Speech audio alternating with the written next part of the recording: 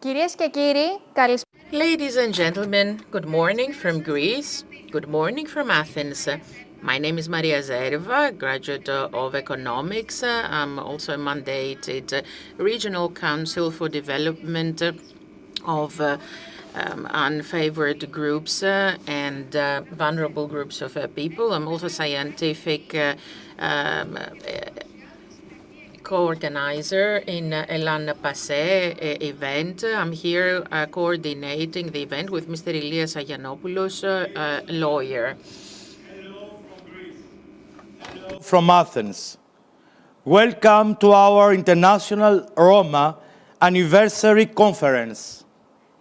I am Elias Agiannopoulos, attorney at law in Athens Bar Association and legal counselor of the Panhellenic Confederation of Greek Roma, ELLAN PASSE. Ρωμιάλεν, Ρωμάλεν, Τσαβάλεν, Λατσιμάσα Βιλέν Αντέ Ατίνα. Καλώς ήλθατε στη Διεθνή Επαιτειακή. Welcome to this anniversary Roma event 2021 on the occasion of 50 years since the First World Conference of Roma in London and 200 years since the onset of the revolution of 1821. The organizers, on one hand, the Panhellenic Confederation of Roma, ELLAN PASSE, with 8 regional federations, second-degree institutions, and over 60 primary associations that are members, managed in a small period of time with different events and interventions with democratic procedures to become a representative institution for the representation of the Greek Roma population, as well as the official interlocutor and reliable interlocutor of central government, regions, and municipalities of this country. Hospitality structure for minor Roma children situated in Hydropotamos in Thessaloniki was able to achieve during its years-long progression and its instrumental work a reduction of the illiteracy levels and school avoidance in the area, and to also chart new paths and trajectories for the incorporation of young Roma in the larger community via the educational process. Μεσούσης της πρωτοφανούς πανδημίας COVID-19, in this COVID-19 crisis, the two institutions worked together for many months, transcending ourselves in order to have a basic design for this conference structured in 3 sessions that should correspond to 3 two-day conferences. First, starting today, it will be completed tomorrow, April 9th. The central topic is going to be social inclusion of Roma, including, of course, all the greetings and 4 round tables of discussions with eminent speakers from all over the world. Will take place in 20 and 21 June 2021 and will deal with topics that touch on the history, mass culture, the artists, and the language of the Roma. Οι εργασίες της Διεθνούς Επαιτειακής Συνδιάσκεψης The works of this anniversary will be complete September 14th and 15th of 2021, where we will discuss topics of political participation of Roma themselves in the realm of public administration and decision-making centers. Τον πρόεδρο του Διοικητικού Συμβουλίου της ELLAN PASSE, κύριο Βασίλειο Πάντζο, να απευθύνει το δικό του καλωσόρισμα και χαιρετισμό. Ευχαριστούμε πολύ. Σας ευχαριστώ. Εξοχότατη Your Excellency, President of the Republic, His Holiness the Ecumenical Patriarch, Honorable Representative of the Prime Minister, Your Excellency Speaker of the Parliament, Your Beatitude, Archbishop of Athens and all Greece, Honorable Representative of the President of Syriza, Honorable Representative of the President of Guinal, Honorable General Secretary of the Communist Party of Greece, Honorable Representative of the Secretary of Mera 25, dear Mayor of Athens, Honorable President of IRA, ambassadors, dear members of the academic and scientific community, representatives of civil society, ladies and gentlemen. Dear friends, you're watching the proceedings of our conference live on the World Wide Web, and on behalf of the Board of Directors of the Panhellenic Confederation of Greek Roma, ELLAN PASSE, and the Bureau, the Presidency of the conference, I have the great honor and joy of life, I'd say, to welcome you to these first 2 days of the International Roma Anniversary Conference 1971-2021. We have worked hard for several months together with the Lighthouse of the World and with prominent member scientists of the Greek Gypsy community and beyond that, in order to be together today, all of us, with the help of technology, from 43 countries, united and proud to exchange experiences, ideas, viewpoints, anxieties, and send messages of peace, humanity, integration, equality, solidarity, and human rights. 50 years after the first victory in terms of claiming and fighting for the international recognition of Roma rights in London in 1971, we arrive at this date, April 8th, 2021, in Athens, World Roma Day, in order to reflect, to keep our memory alive, and to think of the real causes for the perpetuation of the social and institutional exclusion of Roma, of prejudices, of stereotypes, of racism, of crimes of hate against them, and anti-Gypsyism. The conditions in which our fellow Roma live today in many parts of the world do not honor the legal and political culture of modern societies. In spite of all these difficulties, we seek, through the younger generations of Roma scientists who excel as brilliant examples of integration in arts and scientists. So we're looking for the path that will be the compass for the full and equal social integration of all Roma through education of Roma. We are proud that the collective statutory and democratic processes are gaining ground every day within the community of the Greek Gypsies, the Greek Roma. We are proud because we have been insisting on the field every day, especially in the last year, in adverse pandemic conditions, and we have succeeded in conducting public dialogue and multi-level consultation and cooperation with all stakeholders. This is our flag. We want to share this experience in this international dialogue, but first and foremost, we want to hear from all of you who have many important things to tell us.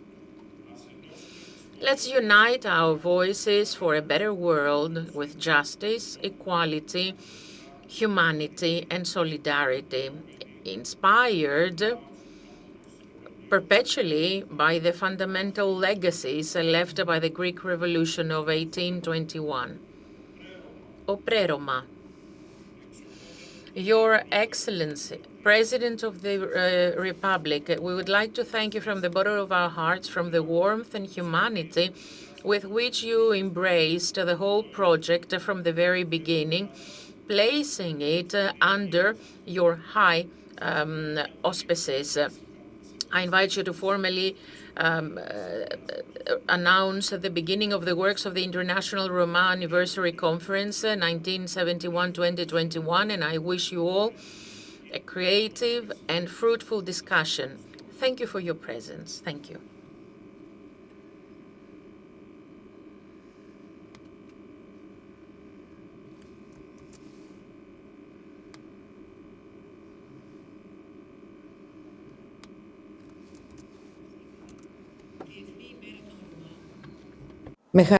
Today, International Day of Roma, I'm very happy to be part of the International Roma Anniversary Conference,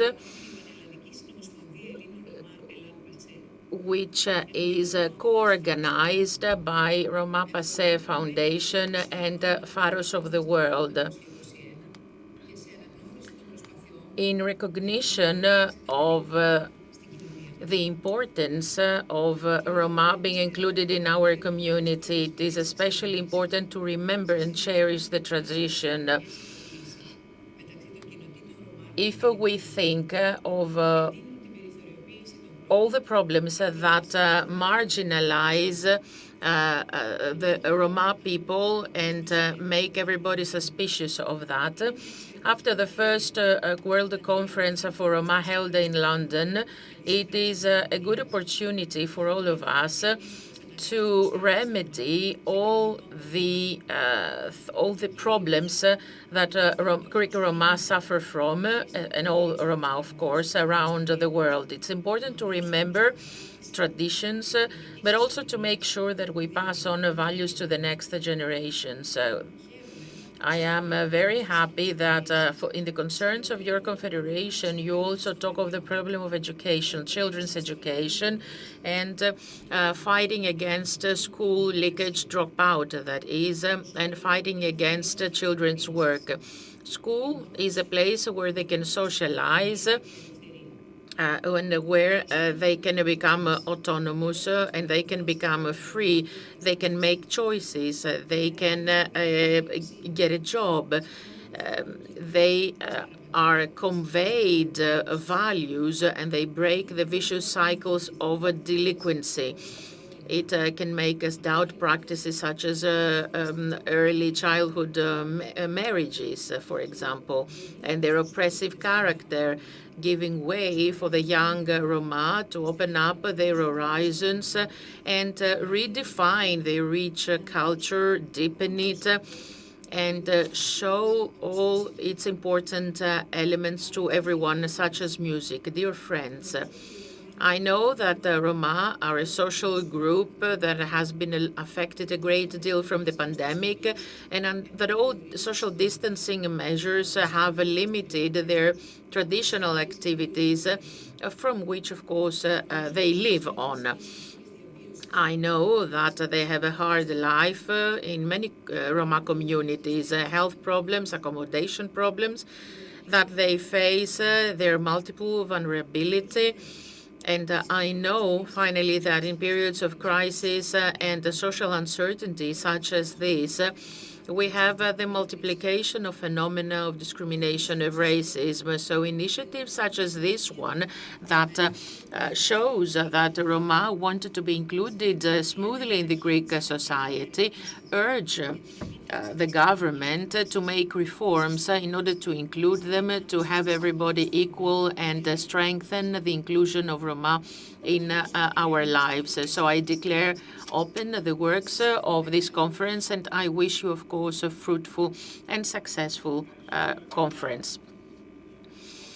We would like to thank deeply Her Excellency, President of the Republic, Ms. Katerina Sakelaropoulou.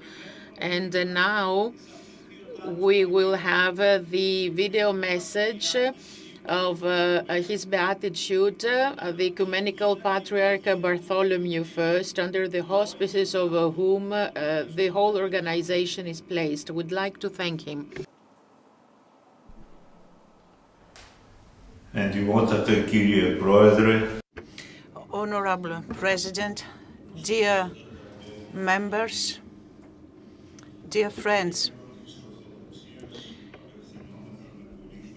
we are addressing from the Orthodoxy Center your anniversary Congress 2021, and I would like to congratulate all the members of the organizational committee, wishing them good luck and success to your works.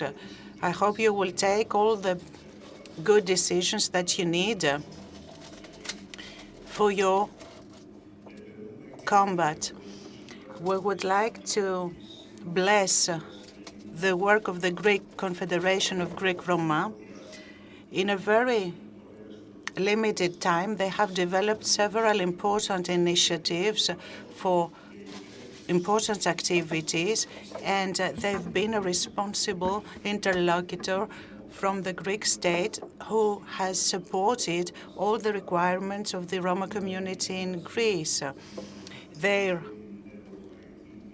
adaptation and assimilation to the Greek society by giving an emphasis, by putting an emphasis to accommodation, school, health, safety, sports, and generally speaking, to the cultivation of an identity and traditions, their culture themselves, the Roma culture. In its effort to raise awareness about the problems of the Roma community, to help overcome difficulties and prejudice against Roma communities, ELLAN PASSE has implemented a series of actions and events in Athens, Thessaloniki, Patra, Heraklion of Crete, as well as in other areas of Greece. In this framework, the organization of the International Congress 2021 is also integrated, which coincide as well with 50 years of the first International Roma Congress in 1971 in London. Although there are several problems due to the pandemic, your Congress, dear friends, is a unique opportunity to communicate as Roma people from all over the world and to communicate with specialists, with artists, with several responsible persons in order to promote your causes, your issues. And these are issues that need to be solved in a framework of collaboration by the institutions as well. Well, it is a very good idea to split the Congress in three two-day seminars and to emphasize two main aspects of your main themes, and also to organize accompanying artistic events and actions. This is a tripartite Congress which deals with social integration and participation of Roma to the public life. Also talk about several adventures during the years of Roma, also to promote their literature, their culture, and their traditions, and the way to combat discrimination against the social status of Roma people. Health and safety, health and accommodation are also important issues that will be tackled. And of course, last but not least, education is also of great importance. Well, a common denominator in this effort is the main principles and parameters of the human rights principles, which belong actually to the very nucleus of the human civilization. The main feature of human rights is human rights as a global principle in a framework of an open democratic society. In this framework, human rights protect identity as well as culture of peoples. This is a dimension that has taken great importance regarding human rights of third generation. The respect of the diversity right is something that is a very important step towards freedom. There are many multicultural societies that are characterized by diversity, which means that people have to live together in peace, they have to communicate, they have to show solidarity, which secures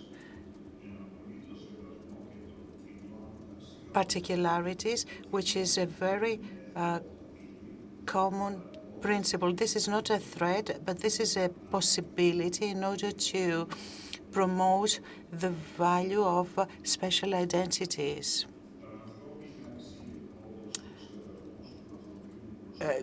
Global values such as respect to each other, justice, peace, unity of the human beings, protection of the most vulnerable. These are also religious values, and all these values do protect diversity among people. They promote the idea of fraternity and also the peace. And our ecumenical patriarchy also struggles for these principles, for these values, cooperation among religions and cultures against religious fundamentalism, racism, and xenophobia, and also to avoid conflicts between peoples. The way we see people defines our attitude towards our fellow human beings. So hatred and violence are born in the human brain before they show their dark face practically in action. Cultures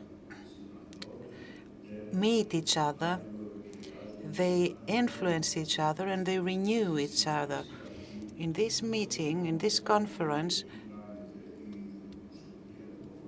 we preserve special features of civilizations, and at the same time, we can enrich and we can also influence other cultures. The same way, the Roma culture, the Roma civilization is open to social developments and to progress. This way, it will develop its own traditional values and principles within an open society, and it will help to a common way to the future, which is going to be either common or it won't exist. So with these thoughts, we express once more our joy and our satisfaction regarding the actions of ELLAN PASSE that will support in an important way this multidimensional openness of Greek Roma with the help of God. We will combat all problems, and we will think always of those Roma murdered because of their cultural identity. That's why, dear organizers, we'll always remember them. We congratulate you for your organization.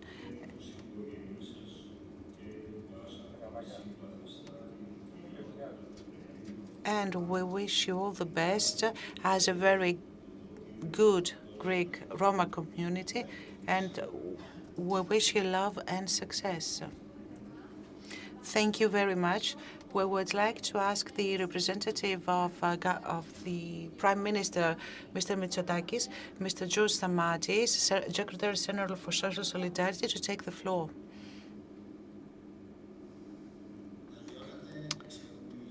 Your Holiness, President of the Republic, dear members of the Parliament, dear members of the Roma community, I would like to welcome you on behalf of Kyriakos Mitsotakis, on behalf of the Greek government, to this international congress. And it is true that such days, such as the International Roma Day, is an opportunity to see what are the evolutions at the European as well as the national level, in order to find out whether there have been made any improvements regarding the integration of Roma people. The truth is that we have lots to do in order to ensure that Roma communities will live in a fair, just way within the society, same as the other Greek citizens. In order to achieve that, we need to cooperate all together. We need the collaboration of political parties, of the Roma community and the whole of society, in order to get rid of racism, outsiders, and in order to achieve this effort, we need to implement a very concrete European policy adopted also by Greece to put priorities in order for the Roma people to be equally integrated in our society. And actually, education is the most important factor, because everything starts from education. So right now, our main priority is to integrate Roma people through education. With education, we'll stop early marriages, which is a serious problem for the Roma communities, and they do facilitate dropouts.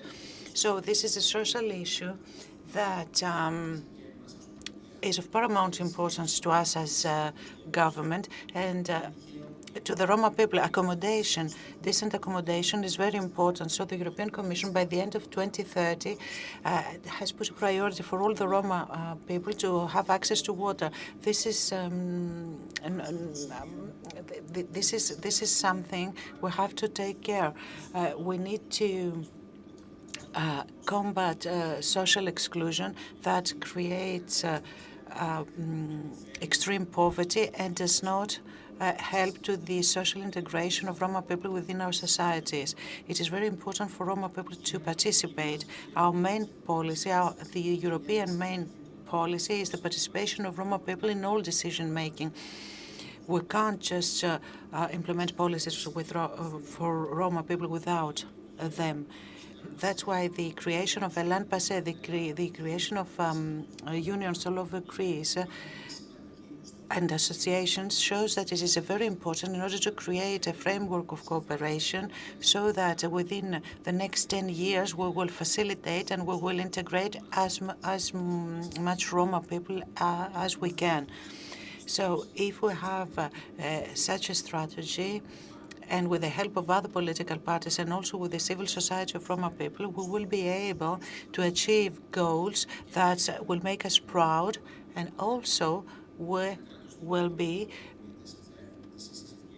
a state of justice with equal opportunities and equal obligations. Thank you very much. Thank you very much, Mr. George Stamatis.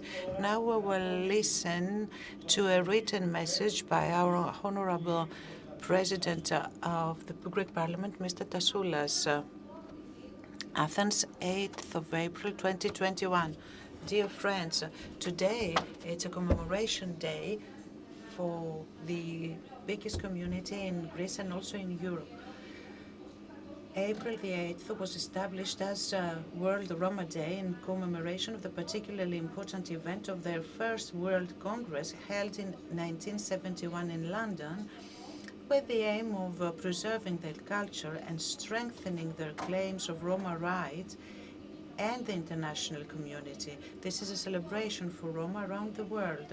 It is especially important to remember and cherish our traditions, but also to make sure that we pass on our values to future generations. So the Roma every year on such a day take care to give their message and invite the world to know them better in order to achieve two main objectives. The first is to remember and spread their customs and traditions, and the second is to send a message against discrimination. The Roma, from the very first years when their wandering and dispersal from India to Byzantium began, and over the centuries to the rest of the world, are a people with many homelands. With their initiatives, they succeeded to be treated as equal members of society and have access to all privileges and rights in the countries where they live. The bed of integration and not discrimination begins from education. The goal is for children to go to school because they are thirsty for knowledge and not because education is compulsory. The goal is for children to love learning and to constantly want to get in touch with the interesting things that school has to teach them.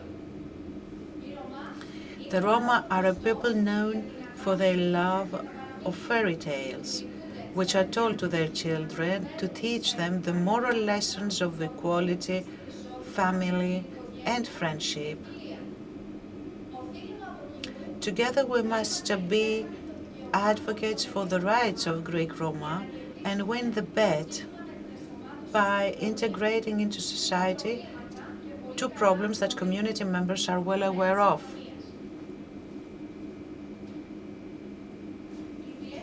Especially this unexpectedly critical year for public health, we must jointly protect our loved ones and ourselves, the young and especially the older, so that at the end of this adventure we are all present. The contribution of all members of the Greek society, an important part of which is the Greek Roma, is the only guarantee for the prosperity and protection of the whole. We must remember that this integration will be achieved through the efforts of both parties, and that it is worth projecting sound examples from the Roma community, such as scientists, professionals, pupils and students, as role models. Moreover, we must be at the forefront of defending human rights and protecting vulnerable groups and marginalized groups because of the stereotypes that need to be overcome. To do this, preparation begins at a young age and a love of school, as young people acquire supplies and skills sought after in the job market.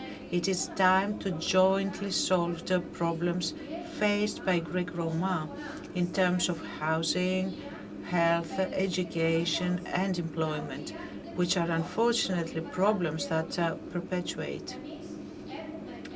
We have confidence in the will and abilities of the Greek Roma because many of those have managed to achieve a quality standard of living, and the conditions seem to have matured in order to follow this way of life for the rest of the community. On behalf of the Greek Parliament, I would like to wish health and prosperity to all members of the Greek Roma community, and soon our country to be a European example for their integration. Konstantinos, with respect and friendship, Konstantinos Tasoulas. Thank you very much. Θα ακούσουμε τώρα γραπτό μήνυμα του μακαριότατου Αρχιεπίσκοπου Αθηνών και Πάσης Ελλάδος, κυρίου Ιερονύμου. Now the Greek Patriarch of Greeks, Ieronymus, will address his message. So, message of the Beatitude Hieronymus, Archbishop of Athens, to the Roma International Anniversary Conference 1971-2021. I welcome the start of the work of the first 2 days of the International Roma Anniversary Conference 1971-2021, organized by the Panhellenic Confederation of Greek Roma, ELLAN PASSE. The conference is an occasion to celebrate the 200th anniversary of the Greek Revolution in 1821, and also the first Congress that took place in London in 1971.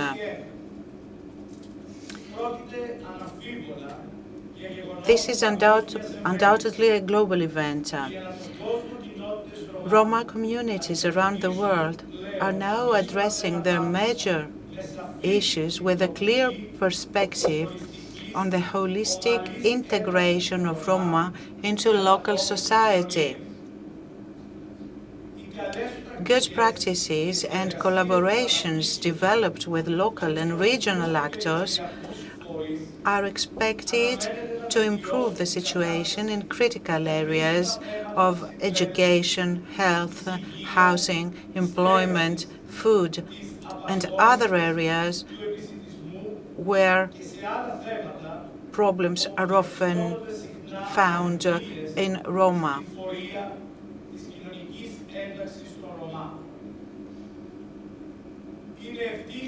It is fortunate that these practices are promoted internationally by Roma communities and their associations with vision and planning. The greatest happiness will be the complete overcoming of any prejudice or the realization that we are all members of a society with common goals, but in a variety of ways. In the area of our homeland, the promotion of the Roma culture will be a source of enrichment of the cultural utensil of our society. The greatest wealth will be the practical respect for the otherness of each of our fellow human beings. Greek people have often proved in their history, and actually during the Turkish occupation and during the years of the Peloponnese, that they can form societies with a dynamic of intake and fertile encounter with the different cultural elements. So the challenge is before us. The deepest root of the Roma community in Greek society will be beneficial to all. I congratulate and wish our Lord Jesus Christ to richly bless the works of the conference. So, Archbishop of Greece, Hieronymus II. I would like now to ask the representative of Syriza and the President Alexis Tsipras, Mrs. Theano Fotiou, an MP of Athens, to take the floor now. Thank you. Good morning. Dear President of the Republic, Your Holiness Athinagoras, dear friend and President of ELLAN PASSE, dear participants, dear friends, I do represent the opposition party leader Alexis Tsipras, President of Syriza Progressive Alliance, in order to honor Greek Roma people as co-shapers of our culture, and we want to commit to a more inclusive society where Greek Roma people will play an important role. We would like to honor them by defending their rights, their equal rights, by combating for a society which will be inclusive. The Roma challenge has been the biggest challenge for all Greek governments as well as for ours. Unfortunately, the results have been so far very precarious and poor.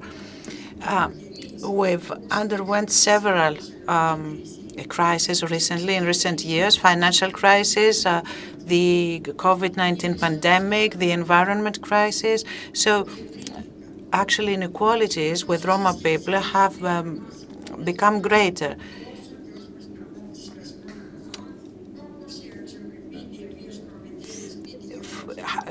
Decent housing for Roma people is not something we have achieved already.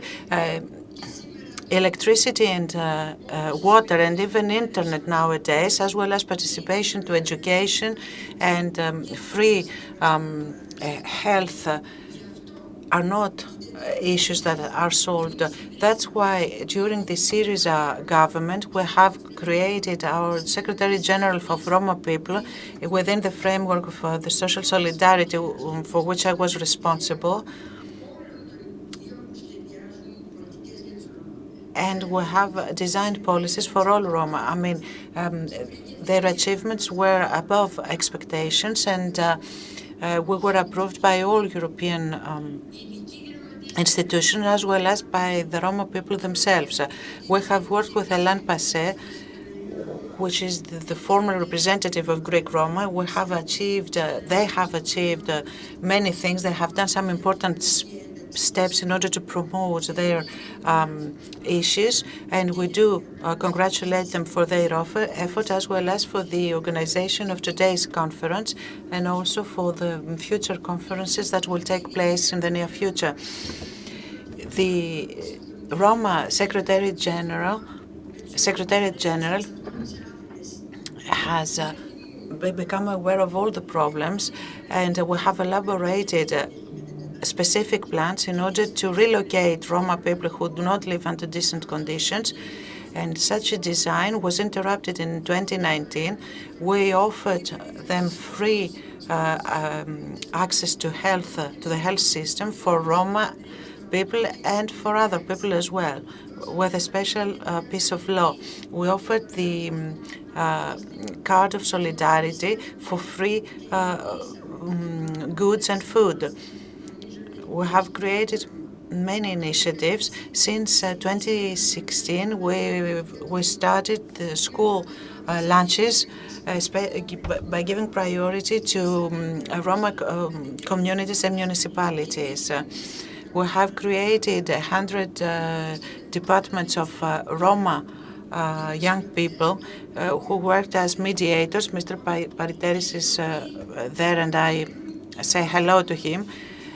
People who speak the Romani language, and they helped other people, Greek Roma people, in order to know about their rights, in order to know about health, safety, teleworking, etc. Unfortunately, after the elections of 2019, this Secretariat General was eliminated by the current government, and Greek Romas have been hit harshly by the pandemic.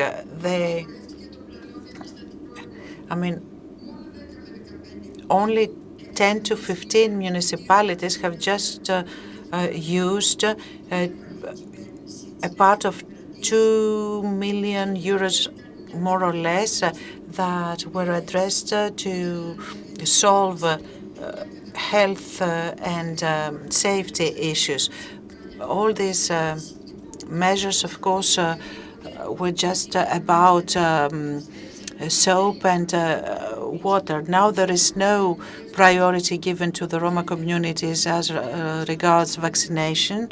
And now with regard to Roma children, because these are the big victims of the pandemic, no care was given to them. No teleeducation measures were taken for them in order to be able to continue their schooling.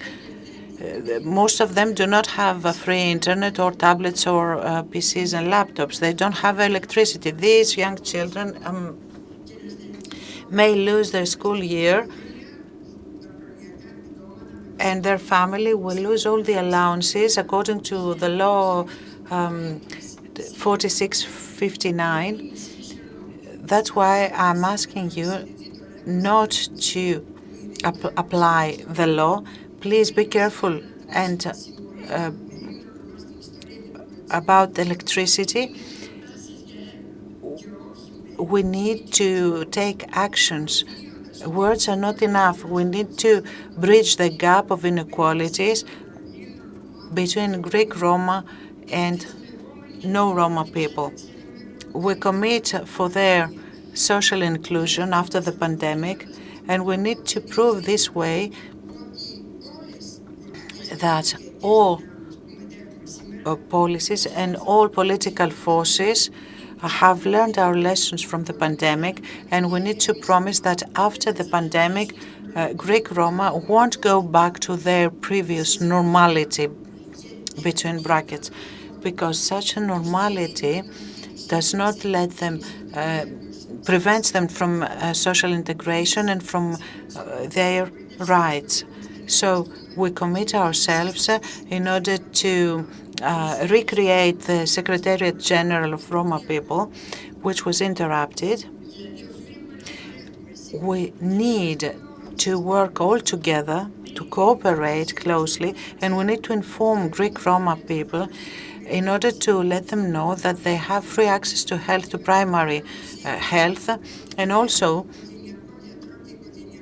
with the Syriza program, we need to let them know that they will have free access to a dentist, and we have to create special units in every municipality, and we need to let them free access to all hospitals and clinics of the country. They need to have access to vaccination, to other medical interventions. And we need to have mediators in all the community departments. This is a plan in order to create a mobile, an ambulant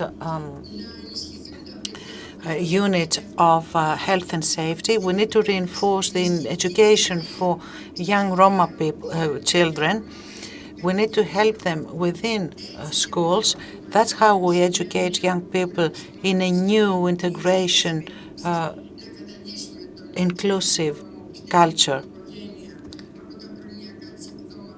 We need to keep up with allowances. We need to enhance the Roma moms. We need to help young people who are looking for a job.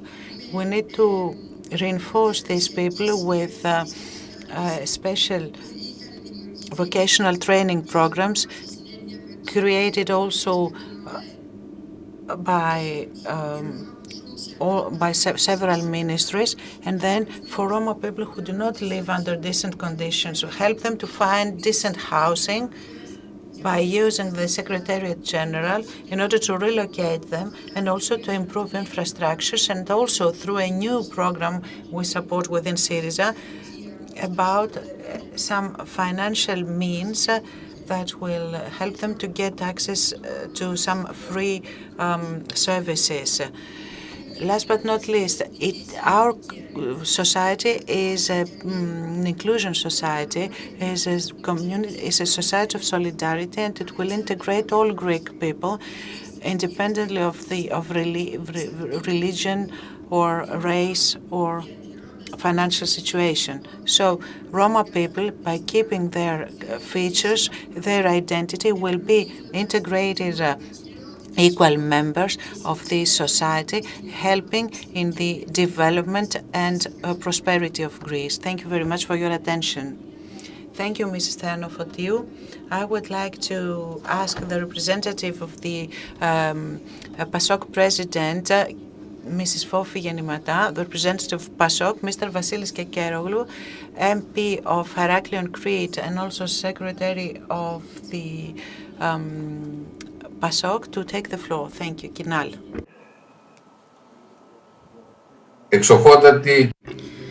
Your Excellency President of the Republic,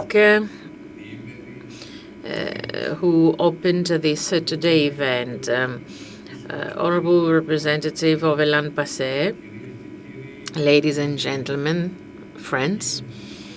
So today we have 50 years from the first International Roma Conference in London in 1971 and 200 years from the Greek Revolution of 1821. So I don't think that the timing could have been different. So very well done by ELLAN PASSE and all the other organizers of this International Roma Anniversary Conference in honor of our country and in honor of Roma all over the world. Congratulations to all of you. And on behalf of the president of PASOK and KINAL, Ms. Fofi Genimata, I would like to thank you for this honorable invitation to participate in it. The president and the movement of change, KINAL, we're very happy for this conference and we feel justice because we were the one insisting to have a Panhellenic institution representing the Greek Roma in Greece as a precondition in order to achieve everything that is due to the Greek Roma by the Greek government. Ladies and gentlemen, friends, today we honor history and the civilization, the culture of Roma for many centuries. Their history was part of the history of the various countries' history and of the European history. Roma are the biggest minority in Europe, 6 million living in various countries of the EU and 4 million in countries that are under the accession regime. However, they are quite marginalized with many difficulties in access to education, employment, main health services, housing, and other fundamental human rights, fundamental and basic goods. Many times racism, discrimination, and phobia against the Roma, as well as extreme policies, even politicians of the democratic spectrum, by their attitude, position, and viewpoints, give rise to this arrogance and hatred. All these cliches just keep going this vicious circle. They will always find us against them, will be their rivals, because democratic citizens should not rest. Hatred can only generate violence. So we must be against any kind of racism. We must all fight against equal opportunities, equal rights for all social groups. Ladies and gentlemen and friends, I don't think that any World Day should just be a day of honor. The World Day of Roma should be a memorable day, and we should also try to assess all the measures taken within the European Union, but also on a national level in order to lift discrimination and help them be included in the society. It's the day where we need to say what we can and should do in order to ensure equal treatment, equal human rights. And our concerns should not end with the end of this international conference. Our concern, our fight must be constant. Equal treatment, equal human rights are fundamental components of a democratic society. We should improve trust between the non-Roma and the Roma communities. We should do that at all levels, from the central level to the most local community level. We must lift prejudice against Roma, and all political party and eminent elected members of our society should always fight for peace, solidarity, equal opportunity. We must break barriers. We must break doubts. Repeating sayings of the past or repeating policies doesn't mean anything. We should not repeat mistakes. We must learn our lessons. We must change things. We must have an holistic approach. We need to have decisive policies for the housing, access to health, education.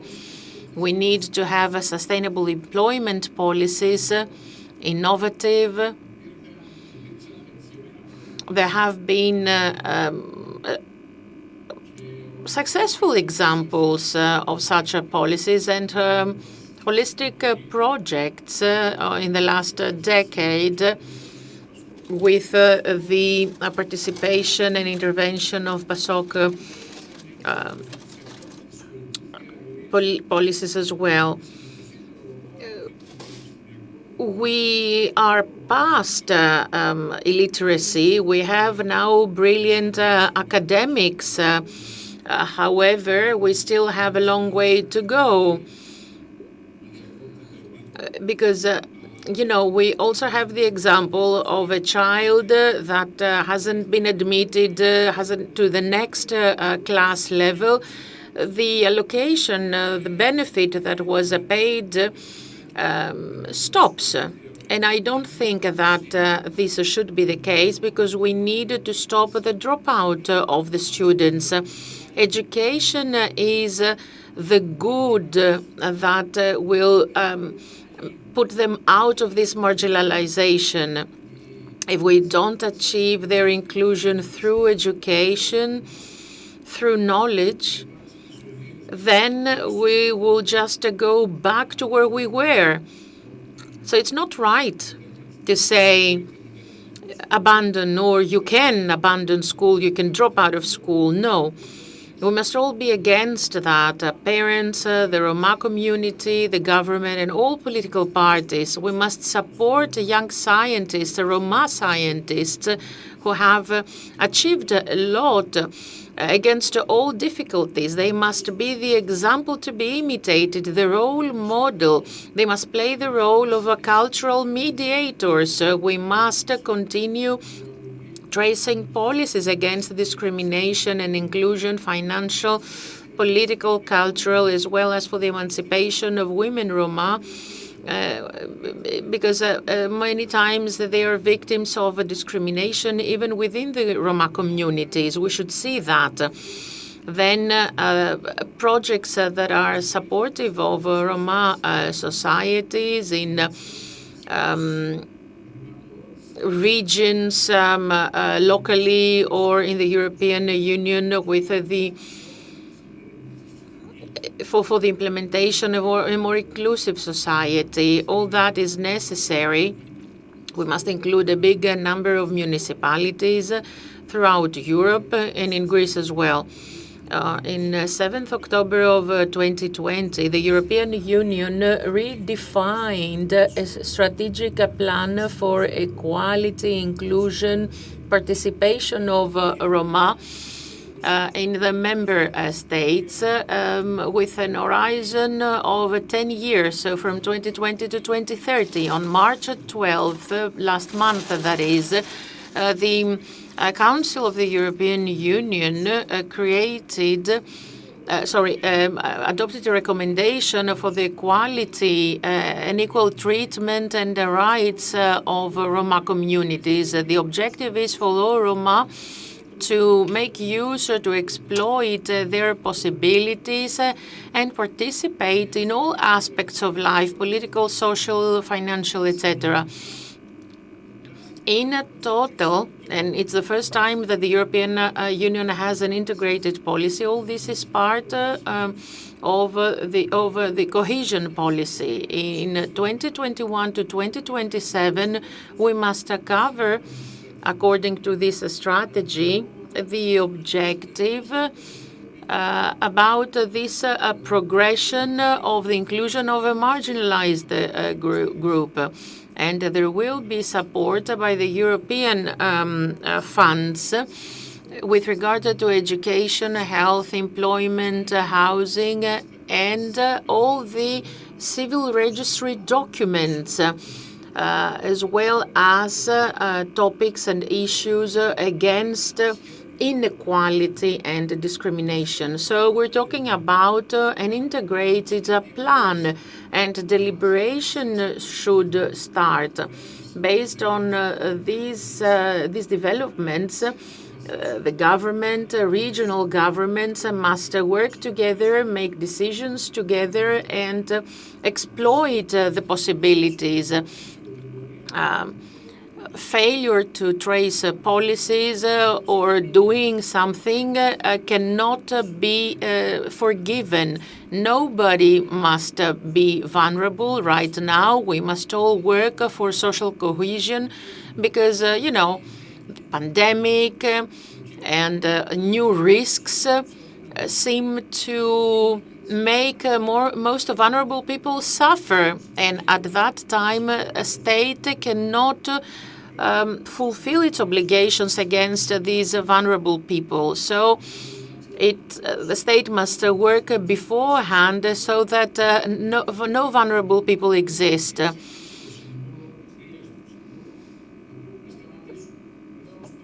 I'm saying as an example that we must have social services of the municipalities well staffed, so that they may contribute to the inclusion of the Roma and vulnerable Greek in society. I think that ELLAN PASSE must have a voice and give its positions, its proposals. I know that as of its creation, it's been elaborating a lot of proposals, putting an end to this distance of voices from various Roma communities. And now they have one voice. We should be supportive of this voice. We are supporting this representation of the Greek Roma. All citizens must have a voice for the present and for the future. The pandemic, in combination with these welfare state deficiencies, have made vulnerable people suffer, especially the Greek Roma.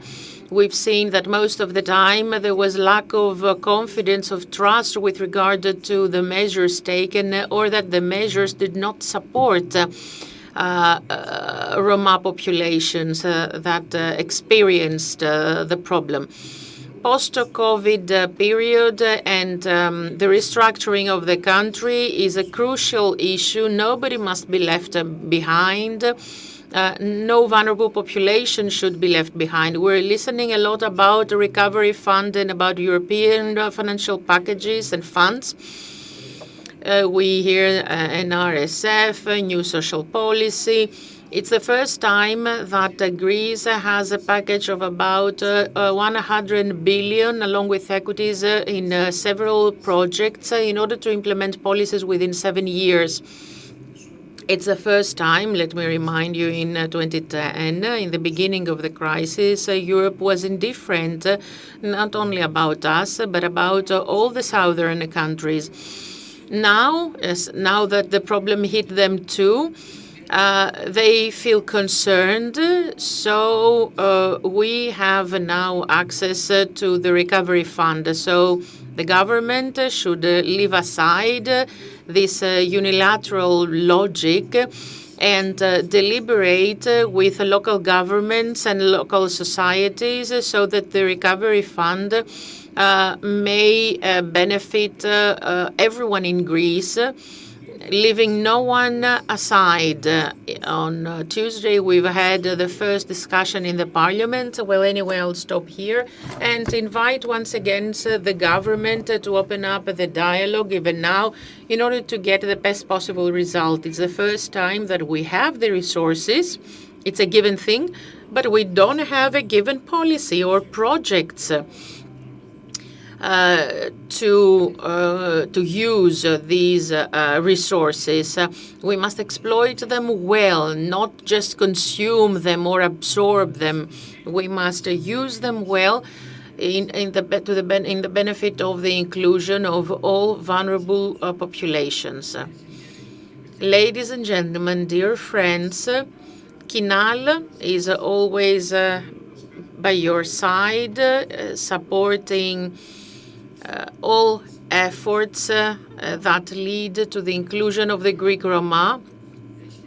We fight for equal rights, equal opportunities for all minorities, for all those who are excluded and who do not have the strength to fight for their rights.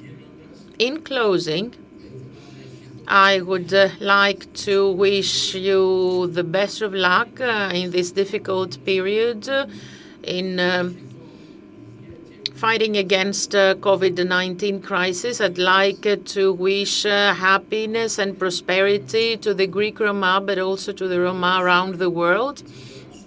We should be able to transcend this difficult period and then all together the next day to live under better conditions. We will contribute in this with all our strength, and this is our commitment. With you, we will fight for a society that will include everyone without exclusions, injustice. I'd like to thank you once again for the invitation, and, well, we will be along your side. Thank you, Mr. Vasilis Gegeroglu, MP of Iraklion, Crete, and representative of the President of PASOK and head of KINAL, Ms. Fofi Genimata. Παρακολουθήσουμε τώρα And now we'll see the video message of the General Secretary of the Communist Party of Greece, Mr. Dimitris Koutsoumbas. Κυρίες και κύριοι εκπρόσωποι της ELLAN PASSE, Ladies and gentlemen, representatives of ELLAN PASSE, dear friends, on behalf of the Communist Party, we'd like to thank you warmly for this invitation, the joy and the honor made to us to participate in this conference and convey our greeting in the beginning of this two-day conference of the International Roma Anniversary Conference. You know that the Communist Party is always in solidarity with your just demands for a life with dignity and equal rights, and we do the same for everyone in the Greek society, all the working class. You know that the Communist Party fights against highly risky racist perceptions generated by the system of exploitation, exploiting or taking advantage at the times, even organized fascist and extreme right groups. Fascism and extremism are there to blind people and to hide, to conceal the real enemy, the big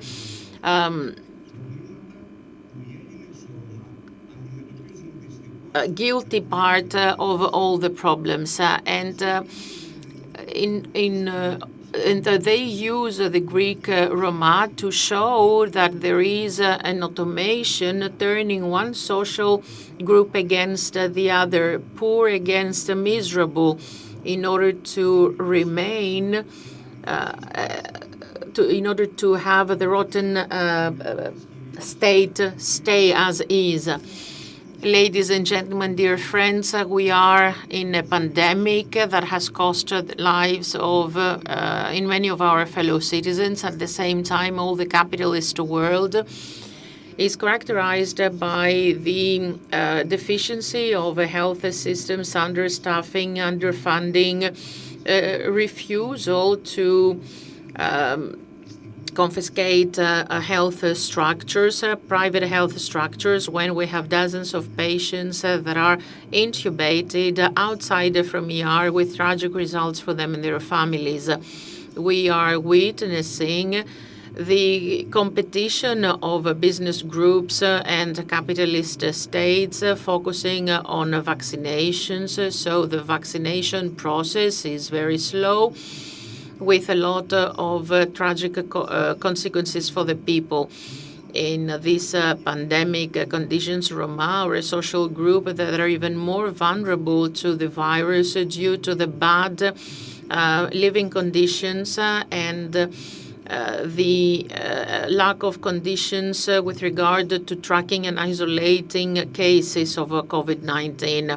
Even now, the government, in cooperation with municipalities and regions, has still not taken all the necessary measures that the Communist Party had asked from the very beginning, from the very onset of the pandemic. It did not shield hospitals, health centers, AOD crews in areas where Roma live.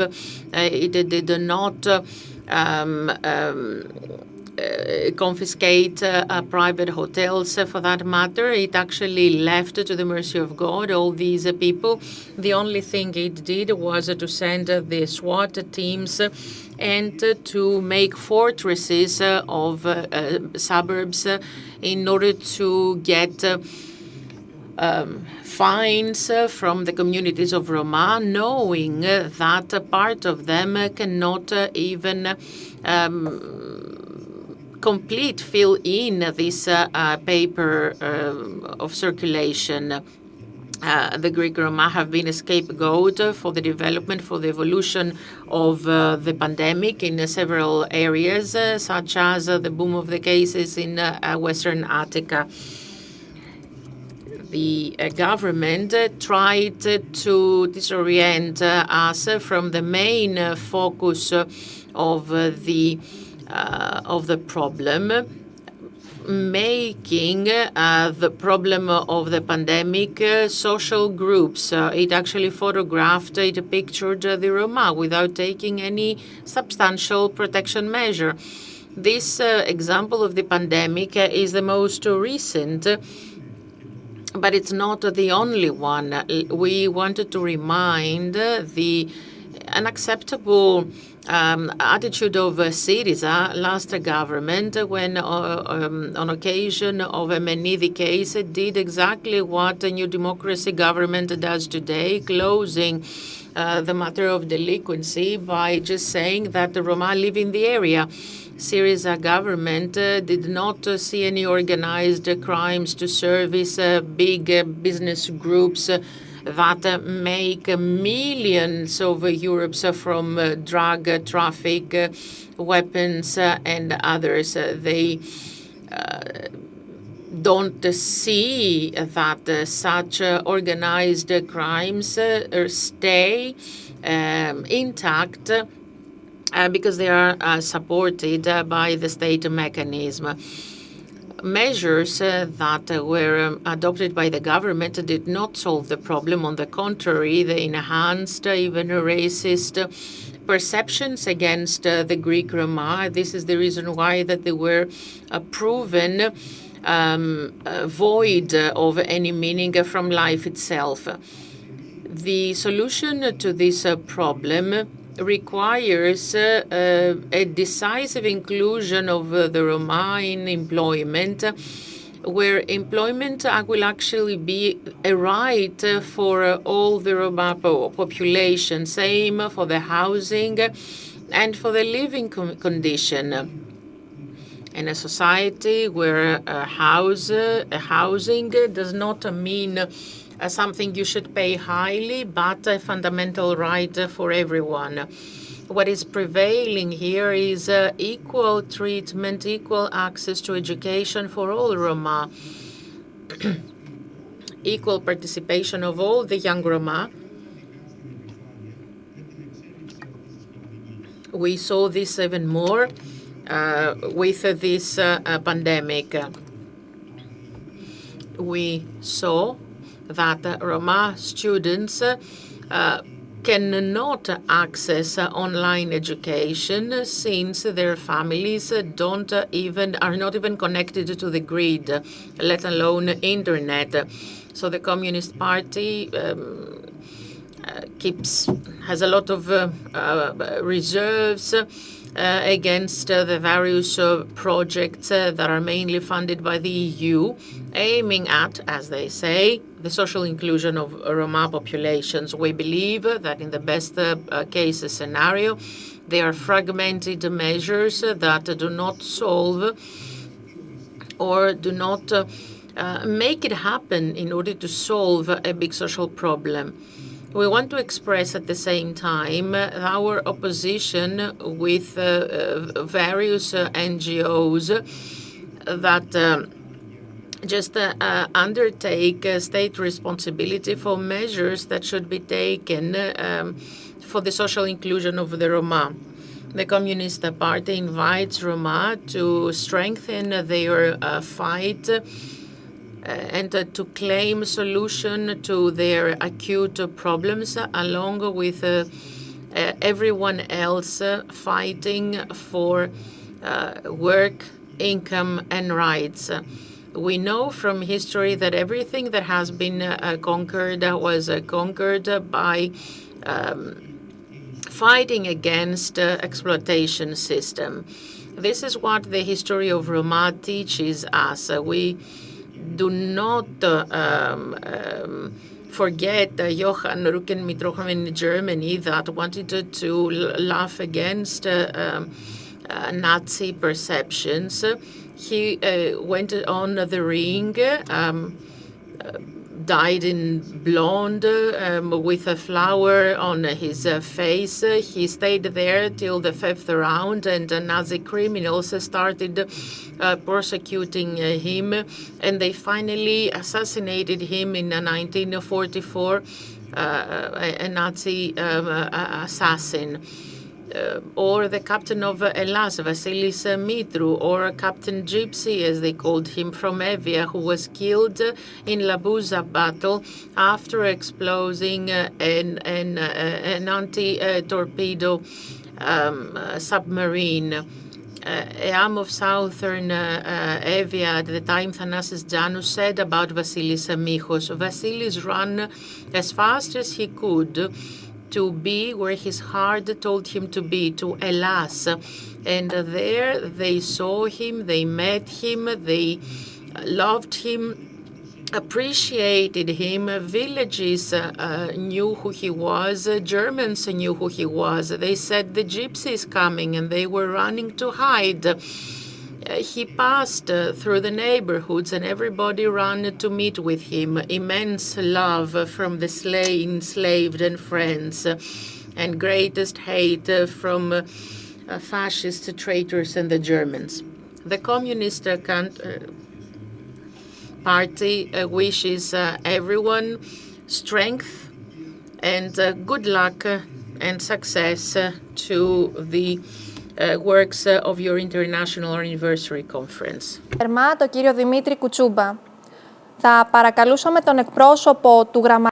Now to the representative of MERA 25, Mr. Kriton Arsenis, an MP of Greece, to take the floor now. Thank you. Thank you very much.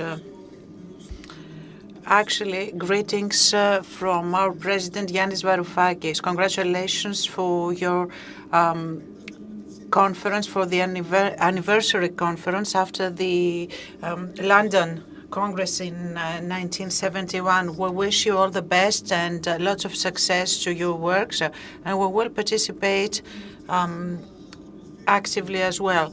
I would like to avoid generalities. I would like to talk about the essence of the matter.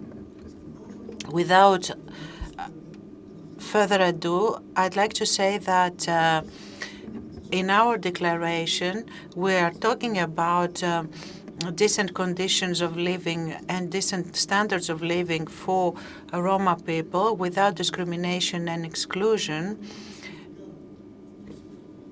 But what does this mean in practice?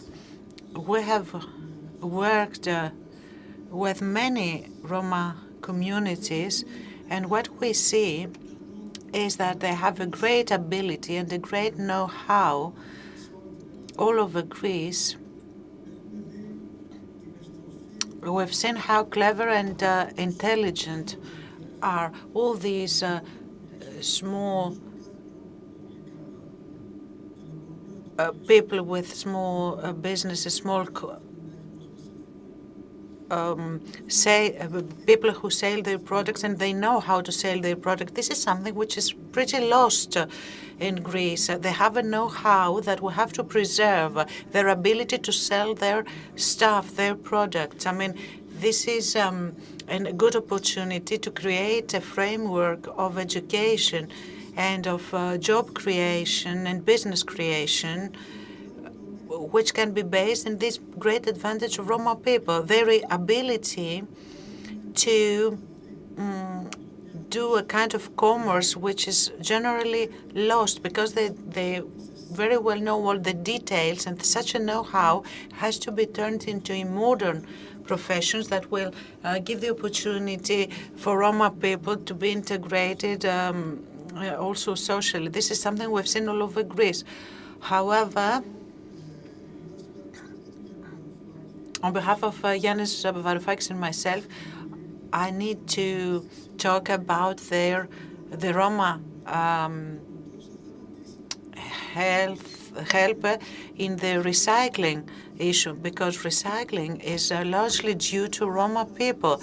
Otherwise, Greece would have half of the recycling that it does today. You need to be aware when you exchange with the government. You need to know what this means. I mean, we just voted a European law in Parliament which obliges European states to pay to European budget to contribute with more money when they do not have any recycling system. Greece will pay more or less 15 million euro more, because, I mean, the recycling we do is not enough. That's why I'm talking about a very meaningful contribution of Roma people. So their contribution is valuable. They help, and if we recycle better, we will get less fines. You know, they have some know-how, they have some expertise, and hopefully we will proceed with recycling in a better way. That's why such know-how will be in crisis, and that's why today we need to talk a lot about the financial framework, about the financing of startups by Roma people who have advantages, who have know-how, who have the ability, and they need to use these. Now it's high time before we entered a more difficult era. I'd like also to thank Roma people for the soul of Greece, for their music. We shouldn't forget what would Epirus be without Roma people. What would be the culture of Greece in general? I mean, we have so many Roma musicians who have contributed to the international music, to music in general. George Magas, Vasilis Aleas, important musicians, Eleni Vitalis, Lefteris Zervas, Kostas Hadjis, so many important Roma artists. A big thanks to all of you. And of course, we should never forget, and we won't forget, and we'll always struggle against discrimination and racism against Roma people. We won't get used to it. We'll never forget until we change the bad housing conditions in most Roma camps. There are big Roma communities. Agia Varvara is a big community, and Roma people have the main financial activity is due to them in the area. They are in the core of our society. We won't stop until we change the situation, until we improve the situation, until we change the access to schooling. And we won't stop because young Roma children have a big percentage of early school leaving. They are dropping out. So prejudice against Roma people, prejudice by policemen, by all authorities, we have to eliminate these prejudice. The thing is that problems do multiply every day. We have a bill that privatizes local markets. They put an end to social criteria in order to participate in a local market. Those who offer more money can be able to sell their products, and big international chains will win the battle. They will manage the local external markets. These are measures against Roma people. We won't forget about the pandemic. I mean, there is an absolute absence of hygiene and safety measures in the Roma camps. Whenever we've heard about infections in camps in Larissa and Aspropyrgos, I mean, they've taken a huge dimension, although we had similar cases in other areas outside the Roma communities. And now, huge pressure is put on Roma pupils and students. The money that was announced by the government about 99 Roma communities in order to offer them an easy access to education and health, this money is never used so far. So no participation of local authorities has taken place, and just a few municipalities have taken advantage of this money. We have Roma camps without electricity. Access to health is a bigger and bigger problem every day, especially for Roma people. Absence of vaccination plans for those who wish to be vaccinated is important. We need to be clear, Mera 25 and Yanis Varoufakis and myself, we need to be clear about the problems faced by Roma people. These will be, situation will be deteriorated under the current government. They need to fill the gaps regarding small-scale activities.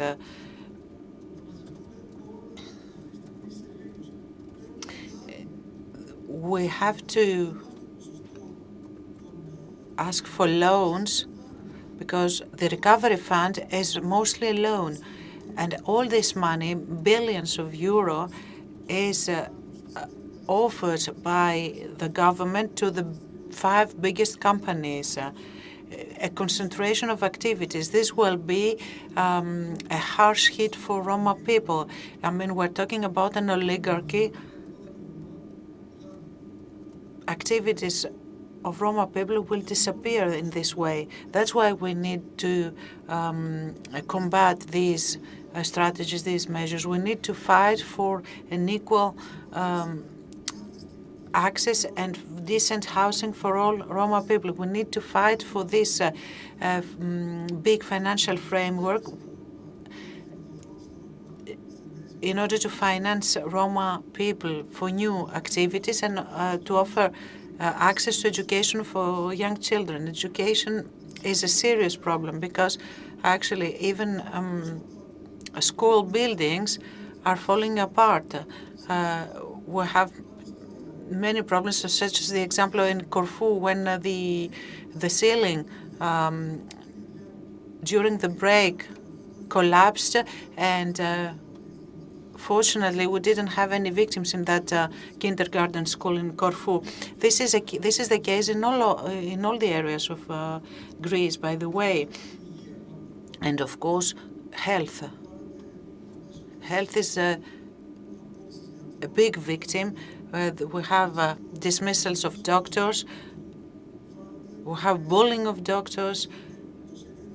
There are so many plans of privatization. They've already said so. Mr. Kondozamanis, for instance, said that indeed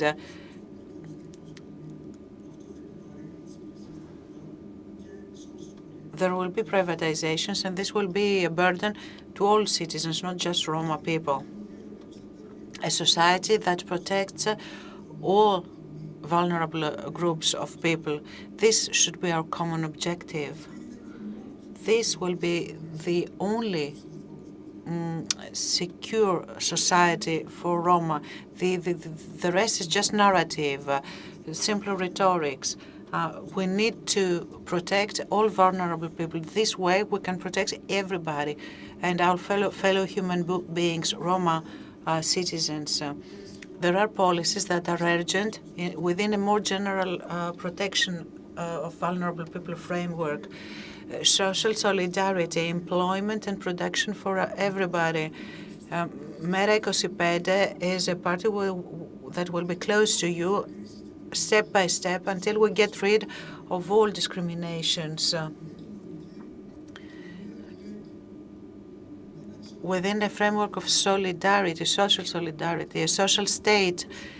Thank you very much. We will observe and we will listen very carefully to your works during these 2 days, and we will participate actively afterwards, and we will use the conclusions in our work. Thank you very much for your attention. Thank you very much, Mr. Kristonas Arsenis, MP of Greece and representative of the Secretary General of Mera 25, Mr. Yannis Varoufakis. Now, I would like to listen to a recorded message by the Mayor of Athens, Kostas Bakoyannis.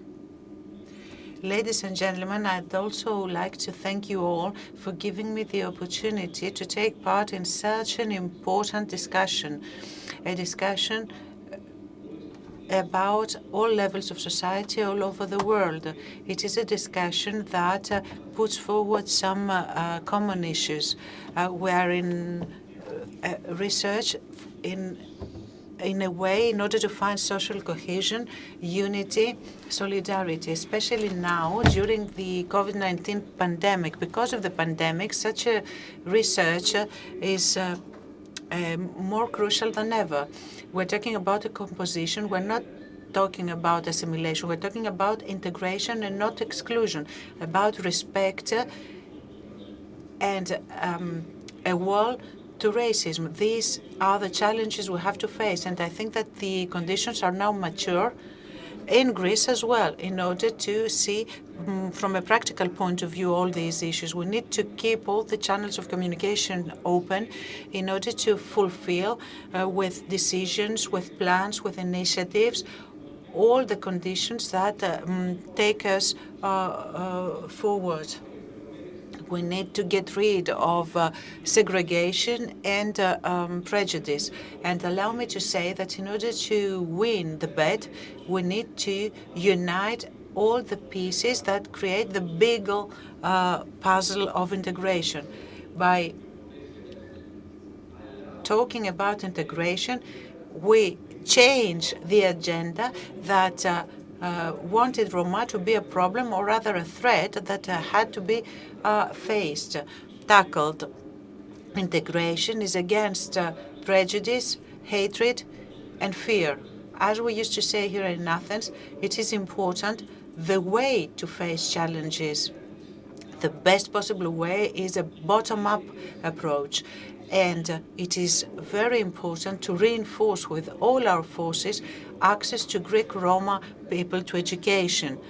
And let me start from this and then go on to housing, health, safety. We need to build together all the foundations of the coexistence. The Panhellenic Confederation of Greek Roma has taken some important steps towards this direction by keeping an open dialogue with the government, and within this dialogue there has to be a constant presence of local authorities. It's our obligation, and Athens, ladies and gentlemen, is participating actively, because we do believe that changes needed can and should be made only if we plan all together and only if we serve these plans all together. Thank you very much. Lovely. Thank you very much, the Mayor of Athens, Mr. Kostas Bakoyannis, for his greetings. I would like to ask the President of the Greek Mediator Union, Mr. Konstantinos Paiteris, to take the floor. Thank you very much. Dear President of the Republic, Your Holiness Patriarch Archbishop, dear Secretary General of the Social Solidarity and Combat of Poverty, dear MPs, Your Holiness Archbishop of Athens and Greece, dear MPs, representatives of political parties, President of Syriza, President of Kinal, the Communist Party of Greece, Kinal, dear Mayor, dear President ELLAN PASSE, and Your Holiness Athinagoras. Today, it's not just a celebration day, especially for us Greek Roma people. This is a day of special importance, and we have already said with our declaration of our self-definition that we were, and we will be an integral part of Greece and Greek ideals. So today's day is just a reminder regarding our conflict, wherever we stand, in order to defend human rights and respect human rights, fundamental rights, and also individual rights. So today is a responsibility day that reminds us that several thousands of Roma all over Europe do face every day social exclusion and no access to basic means and services that should be offered by the state to all its citizens. Social exclusion, discriminations, pursuits, racism, prejudice, all these lead more and more Roma communities to exclusion. We need to examine the present and to plan the future. We made efforts in the past that didn't give any fruits and results, and we have to replan them, and we need to overcome all obstacles that put forward by some local societies, by some local authorities that prevent people from exercising their fundamental human rights. We need to cooperate for social exclusion and for eliminating poverty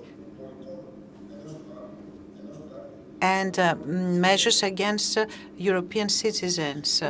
We do ask for essential policies about housing, education, and schooling, and health in order to create a better future based on the respect of human rights, human dignity, freedom, equality, solidarity, by promoting social inclusion not only for Roma people but for the Greek society and European society in general. So it is high time we took actions so that social exclusion will not be a problem for future generations, for young people, for our children. Altogether, Europe, Greece, associations, local authorities, governments, civil society. We need to collaborate closely in order to elaborate a plan of actions that will lead to social inclusion. Last but not least, let me say that you've all realized by now, also with today's opportunity, that it is a myth that Roma are free birds, that Roma people like to live outside the law. This is not true. This is just a myth. We want to participate in education, in training, in health, in housing, whenever needed, wherever needed, when we can have access to equal opportunities. We will participate. Thank you very much for your attention. Thank you, Mr. Konstantinos Paiteris. I'd like to ask now the Ambassador President of IRA from the Ministry of External Affairs, Mr. Christodoulo Lazari, to take the floor now.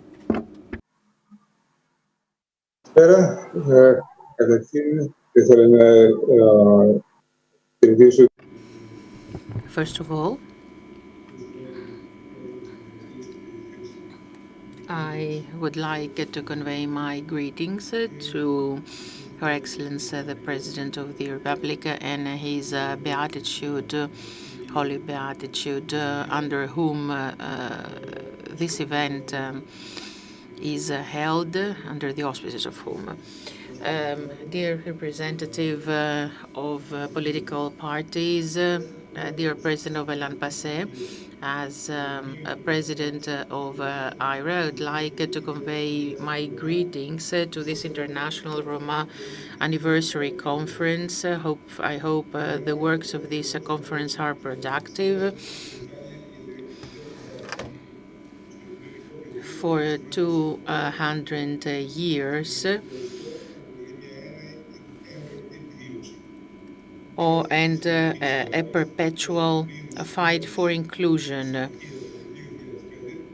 Greece, as member of this international alliance since 2005, wants to remedy the concerns with regard to the inclusion with no more genocides, with peace, equal rights, solidarity.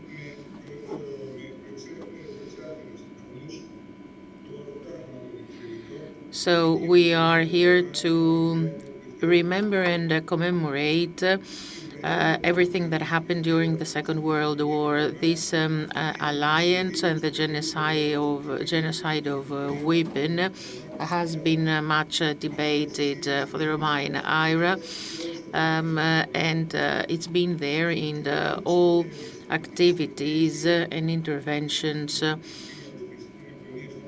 of the state. We wanted to include the history of the genocide of Roma in the school books. The objective is to strengthen the role of the Roma before and after the Second World War, and to show the relation between persecution histories and the present situation of the Roma population. Because all that lifts stereotypes, shows the fight of the Roma with us, with everyone else. This two-day conference was held for the genocide of women in London in 2014.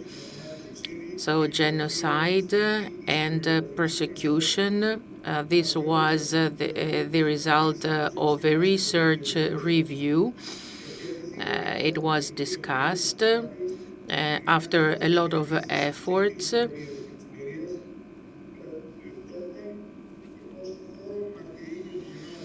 Hungary was recognized as a place of torture for Roma.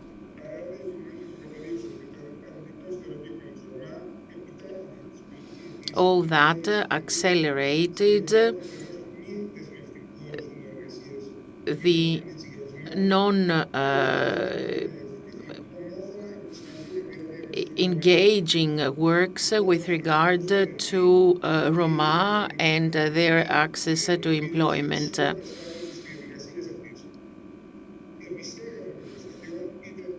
The culminating point of all efforts was to establish the definition of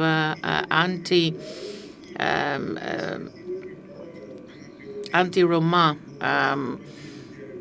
perceptions and discrimination, and it was reconfirmed at the parliament that we recognize the women's genocide, which still persists in the prejudice and discrimination against the Roma population. The Council of Europe, as represented as a representative of IRA there, in June 1st, 2020, we discussed the integration of the history of Roma in school curricula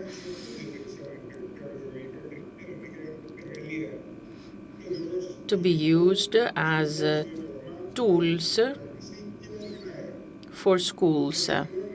IRA has helped a lot for the establishment of these curricula, because we wanted to promote education about the Holocaust of Roma. People must learn about that. In this framework, we hold a lot of events in order to educate the new generations and the whole society about the Holocaust, about what it means to have a genocide, hoping that these will never be repeated.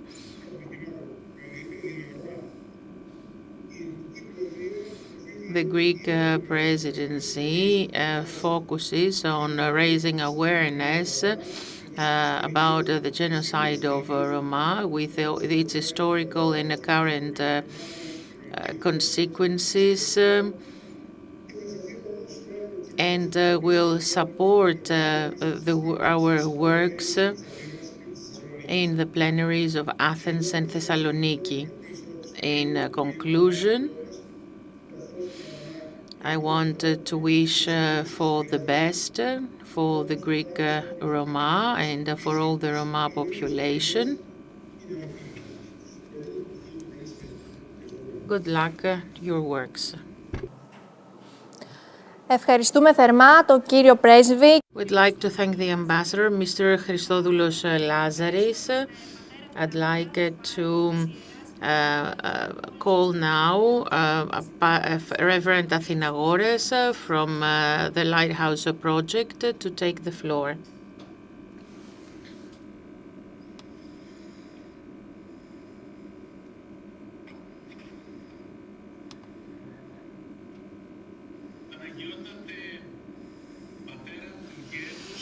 Your Beatitude, Father of all the Greek and Roma population, Your Excellency President of the Greek Republic,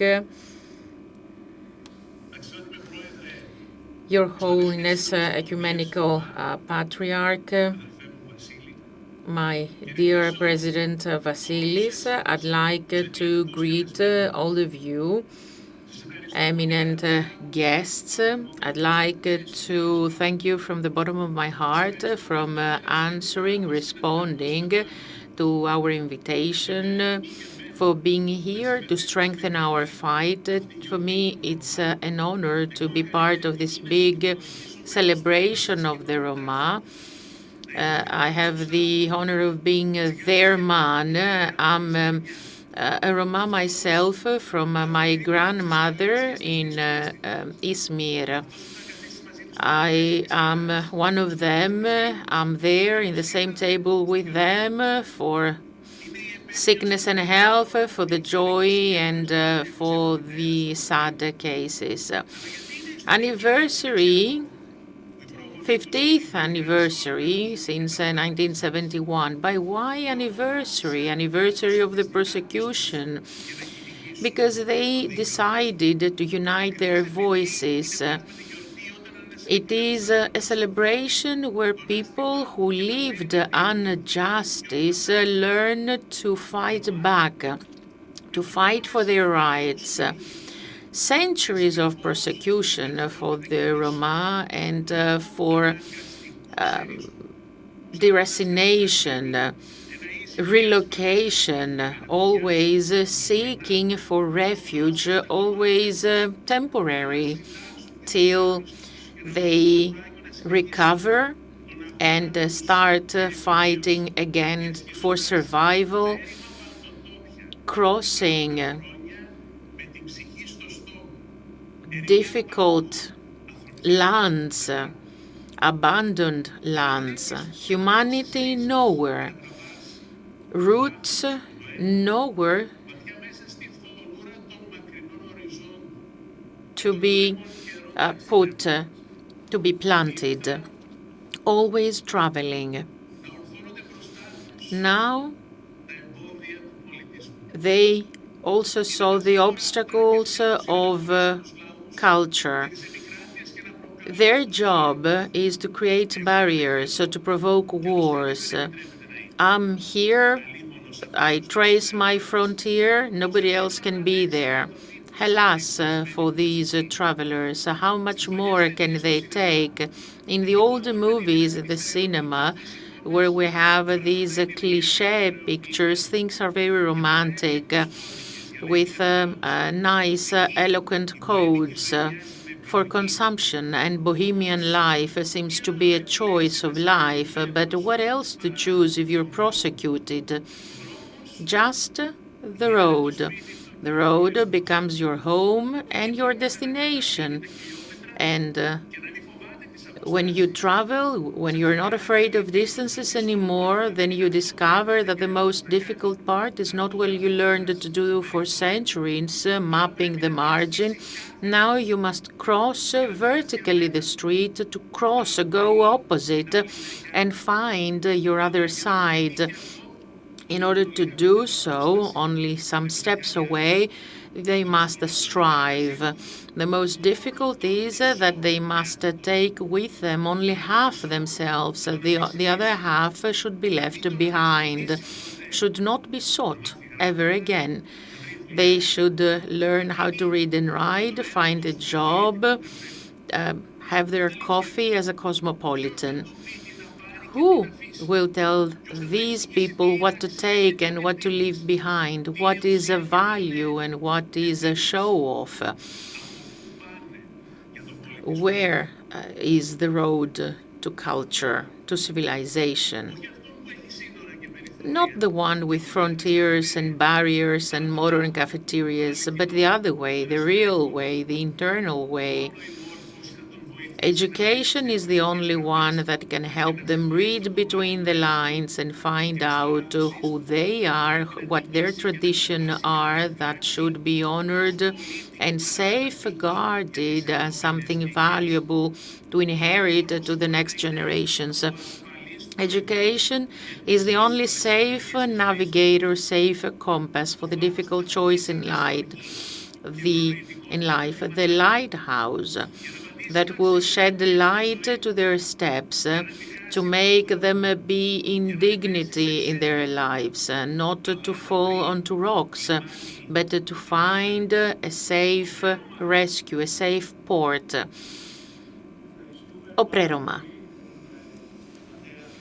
We would like to thank Father Athinagoras, co-organizer of our International Roma Anniversary Conference. We'd like to thank him for his support as well as Pharos.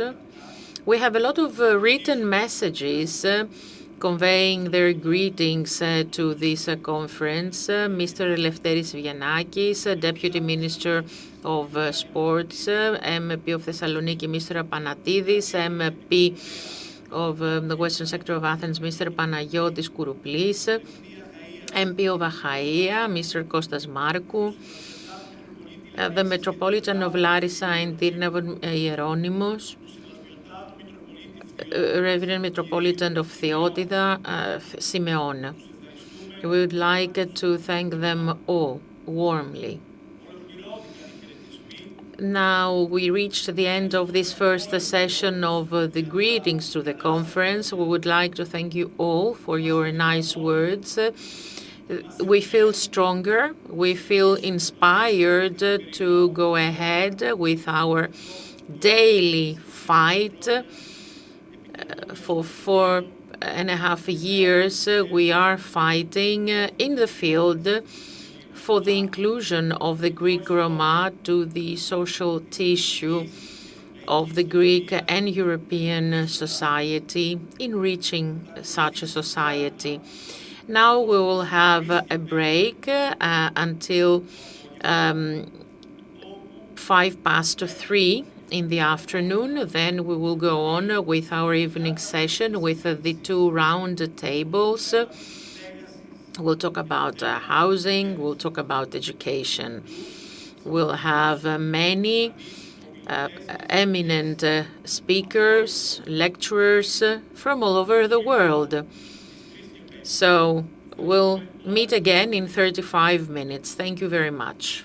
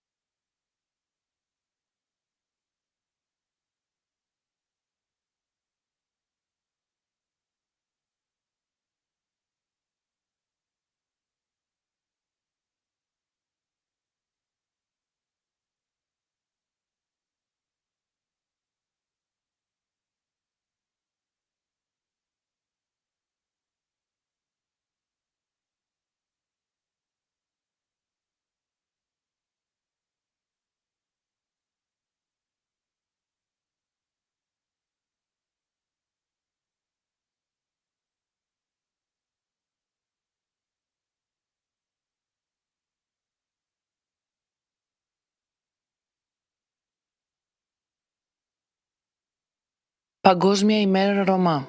Η Πανελλαδική Συνομοσπονδία Ελλήνων Ρωμά, ELLAN PASSE και ο Φάρος του Κόσμου διοργανώνουν τη Διεθνή Επαιτειακή Συνδιάσκεψη Ρωμά. Ανθρώπινα δικαιώματα, κοινωνικός αποκλεισμός, ένταξη. 8-9 Απριλίου, 20-21 Ιουνίου, 14-15 Σεπτεμβρίου. Υπό την αιγίδα της Προέδρου της Δημοκρατίας.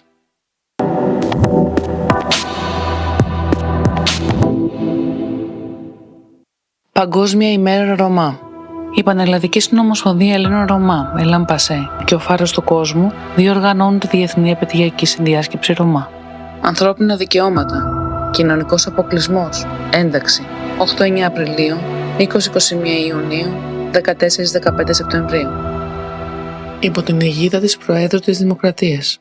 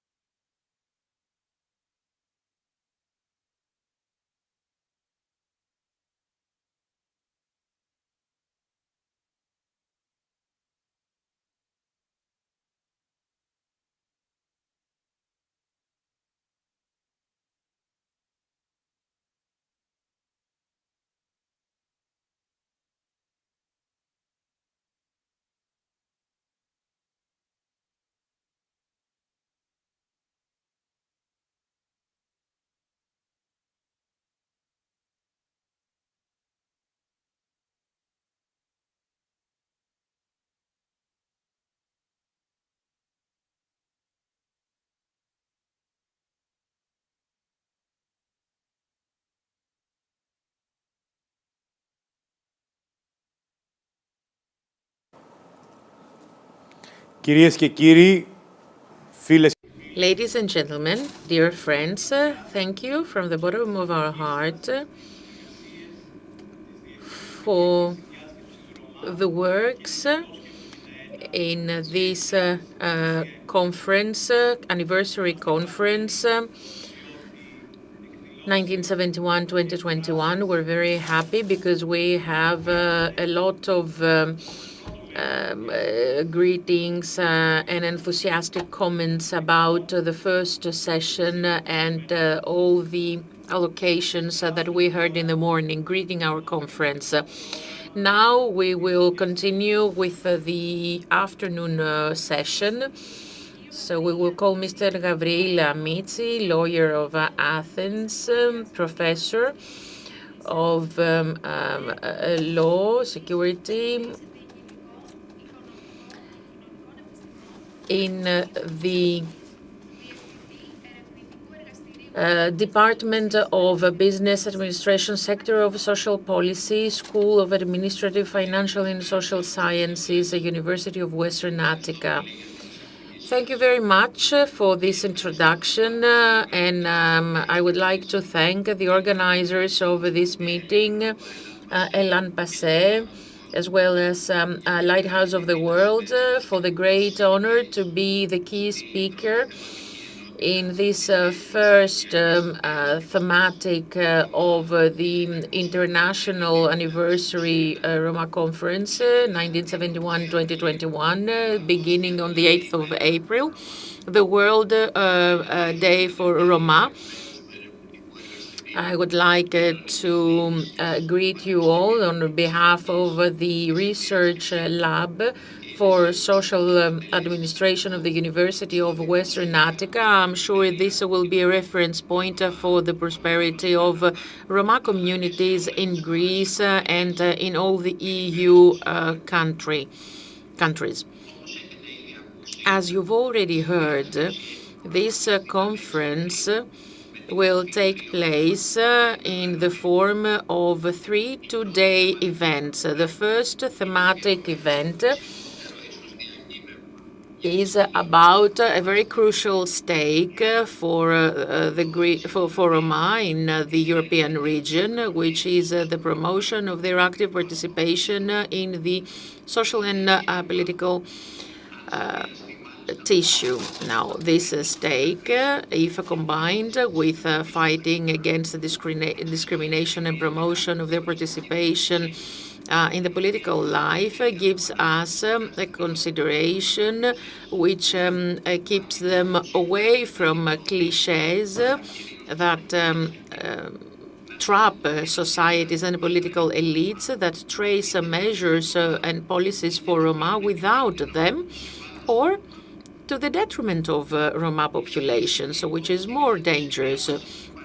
So my lecture claims one first axiom, exception, I'd say, which is the active participation of Roma in the financial and social tissue, not in a vague way in the country and in number, but to the level of the community where they live, which is ensured only if they have equal access in basic public utility services, not being treated unilaterally as groups under humanitarian crisis. This consideration is integrated in the ideological model of active participation, which reflects the collective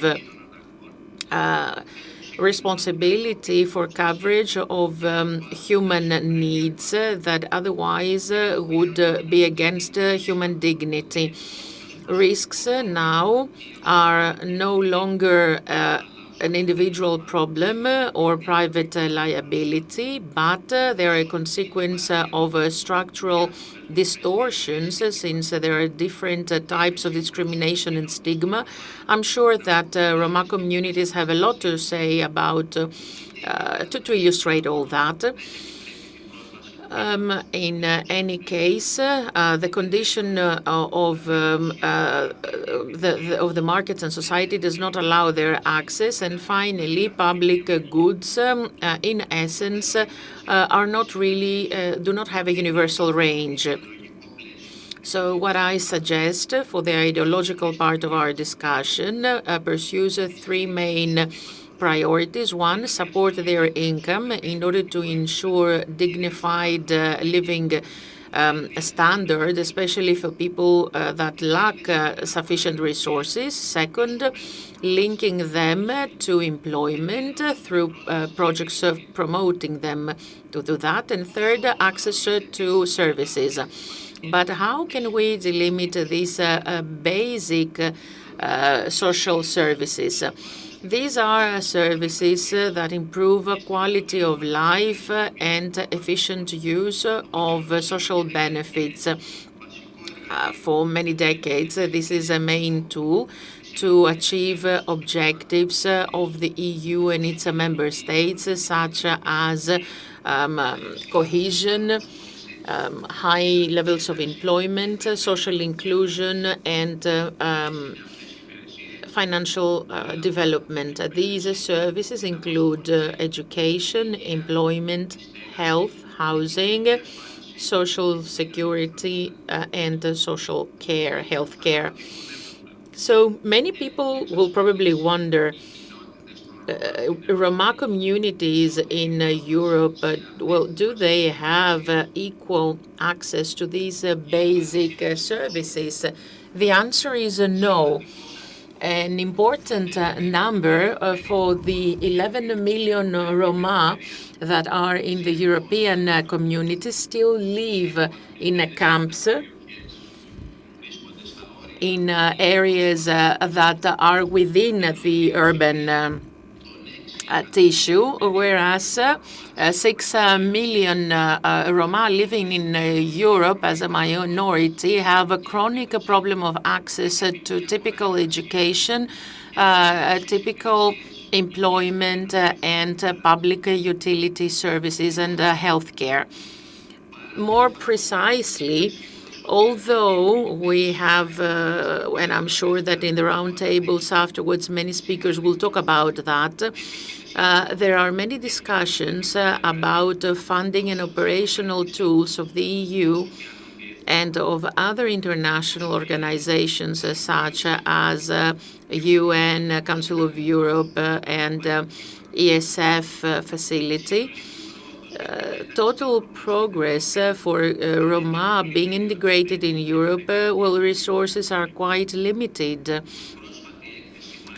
The recent report of the European Commission with regard to the assessment of the EU about the strategies to include the Roma periods 2011 to 2020 reveal these considerations. First consideration, Roma education is a sector where we have most improvement because we no longer have that much drop out of school, and we have better participation in the early schooling as well as mandatory schooling. What concerns us is that we have a lot of segregation in Roma in education. Leaving aside poverty and the health condition of Roma, their medical health care by national health care systems in most member states is very limited. Another consideration which is of our concern is access to employment for the Roma has not improved, and the rate of young Roma outside employment, education, etc., has increased. And fourth consideration, housing is still hard to get for the Greek Roma. Because it's not sufficient and because they are segregated, they're cut off from the other population groups. So we need to develop new tools at a national, regional, but also local level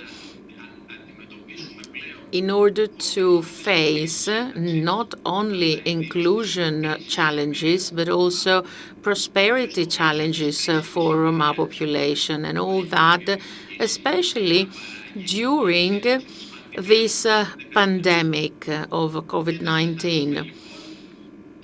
So let's see a little bit the intervention of the various institutions in this challenge. International organizations have now adopted a new dynamic framework, and at the same time, many national governments and local governments in Europe are tracing new interventions. Roma communities, however, participate quite with big hesitation.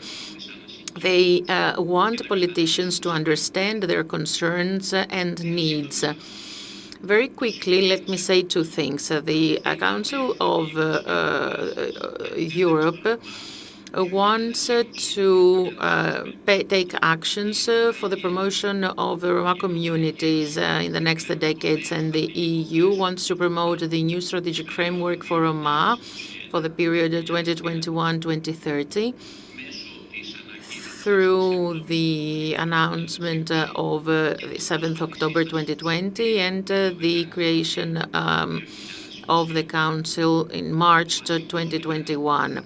The main mechanism to promote horizontal and sectorial objectives of the EU is to establish and implement new strategies. The national strategic frameworks for the inclusion of Roma based on various specificities and social political choices. So strategies are designed by national governments and will be submitted to the Commission by September.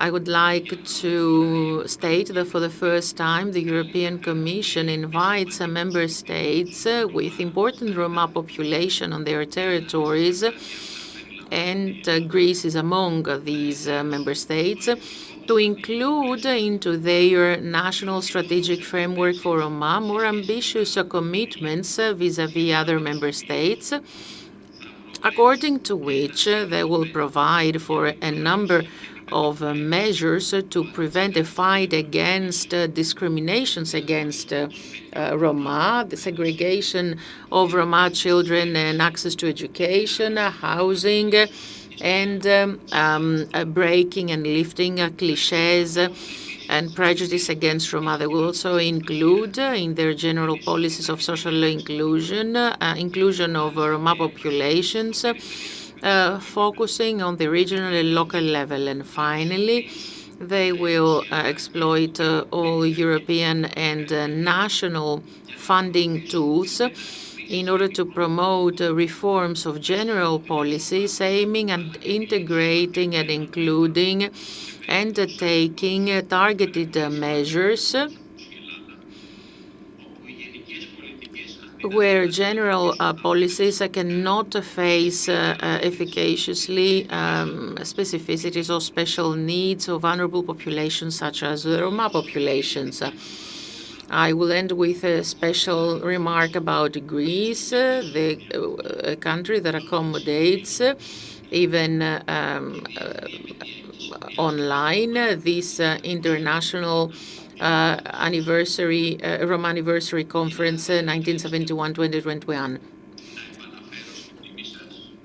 Let me remind you that Greece has been tested most in European Union from the social consequences of the financial recession in the last decade. Evidently, Greek Roma have experienced and faced asymmetrical consequences of these crises. So it is a huge challenge for Greek government and its institutions to enhance their intervention for the active participation of Roma through a new developmental template without any discriminations that will have as a bigger priority promotion of rights of this population. I am certain that during the round tables that will follow, we will listen to crucial concerns and we will show nice practices and we will listen to many useful things about this new developmental framework.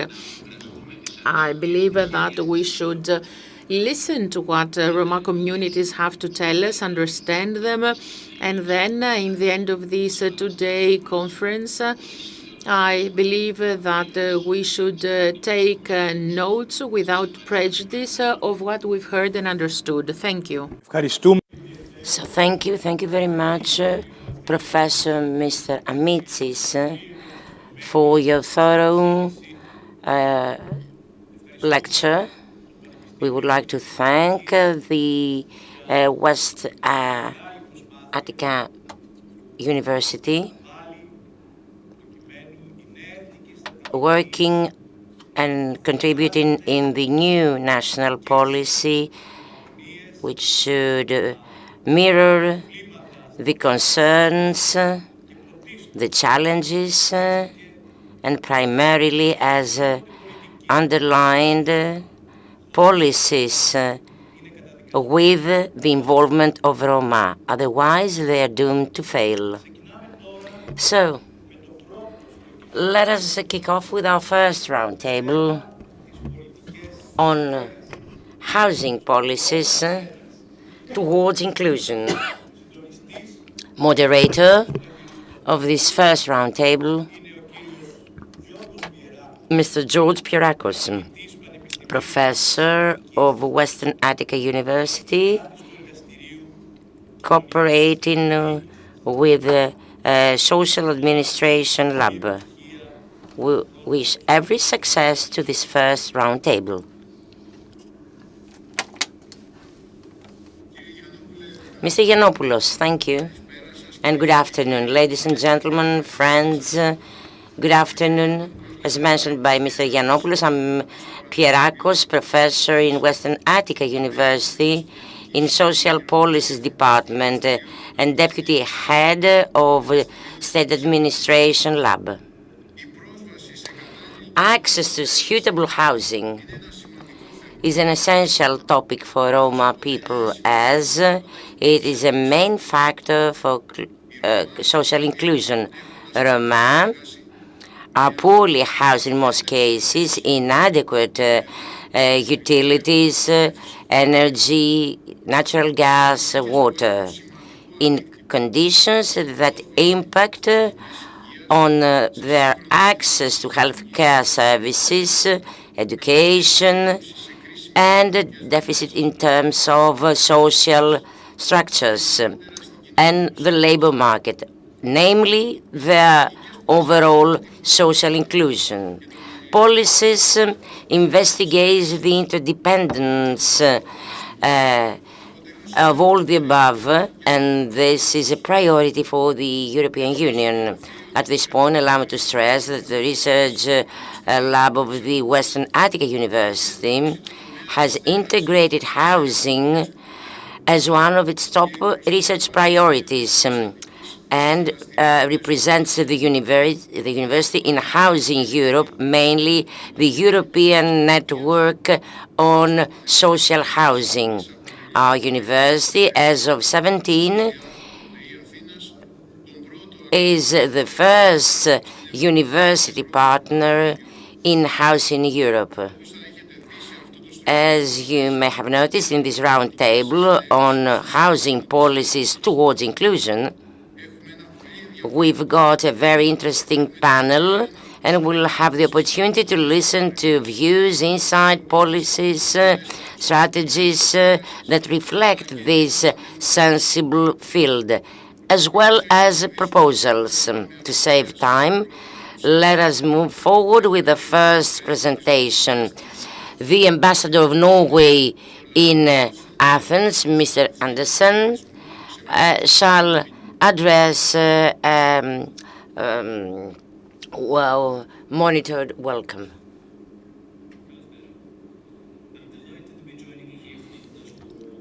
In Athens. Though not physically, we are all with you in the audience tonight. Today we are focusing especially on some of the key challenges faced by Roma communities in Greece, namely housing and access to education and health. Through the EA grants, Norway and its fellow donors are investing over 5 million euros in assistance to Roma communities throughout Greece. Together with the government of Greece and our European partners, we are looking forward to seeing these projects on housing, on health, on education implemented in the years to come. No society is so rich that it can afford to squander the talent and resources of its citizens. That is why we must invest in inclusion and education for all citizens. We are proud to be part of this endeavor, and I wish you all the best of luck and success for today's conference. Thank you very much.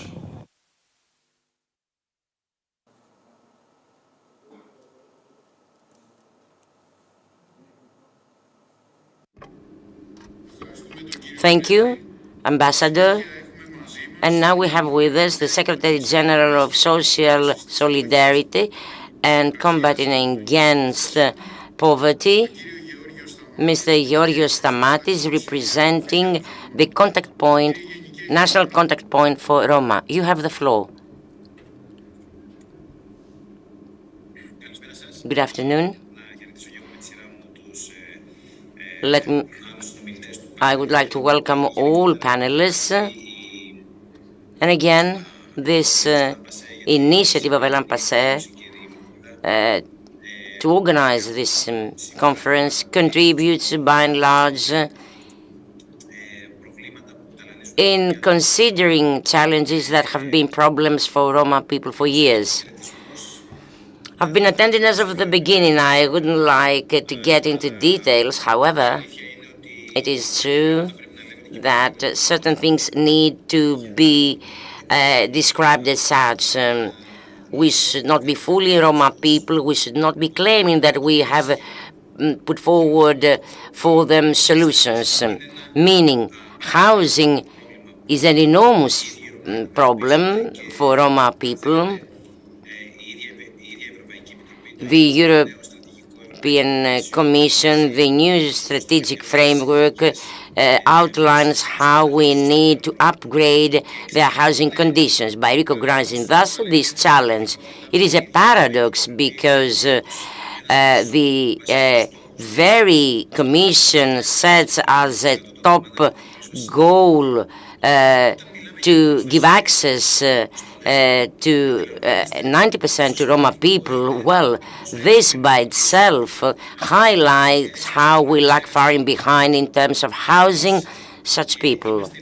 We are glad as a government, as an administration, that we have managed to unlock a project which was considered a failure in terms of transit housing of the Roma settlement in Pedias, and I would like to thank personally the Ambassador of Norway and the donor countries that have entrusted to our country to put in place a pilot rehousing project in line with the social settlement specification. Why we're speaking about social housing?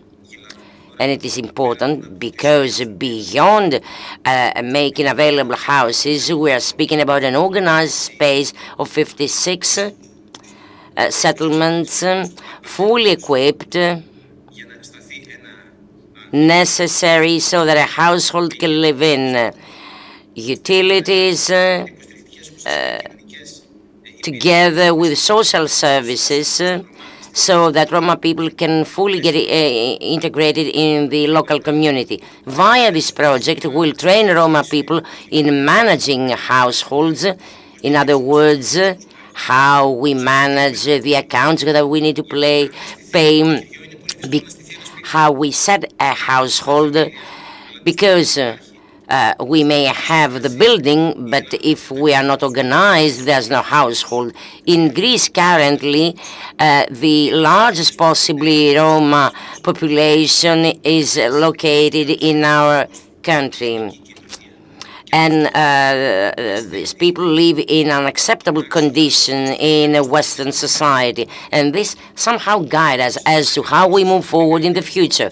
This project might be the largest challenge in the program that we got involved in EOH. A relocation, rehousing based on the concept of social housing shall guide us and shall demonstrate how the overall community and society is prepared to welcome and accept these people. And this is a major challenge. Coexistence has been difficult. Discriminations based on stereotypes cannot lead us ahead, and of course do not favor housing resettlement, relocation. I've heard, which was expressed repeatedly earlier. I do not blame people. I simply wish to highlight how complex and perplexed is the problem. Whereas on the one hand we need to focus on the essential points and how the state, in line with the Constitution, needs to give opportunities to vulnerable people to lead a respectful life. We have witnessed that in terms of housing, the fundamentals for people to live respectfully, well, there will lag far behind, and we are proud that in the new national strategy for social inclusion, the temporary Roma resettlement at Pelekas Katerini is fully integrated as a good practice for all other eventual relocations. And again, in terms of improving the conditions of the Roma settlements themselves. Funding of rents, housing projects for Roma people. Well, they were only partially successful in the past. Even organized relocation, as Hagia Sophia and Thessaloniki. The case in Kalamata or PE and Thiva failed dramatically, primarily because there were no rules and conditions in place, while there was no accompanied services to support the families, which is the case in Thessaloniki, via mediators, liaison people, all of those that are needed in terms of including vulnerable groups such as Roma. If this is combined with the long-term unemployment, dropouts, the stereotypes in place, well, all of the above propose something today which might sound and appear as self-understandable for all other Greek citizens, and this is why we need to sit down and discuss something self-understandable. Housing is connected to the municipal authorities. This is the main locomotive for the social inclusion of people. We've got excellent examples. However, we've got other examples where local leaders, local communities do not allow to Roma people to improve their conditions. So while we've got the Roma people that justifully believe that an entire state, be it the municipal authorities or other authorities, are against them. What we tell them to our Roma co-citizens is that this state is not against them, is not opposing them. The state and the administration has a face, Secretary General, mayors, regions, and of course, the associations, their councils. In the past years, there has been a significant improvement in terms of their representation, which facilitates consultation and the way that we can build together with the Roma people well-targeted strategies in a way that we succeed and bring forward and put in place the social inclusion of Roma people. And again, something more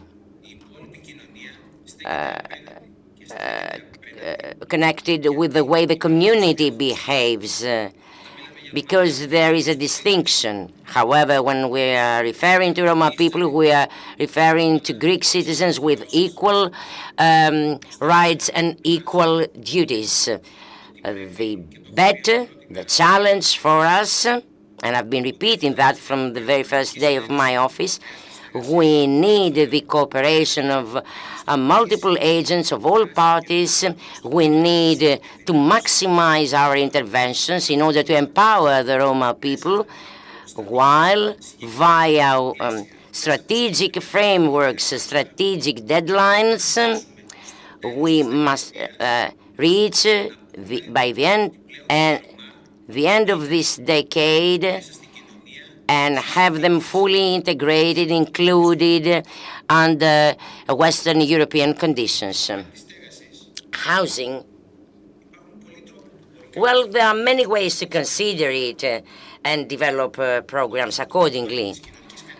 The social housing part, the empowerment, the accompanying services, all of those involve the best model, always in consultation with the Roma communities themselves, putting forward a holistic model in a way that in 10 years' time, to resolve the housing problem, improve their housing conditions in line with our democratic principles here in Greece. Thank you. Thank you, Secretary General. You have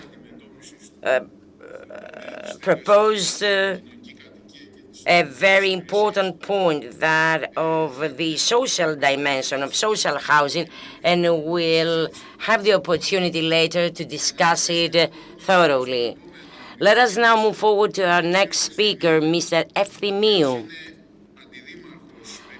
Deputy Mayor of Environmental Policies in the municipality of Halandri. Mr. Efthimiou, you have the floor. Good afternoon. I would like to thank ELLAN PASSE and the Lighthouse of the World for inviting us to join this two-day conference. The topic under discussion, well, let me tell you that we are in an harmonious cooperation both with ELLAN PASSE and the Mediators Association, and of course Mr. Stamatis, the Secretary General for Social Solidarity. Unfortunately, and I say so because speaking about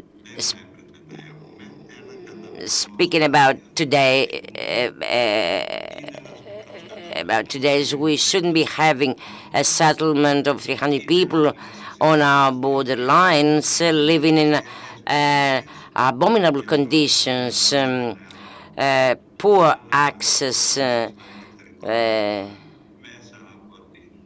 utilities. They smuggle in energy with all the risks involved, lack of sewages, poor hygiene, and so on and so forth. Which do not pay honor to an EU municipality. Our authorities, as of our office, has been trying to resolve the problem on the basis of our experience and on the concept that the entire relocation of the settlement as was the endeavor in 14, cannot be put in place because the local communities which would eventually host the community reacted. But in any case, this is a reality. Gradually we have shaped a position according to which, based on our experience,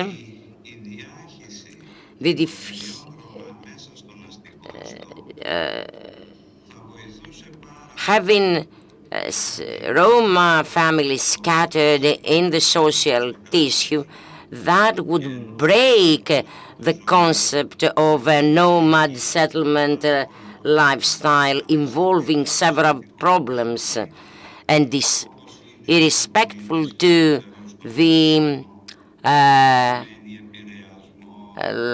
lifestyle.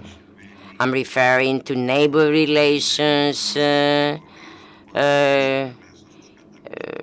arrogant attitudes that are generated in a settlement. So, having them dispersed in the social tissue, that would help those families living in different conditions to get better adapted, get better adjusted in a different lifestyle, thus enhancing inclusion. Unfortunately, we've been having many problems. We've shaped a rent funding project approved by the region following long bureaucratic procedures.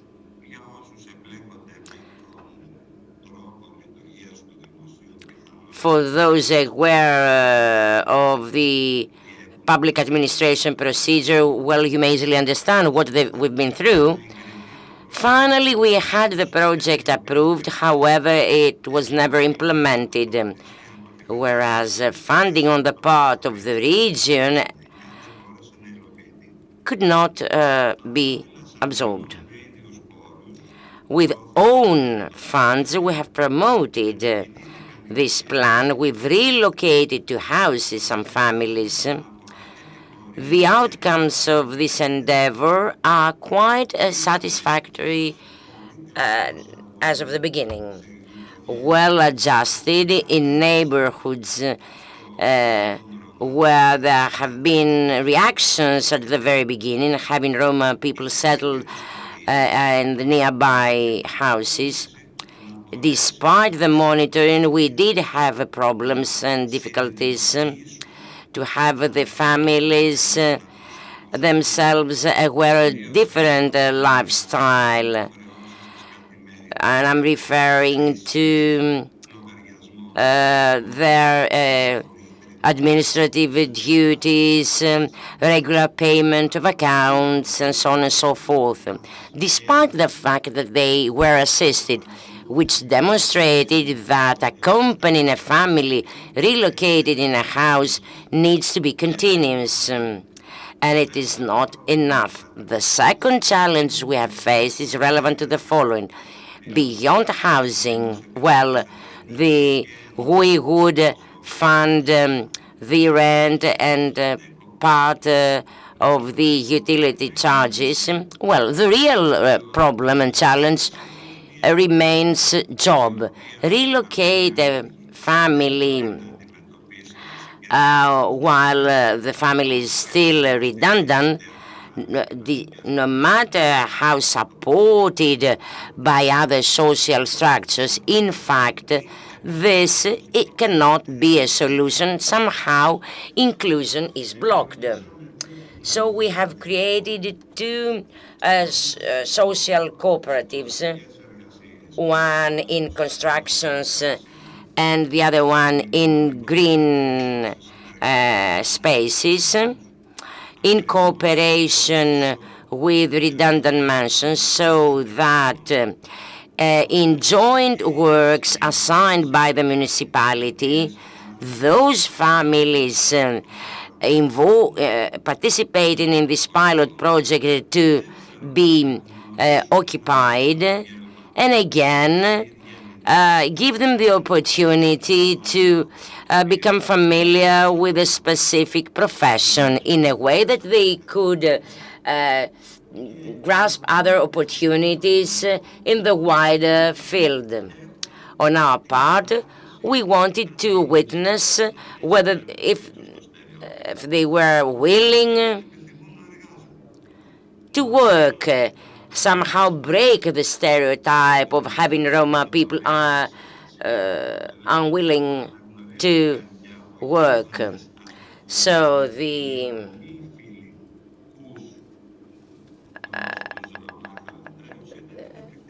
and the picture we've been described by neighbors and other people involved is that indeed they were willing to fulfill their commitments.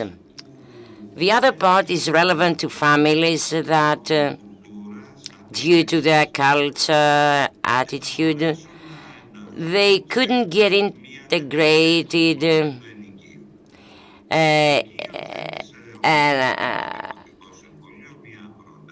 in a project where rent should be paid.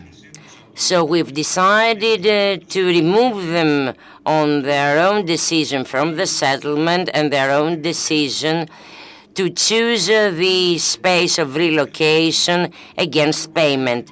There again, we did have successful results, and all those who participated in this project, to put it this way, indeed look for space to rent, to house themselves, despite the problems, as the amount that the municipality could contribute was relevantly low.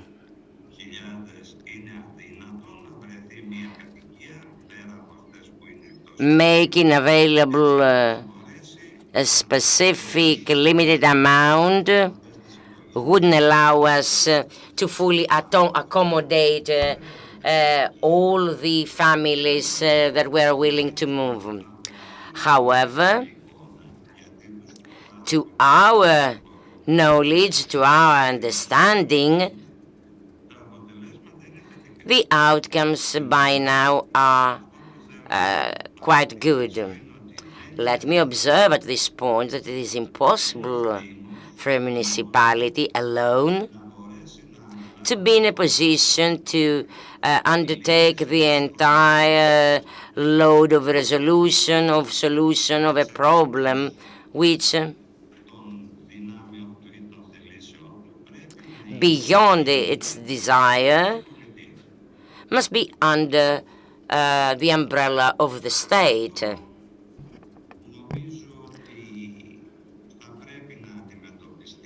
So this is a point that must be further clarified in the new national housing policy, and we are looking forward to having it. And again, we would like to see how we can give an alternative to young people willing to leave the settlement, how they could get better included and integrated. So, there I put a full stop, and we may continue later. Thank you, Mr. Efthimiou. The local authorities, the local administration, well, will discuss its role later on.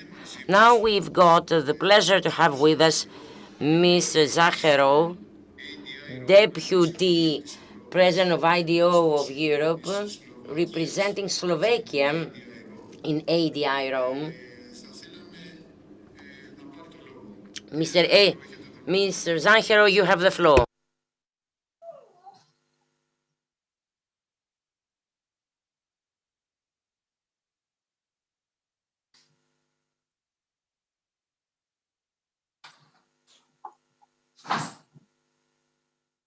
Good afternoon to everybody. Thank you very much for having the floor.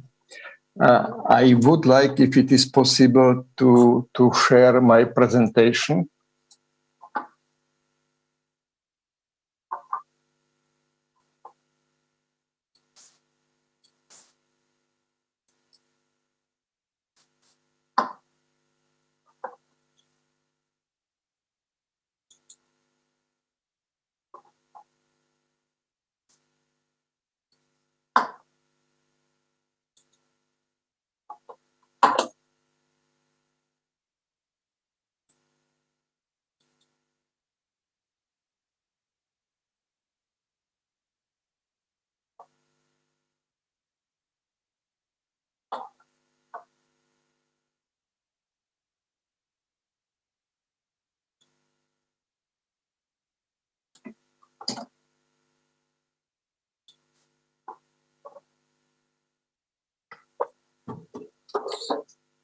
Dear organizers, Your Eminences, honored guests, dear participants, ladies and gentlemen, let me first of all thank you for inviting me to this event with the participation of very important personalities of political and social life in Greece and abroad.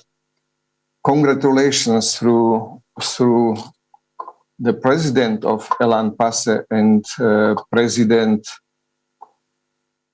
of the conference, Mr. Vassilios Pantsos, to Roma living in Greece and all Roma participating in this event on the occasion of 50th anniversary of the First World Roma Congress, which commemorates a very important world event, a historic milestone in the life of the Roma and also of the 200th anniversary of the Greek Revolution of 1921. I would like to congratulate not only on my own behalf, but also on behalf of the members of the Adirom Committee of the Council of Europe for Roma and Travelers.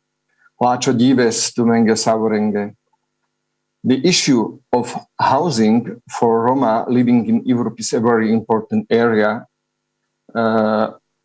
for creating the conditions for ensuring fundamental human rights, the right to a dignified life, which many of speakers today has mentioned.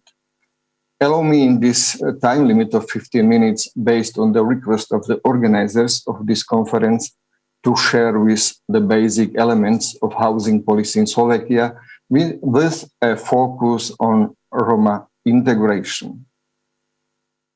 At the beginning of the presentation, I enclose basic information about the Roma living in Slovakia, which has a total population of approximately 5.5 million.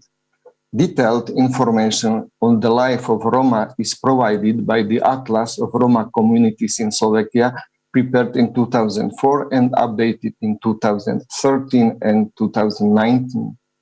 On the map, you can see from this atlas an uneven concentration of Roma communities, which increase from west to east according to the color. This high concentration in eastern Slovakia brings great difficulties in overcoming the challenges. In 2013, the atlas lists 414,000 Roma living in Slovakia, which makes approximately 7.5%. According to census data in 2011, official has been showed only 107,000, approximately 2%. We see that this atlas is very important for us. We can see from the graph that almost half of the Roma live in this number in an integrated way. There is 46.5%. In 2019, the atlas lists 440,000 Roma, which makes 8%. As you can see, a number of municipalities in which Roma live are 1,177 out of the total numbers of municipalities 2011. 927 in Slovakia, which represents about 40% of municipalities. The atlas also provides more extensive information on the living conditions in which Roma are living, and as well regarding to the issue to housing. Significant differences persist between the Roma and the majority population in the quality of their housing across the Europe and in Slovakia as well. And housing remains an area where there are huge differences between the majority population, Roma living in dispersion between the majority population, and marginalized Roma community. Especially the segregated so-called Roma settlements and urban ghettos. Improving the quality of housing has a direct impact and a positive impact on education, on improving job preparation, acquisition, as well as a direct link to health, and has a positive effect on overall social inclusion. Improving the living conditions of people from a marginalized Roma community, whether by acquiring new housing or by reconstructing and legalizing their existing technically suitable housing, has a demonstrable positive impact on social mobility. In pursuing the objective, it is also necessary to support non-discriminatory access to social housing, the interconnection of infrastructure and human resources, as well as the creation of preconditions for an effective tool, which is, for example, development of transitional housing. The most fundamental factors in marginal Roma community housing are social exclusion and poverty, which result in limited opportunities to secure housing on their own, and widespread discrimination in the housing market, both in access to private and public rental housing, but also in the purchase of owner-occupied housing, which narrows these possibilities even further. According to the EU MIDIS 2 survey for the Fundamental Rights Agency from 2016, up to 8% of Roma in Slovakia experienced discrimination in housing in 12 months. The COVID-19 pandemic, which Slovakia has also faced since the beginning of 2020, only reminded of the threat of the spread of infectious diseases in marginalized Roma community. Settlements which lack drinking water and safe waste disposal, and people live in devastating material poverty in overcrowded dwellings. Adherence to epidemiological recommendations or regulations to prevent the transmission of the spread of infectious diseases is practically impossible in such an environment. For this reason, as part of the preparation of the strategy for equality, inclusion, and Roma participation 2030, which is currently being submitted to the government, it is a vision of a global goal in the field of housing to eliminate significant housing inequalities between members of marginalized Roma communities and Slovakia's majority population, so that by 2030, all inhabitants of marginalized Roma communities, and thus all citizens and inhabitants of the Slovak Republic, without distinction, have proper access to safe and drinking water. With regard to segregated settlements, the vision is to reduce the proportion of Roma living in segregated communities, as well as to reduce the total number of segregated settlements. Given the time, I will focus only on mentioning effective tools of Roma housing integration policy. The first one is a national project supporting land settlement in marginalized Roma communities. More than 150 municipalities were involved in the project. In the area of housing, the key project is transmission housing. Municipalities and non-profit organizations could apply for funds to build a multi-level system of housing, enabling households to improve their housing conditions on the merit principle. Co-financing by the European Regional Development Fund more than 50 million euros.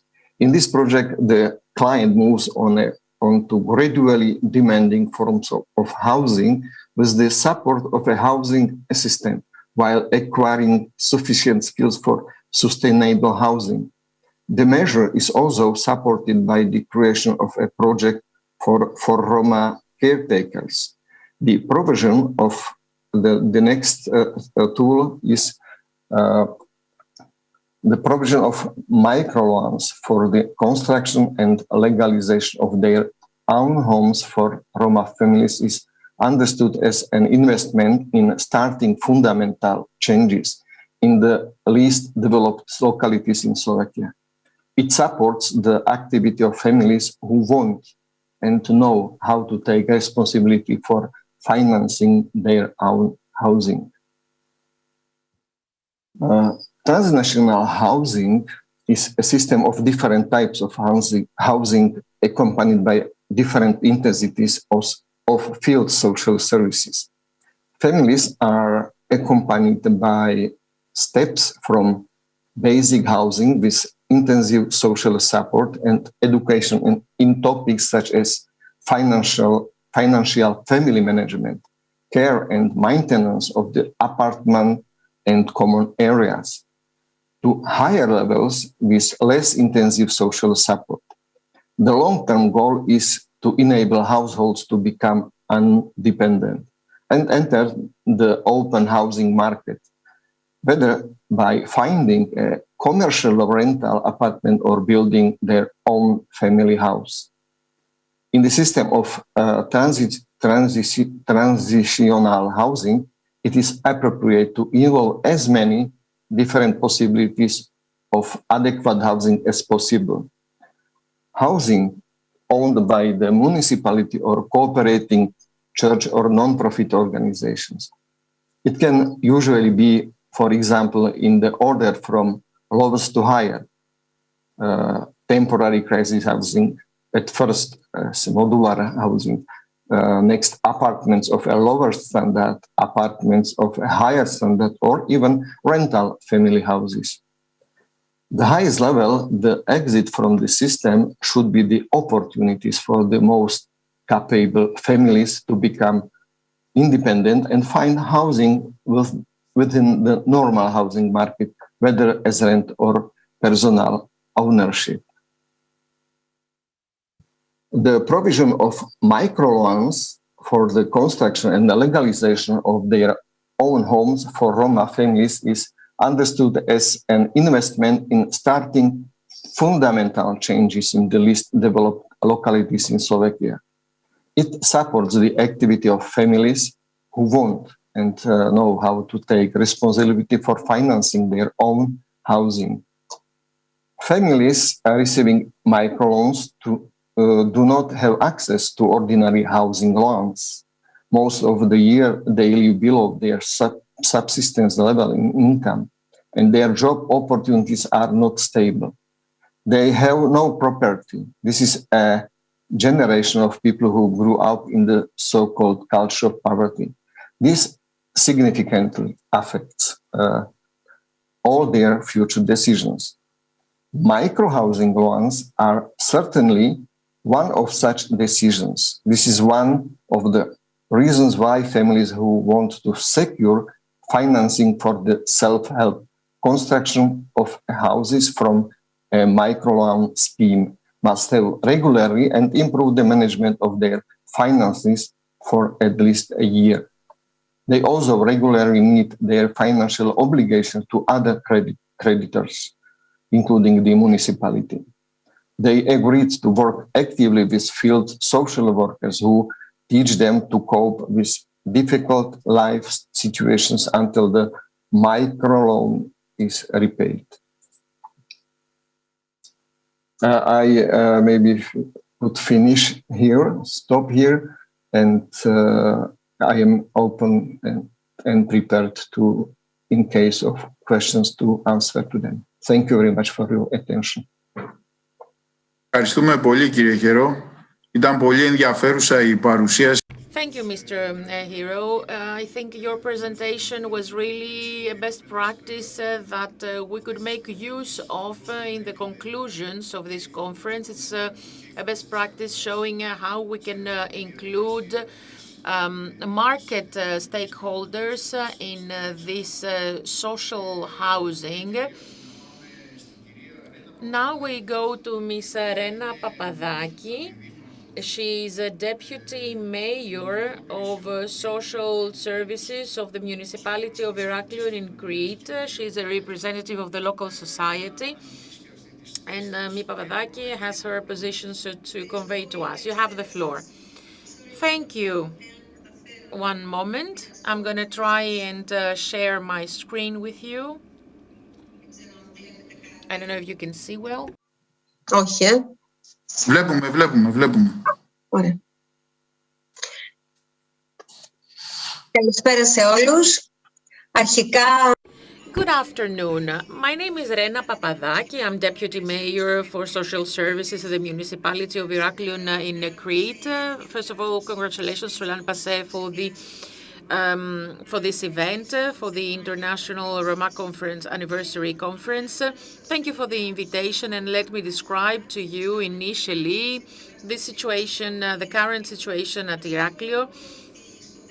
Let me tell you that at the municipality of Heraklion we have two Roma settlements. The biggest one is in Δύο Αωράκια position at the area of New Alikarnassos, at a land, a property of the municipality which has been leased to privates. And the second settlement is at the road of Mikra Asia. Now, the land is at the North Department of a municipal area on 55,000 square meters, a surface that keeps increasing. This is where we have 640 people, corresponding to 184 households. The biggest part of the people living in this settlement ranges in the age 25 to 38, whereas for children we have 292 people. This second settlement, again in Nea Alikarnasso, but it is a very small settlement. The land is at the northern beach front, east side of the area. We have erected some crafted constructions. 31 people live there, 9 households in total. Now, interventions of the municipality of Heraklion for the settlement of Roma are multifaceted and constant. We try to be efficacious in dealing with all topics that have to do with Roma communities. We always think of their safe living, promoting public health, and of course, equal treatment of our citizens.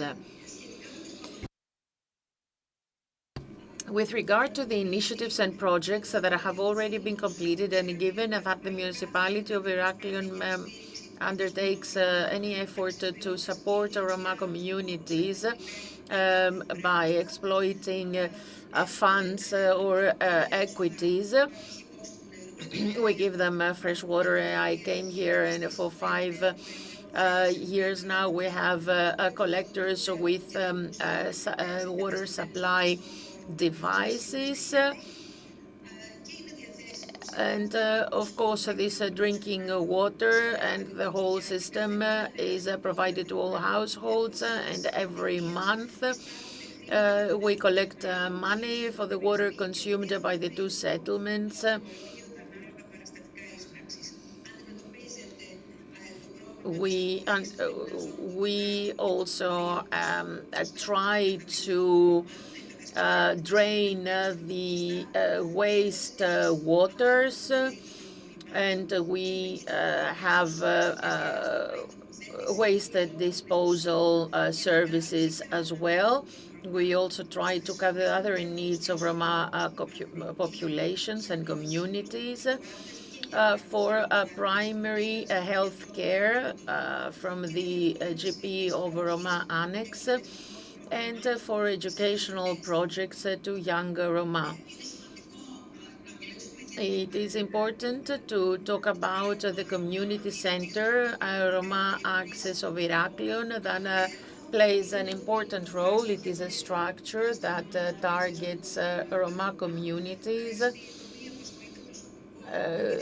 We have staffed the center with social workers, psychologists, mediator, a doctor. We try to enhance their social inclusion and promote them to the employment, because we know that they experience exclusion, and they live a hard life now with the pandemic conditions. We try to support them, provide social inclusion, school inclusion, help them go through school, put them into social security benefits, primary self-care, psychological support, aiming always at improving their living conditions and enhancing their social inclusion. So total number of registered in this Roma Annex is 712 people. Now, in the pandemic, we do repeated disinfections and pesticide control. We distribute cleaning material for personal hygiene and for public health. We have distributed a lot of food stuff, fresh food stuff, milk, etc. And we keep informing the population by staff members of Roma Annex, whether by visits on spot or phone calls, about the pandemic, communication with EOD, the way to deal and use the health supplies and vaccines. We performed a rapid test twice in the settlements. So briefly, that's it. This is what we try to offer as a municipality of Heraklion to Roma population. Very quickly, initiatives that have been taken by the municipal authority with regard to a property to be listed for the relocation of the Roma, given that this municipal land where the settlement is has been leased to a private company by the municipality. So the surface of that land for the settlement, we believe that in order to construct permanent housing for the settlement, we need about 70,000 square meters. We try to investigate whether the municipality has such a land for this temporary camp. In Skafidaras, we found such a land, but it was not selected for this use for other major reasons, which I'm not going to state now. Then, since all the efforts, were not fruitful, we made a decision as a municipal council to buy land to relocate them. But till the end of the tender, we did not have any offer being submitted. Then we finally found some land. And the owner offered his bid at the tender. We had to investigate the adequacy of this land, and finally, now, after the consent of the General Secretariat, that they will support an organized area for temporary location on this land. To this date, we have not ensured the consent of the local population of Skalani. We have tried to find a program to subsidize the lease for the housing of the families. We are very concerned about the situation at the settlements. Είναι του 2 of New Alcarnassos. We've had an extension till April 2023 with a company that has leased this land. But this situation is very problematic. It's there for 30 years now, and indeed we're looking for solutions. Very quickly, thoughts and propositions to deal with this topic. Initially, we are looking for a new property for relocation. This solution, however, seems to be very difficult since all efforts so far have been infertile. So I believe that we must investigate the possibility for relocation with the by focusing on the inclusion of a Roma population. Maybe families should be relocated, not the whole settlements. Some will be further assisted, families of new people, young people. And I must here congratulate for their work of development of education of these people, the Roma Annex.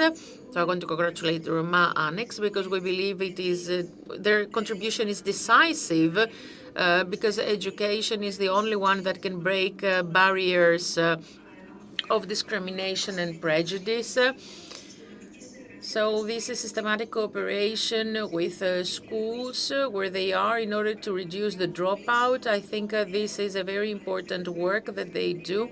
We've had 43 more children in primary school, 107 students attend school, primary school, 45 secondary school.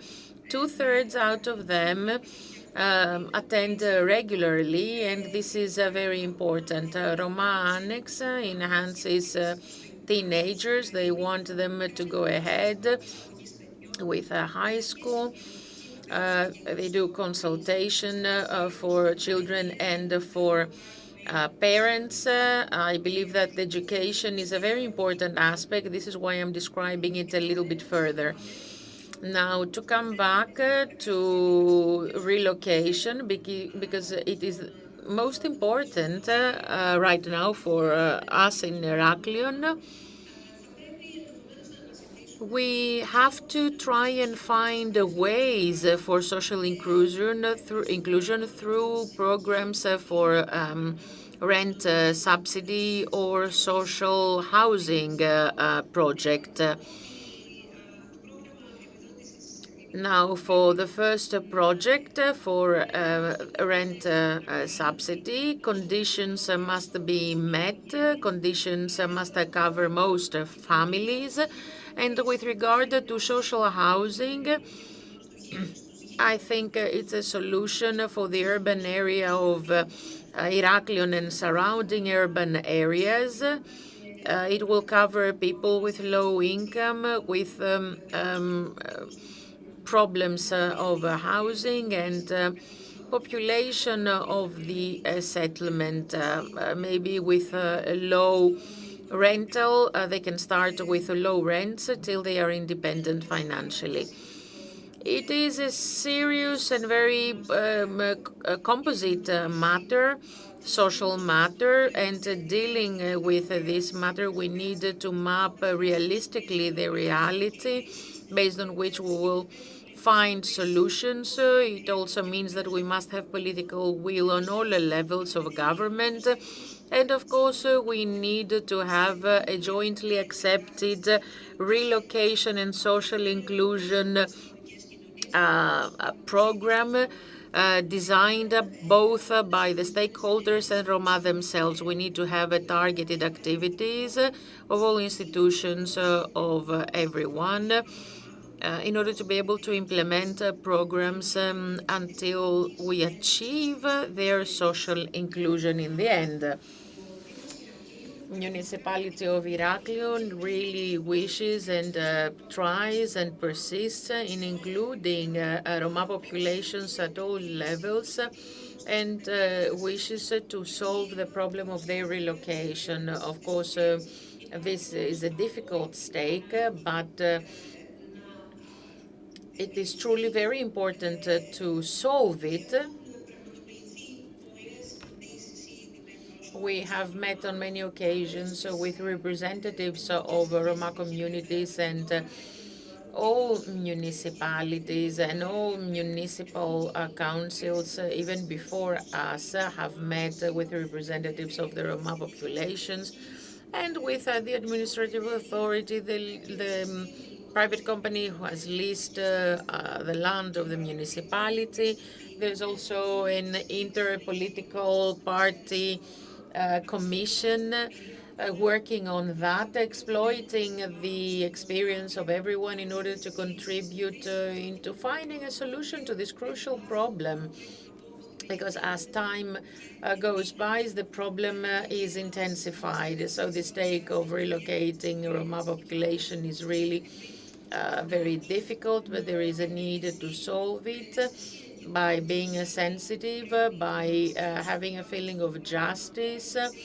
We must work it all together into finding a mesh of solutions, a grid of solutions, because the problem keeps increasing. The objective is to have them improve their living populations, always in respect of their specificities and cultural attributes. Thank you very much. Ευχαριστούμε πολύ, κυρία Thank you, Mrs. Papadaki. You have presented a very interesting topic in terms of the Heraklion Kritis municipality approach. I would like to ask concerning the inclusion procedure, the social inclusion, connected with the term of housing. I've noticed that you have the same concept in terms of the connection of with the housing, social housing. And now let's move forward with the next representative of the municipal authorities, Chair of the Council of Western Achaia, Mr. Kounavis, representing the mayor of the area of Achaia. Mr. Kounavis, you have the floor. Good afternoon. On behalf of the Municipal Council, I would like to wish every success to this conference. The wishes of the mayor himself, who can't be with us due to prior engagements. Our municipality has a Roma communities in 3 different areas. We are a rural municipality, so we have a big community of Roma in Kato Achaia, a smaller settlement outside the city, and another significant Roma settlement in the Segeika area. Concerning the living conditions in Kato Achaia, well, we may claim that the conditions and the houses built by the Roma people themselves are quite good houses, which at some time are of high quality, construction quality. However, in the other 2 settlements, and particularly in the small one outside our city, we've got problems being close to a river and close to a future road axis, well, there is an issue because they need to be relocated soon. And the Sageika community, well, which are well housed, however, own at the level of Katoachaia. With respect to the living conditions of Roma people, well, first of all, let me touch the pandemic issue. We try to raise awareness in all those communities so that the people would take all necessary measures. Beyond informing, we conducted rapid tests to limit the expansion, the spread rather, of the pandemic in locations mainly where the conditions are not the ideal ones. We are communicating with the Roma community mainly in the past 2 years. The current authority puts the emphasis in common understanding via frequent contacts and a dialogue that we have established. Dialogue is a source to come up with solutions for the community itself. So, we are happy, we are pleased, because together with the previous municipal leaders, we have built a good dialogue, and we have soon engaged mediators, 13 people, who shall become an instrument, a tool that shall help us to record, first of all, the problems. The Roma communities have been existing for years. Different policies were passed, projects that were never fulfilled. There hasn't been any permanent policy so as to make possible an upgrading of their living standards. And indeed, they are people that have to be assisted so that they can get a job, a permanent job, and get well included in the society. So the people who shall soon man our services will become a problem recording tool. Problems that are not obvious, and indeed we have to well record their occupation problems, their education problems, when they move from one job to another, from one housing structure to another. In terms of education, we are at a rather satisfactory level. The overwhelming majority of Roma young people attend our schools. This is a challenge for both ourselves and the Roma community. We need to overcome the stereotypes together. Young people attending schools nowadays do not drop out as frequently as they did in the past. This is better primarily for the Roma community. We're speaking about well-equipped young people, so they need to be assisted so that the capable ones may move forward in tertiary, third-level educational level. Which has been the case lately. This is a concept that must change inside the Roma community so that more people live in their settlement may get a different direction. Concerning our services, 99% are supplied by water in the settlements where they live, are connected with a sewage system, even though in the small Sayeka community we do have problems. We need to reconsider ways to improve their living conditions. This is a challenge, and as of the pandemic we started putting in place new interventions. We've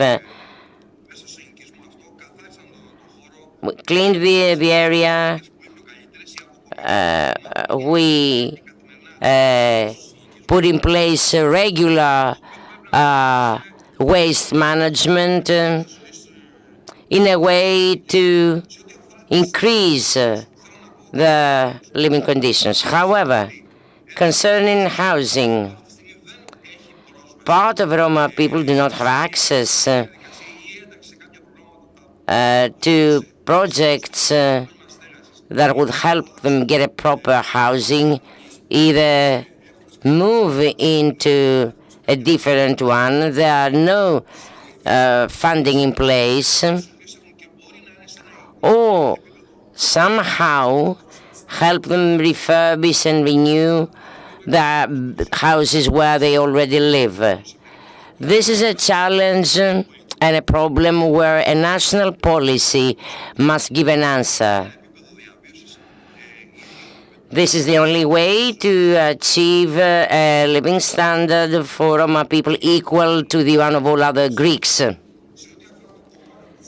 As for the healthcare, even though there's a healthcare center, a local medical center at Sayeka, the community is close to the medical center, well, it still remains a challenge.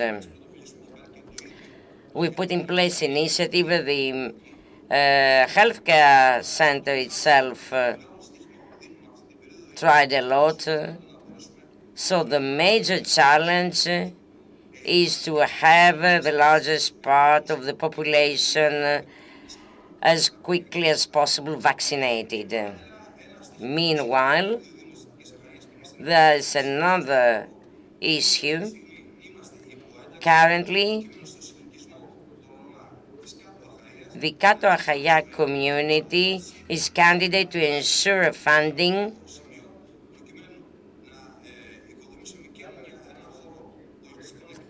to have a new premises built, a cultural center, a 5-to-5 football field.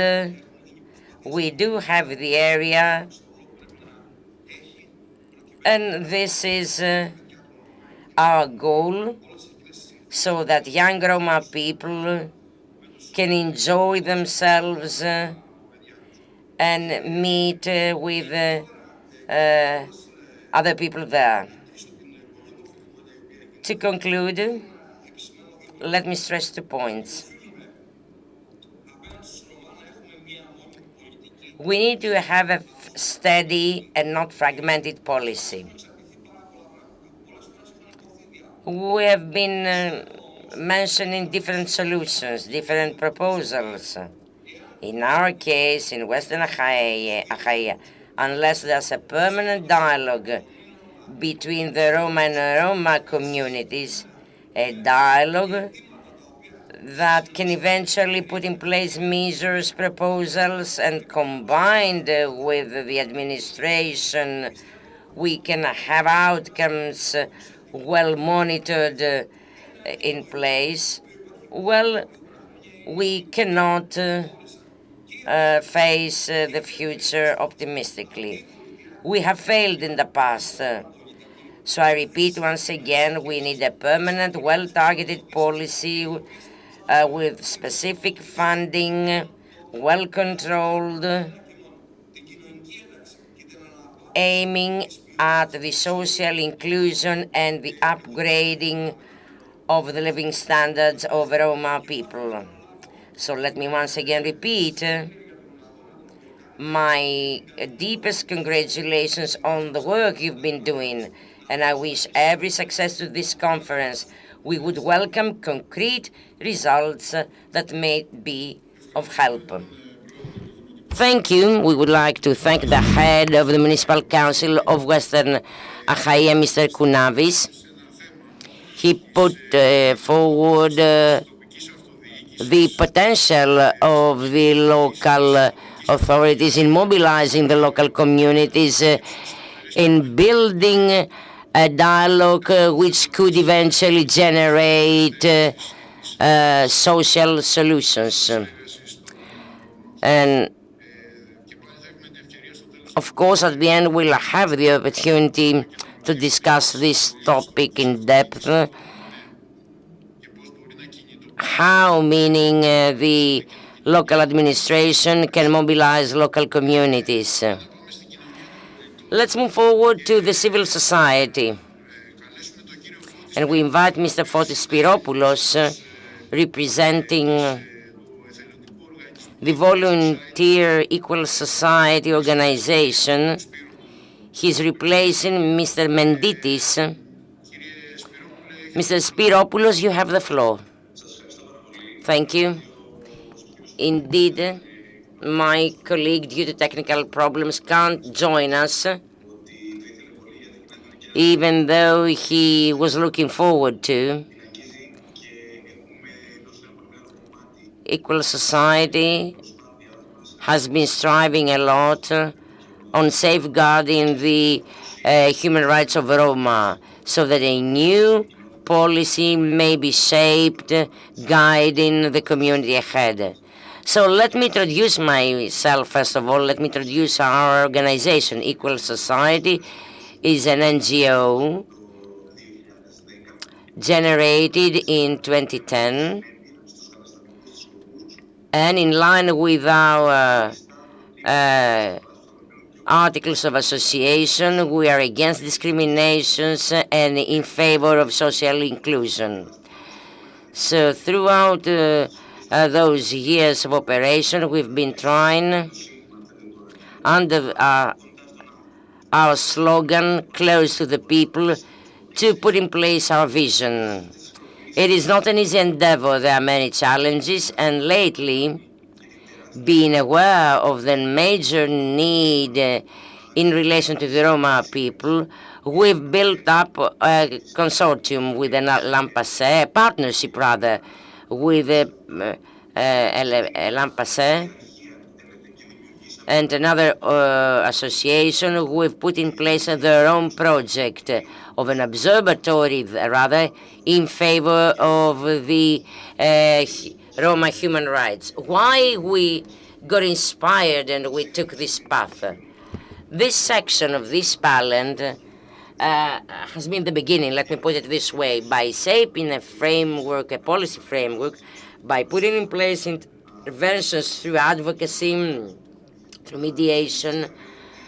We became aware that housing for Roma communities is a long-lasting issue. However, there's a magical way to understand the magnitude of the problem, and this is going back to the history. Several years ago, when shaping our proposals, we read National Policy for Roma Social Inclusion Policy chapter.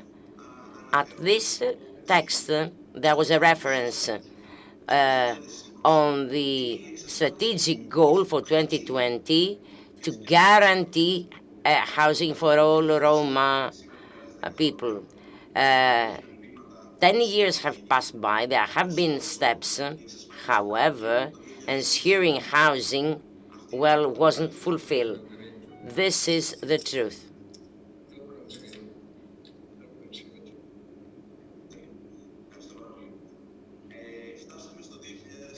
Now in 2021, the problem is still there. The Roma community has been having challenges for years, equality challenges, social inclusion problems, acceptance problems, and in this battle, we need to include the absence of safe housing. Large part of Roma people, in the way OECD has been proposed earlier,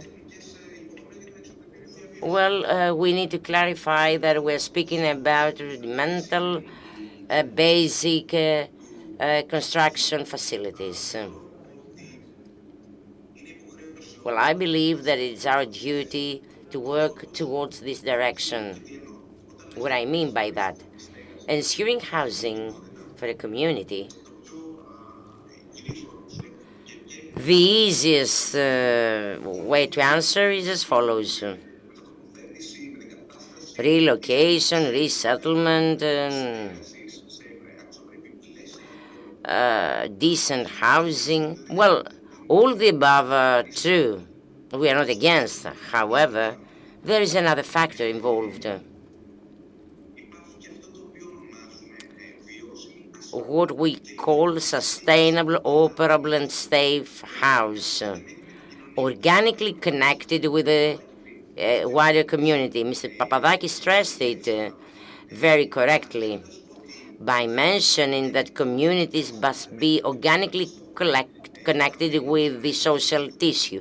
The members of the community are not just pieces of a puzzle away from the tissue. They belong to a neighborhood, to a municipality, and to be more precise, they had to be a well-accepted community, away from racism, suspicions.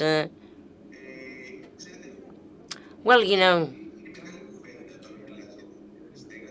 speaking about housing, it is a wider topic. However, houses and buildings exist in neighborhoods in municipalities. So unless we speak about social inclusion, well, we can't be referring justly to housing. Access to housing is a practical right and a fundamental human right alike. It can't be resolved as a practical one solely. We need first to safeguard their human rights, and this is the basis that we need to put in place whenever we discuss housing. Housing of any vulnerable community, any vulnerable group. The concept of living, of housing, cannot be confined in the strict term and its definition.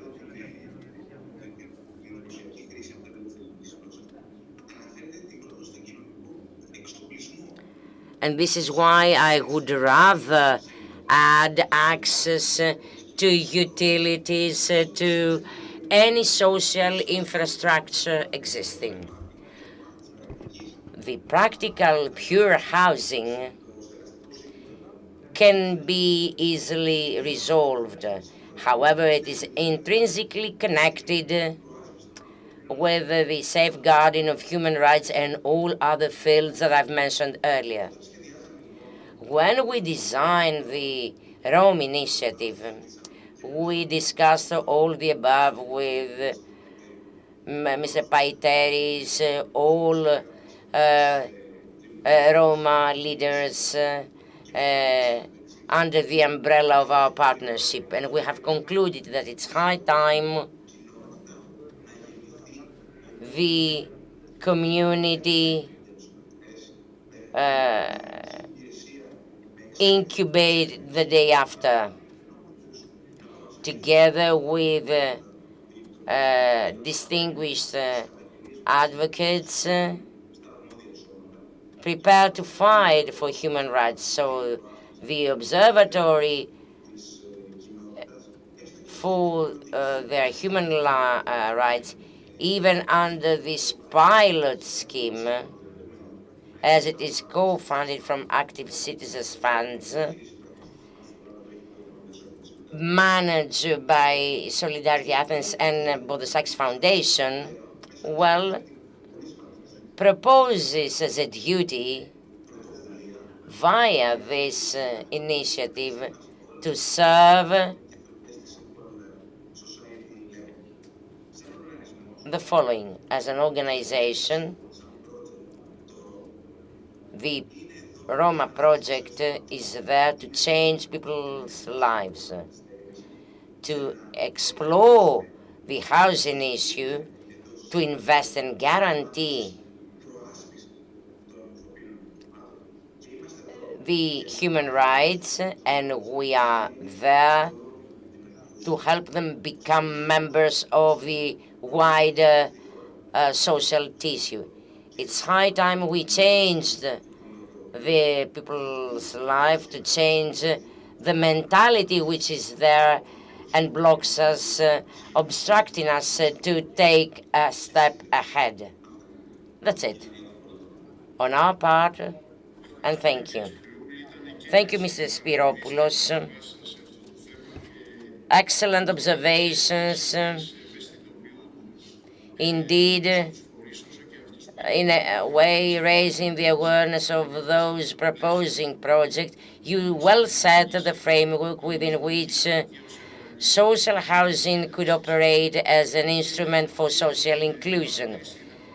And now, we'll conclude with the representative from the municipality of Kalamata, Mr. Vasilopoulos, the mayor of Kalamata. And thank you for your participation. Thank you for the invitation. I've attended the meeting as of the beginning. Awesome, fantastic. I've learned a lot from all speakers. The head of the Municipal Council of Achaia, and we would welcome cooperation with them. It is the only way to avoid just designing and proceed with implementation.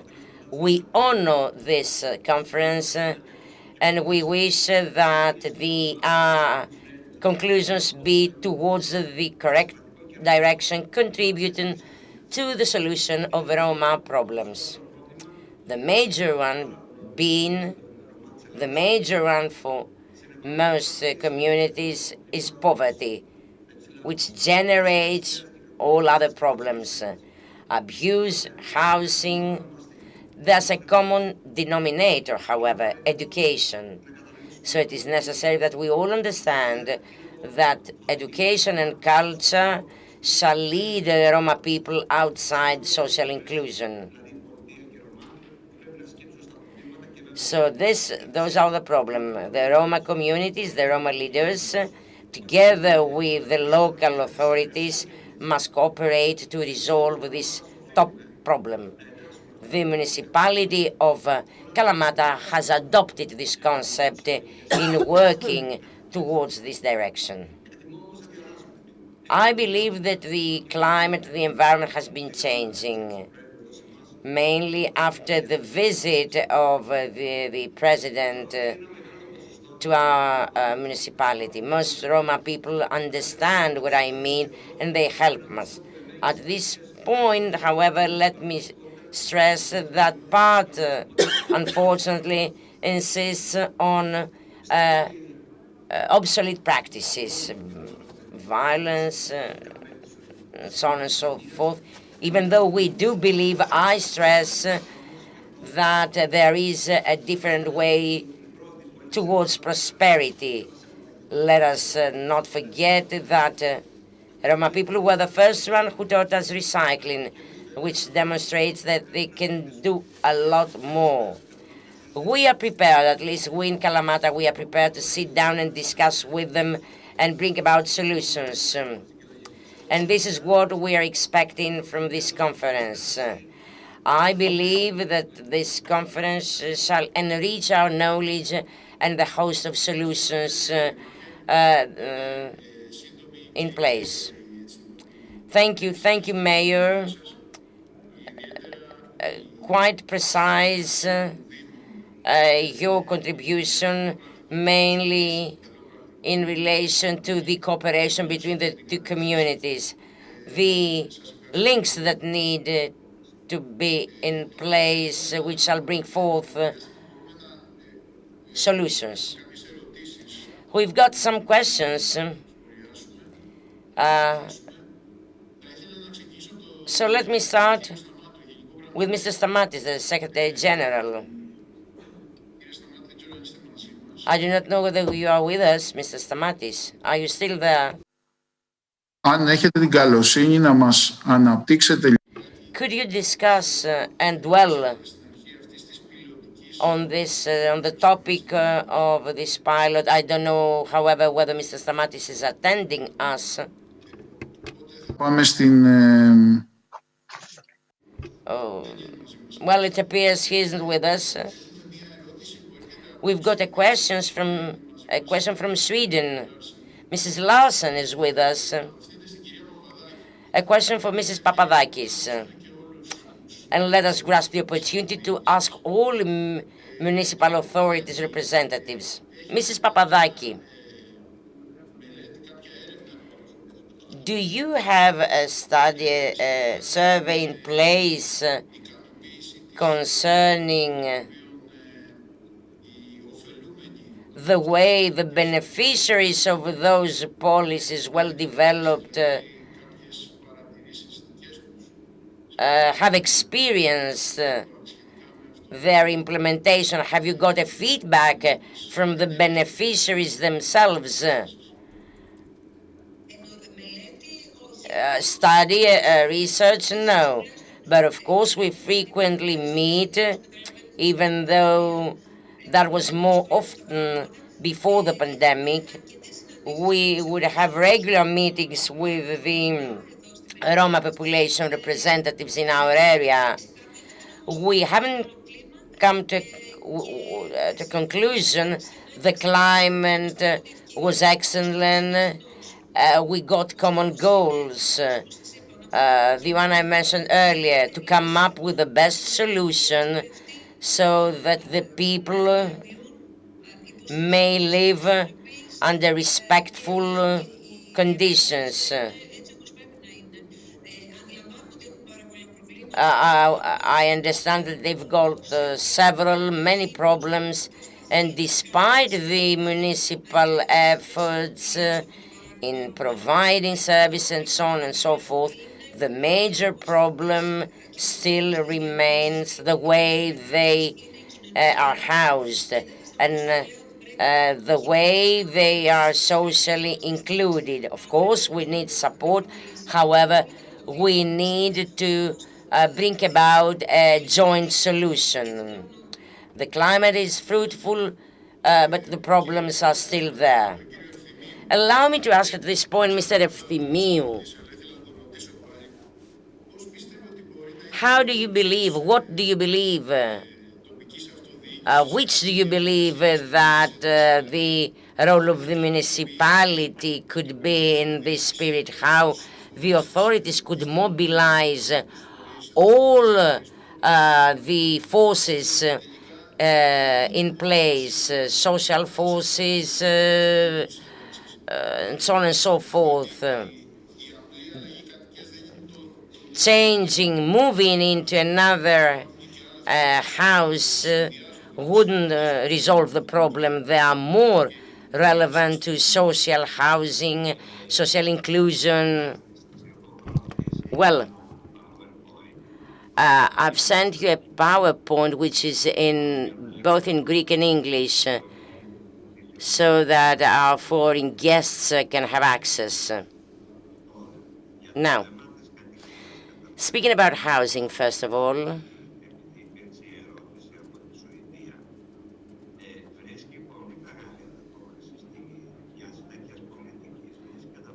policies are well responded by the Roma community. We have already relocated 35 families, 180 people approximately. So the policy is well accepted. We are speaking about 50% of the entire settlement. There used to exist a minor settlement which doesn't exist any longer.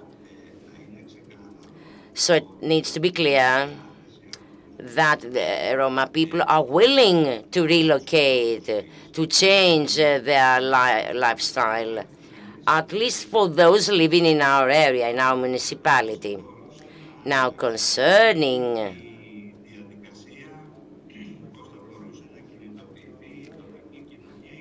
the mobilization of other citizens of the state itself, well, I mentioned it earlier, but we would avoid nagging in a conference. However, well, the state can not be easily mobilized. There are challenges in terms of education. Even though the Roma children have visited museums, have attended theatrical plays, we've done little things, possibly due to the pandemic during the past year. The actual, real contact of the Roma community and the wider community is accomplished via work. They are hardworking people, provided that they are given the opportunity. And this is the effort, and this is what we have accomplished with the Green Association, working 5 months in the municipality of Halandri. There, all people have helped. There's no other way to convince the wider community to bring the two communities together.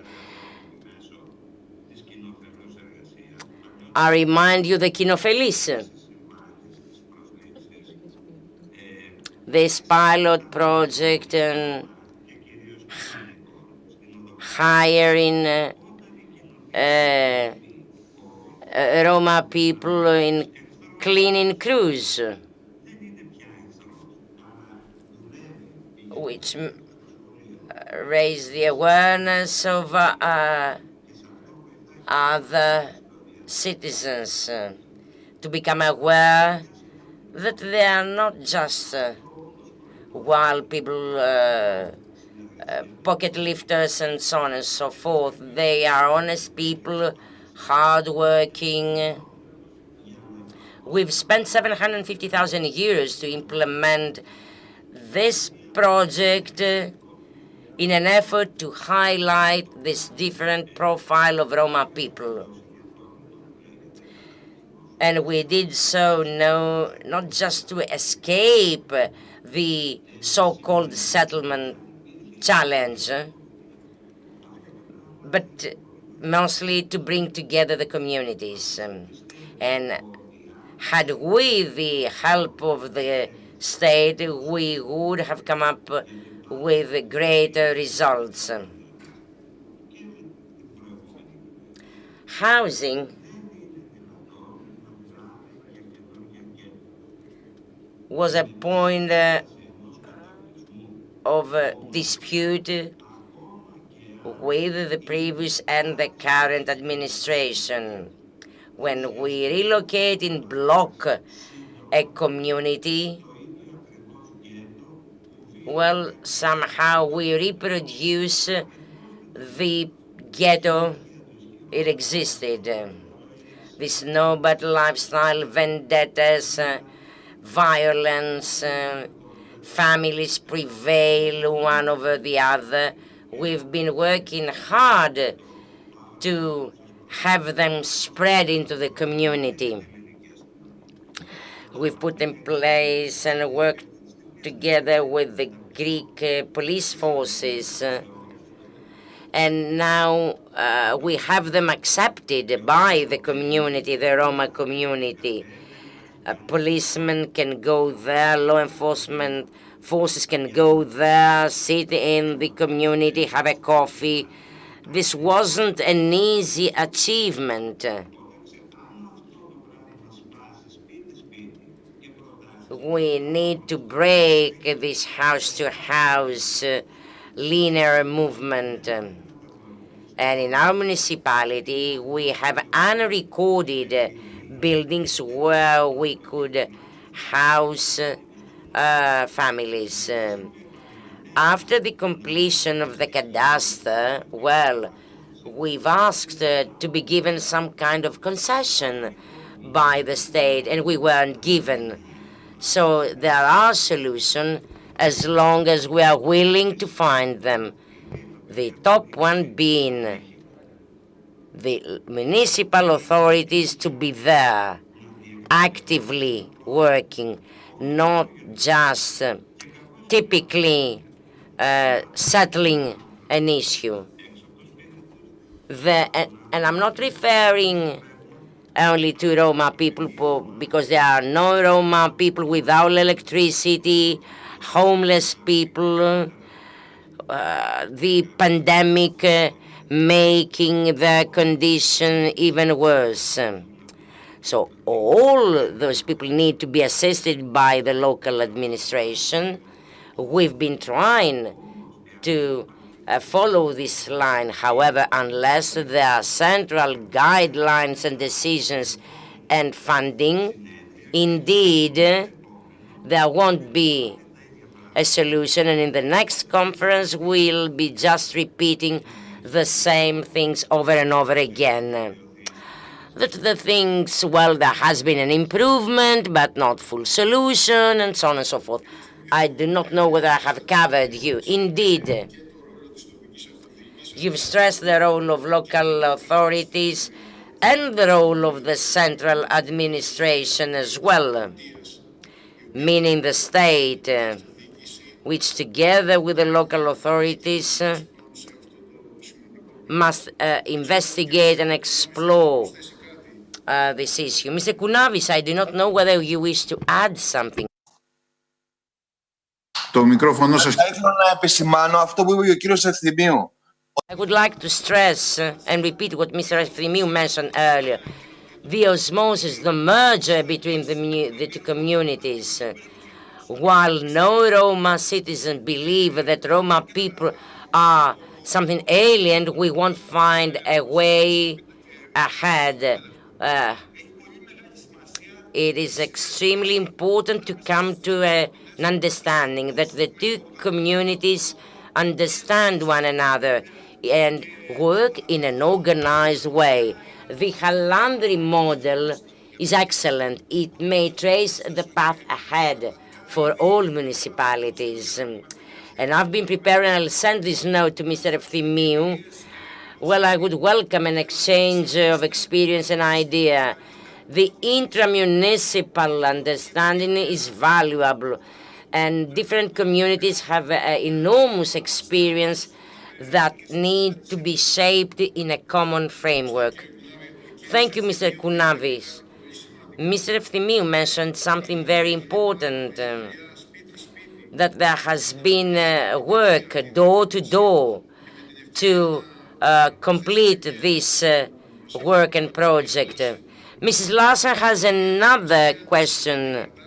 If the relocation and inclusion procedure is blocked by racism, that is, if a family is willing to relocate, whether due to their origin, if they got problems due to their origin. Mr. Papadakis, would you like to give an answer? In our municipality, there are many Roma families that live inside the social tissue, the city, in different areas. We haven't had major problems. There might be minor ones.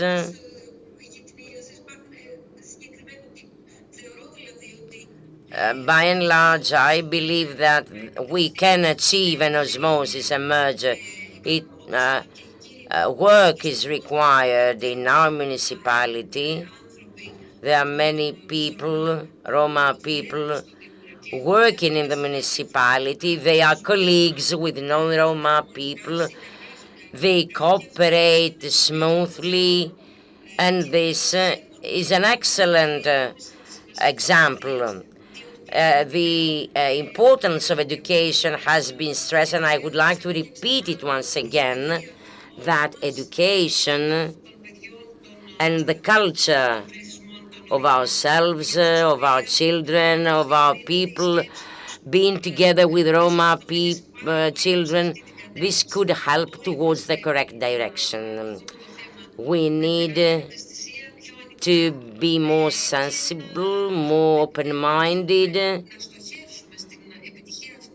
and be always well-focused and targeted, as mentioned by all our previous speakers earlier. Thank you, Mrs. Papadaki. I take a note on culture and education, locomotive and pivot, a weapon which can mitigate racism and all other connected problems. A weapon in favor of inclusion. If vulnerable groups are well integrated in the labor market, there shall not be any problems whatsoever in the future. So we could answer that education is the most important tool that can be explored and exploited towards this direction. If there are no other remarks or questions,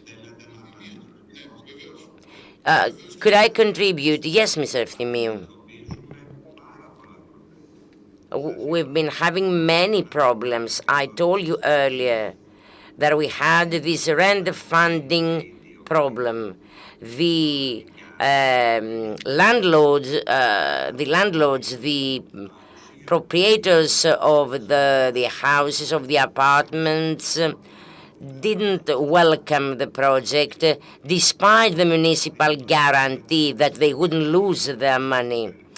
We had the example of rehousing and the neighbors collecting signatures so that they would expel the Roma family. And we had similar other cases coming in from the ministry and other authorities. Concerning the first family that I've mentioned,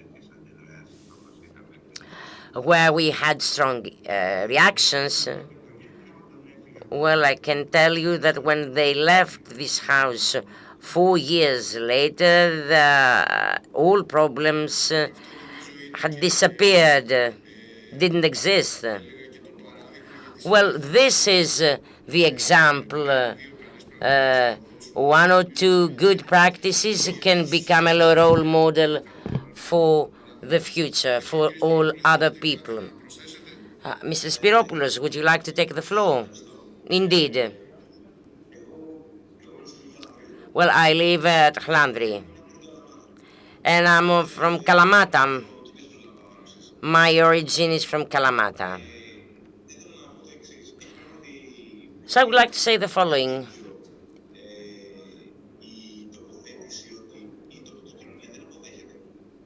Indeed, the local community doesn't easily accept the relocation. They are not prepared to give their houses to other people.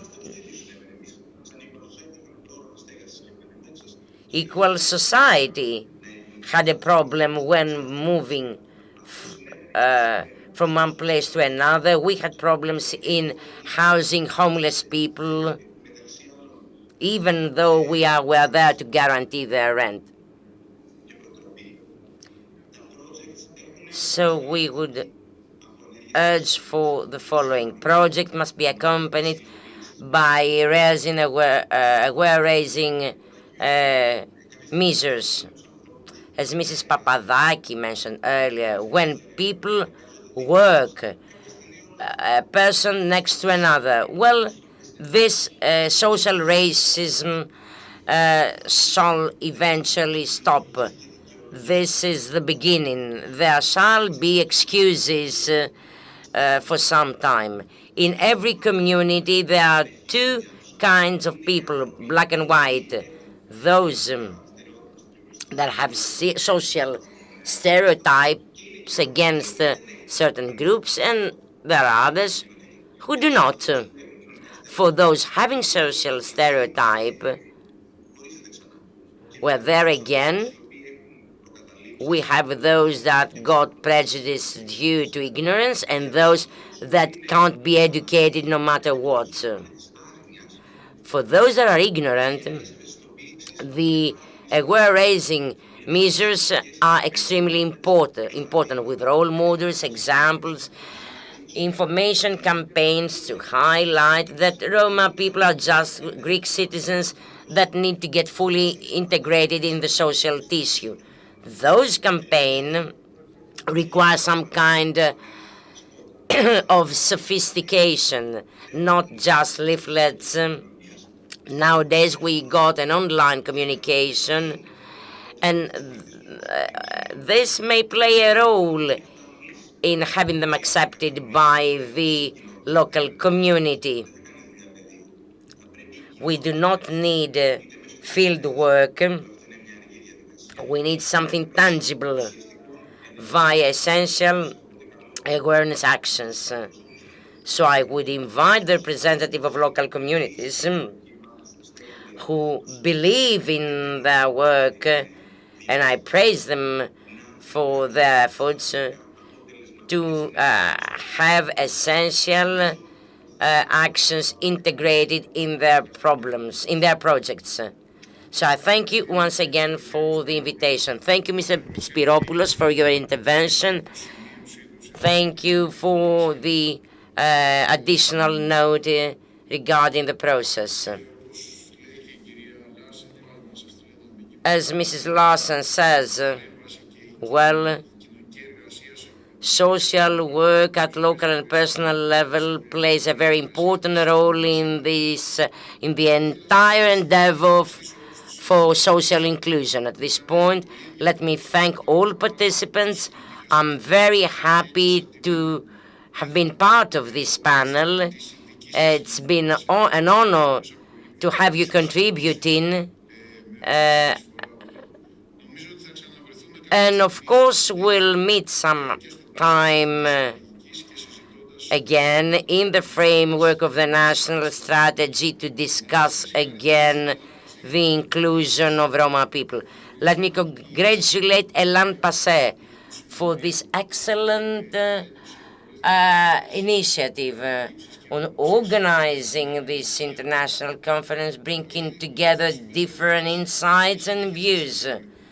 So I wish a great success to the conference. Thank you. Thank you very much. Ολοκληρώθηκε το πρώτο στρογγυλό τραπέζι με... So this is the end of the first round table with regard to housing policies. We would like to thank all the participants. Now we'll have a break until 6:05. Thank you.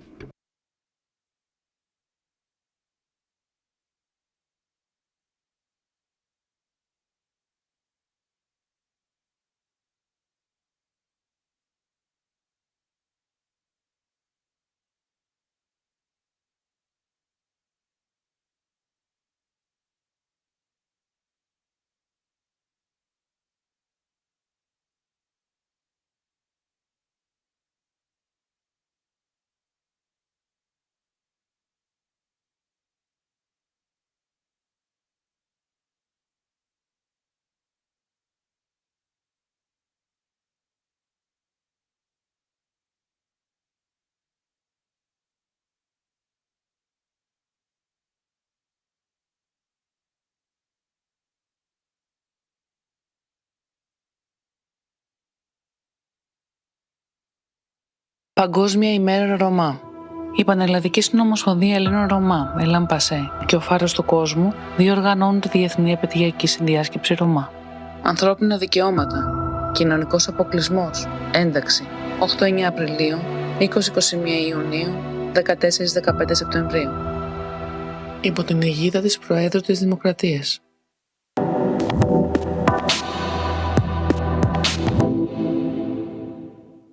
Παγκόσμια ημέρα Ρωμά. Η Πανελλαδική Συνομοσπονδία Ελλήνων Ρωμά, ELLAN PASSE και ο Φάρος του Κόσμου διοργανώνουν τη Διεθνή Επαιτειακή Συνδιάσκεψη Ρωμά. Ανθρώπινα δικαιώματα, κοινωνικός αποκλεισμός, ένταξη, 8-9 Απριλίου, 20-21 Ιουνίου, 14-15 Σεπτεμβρίου. Υπό την αιγίδα της Προέδρου της Δημοκρατίας.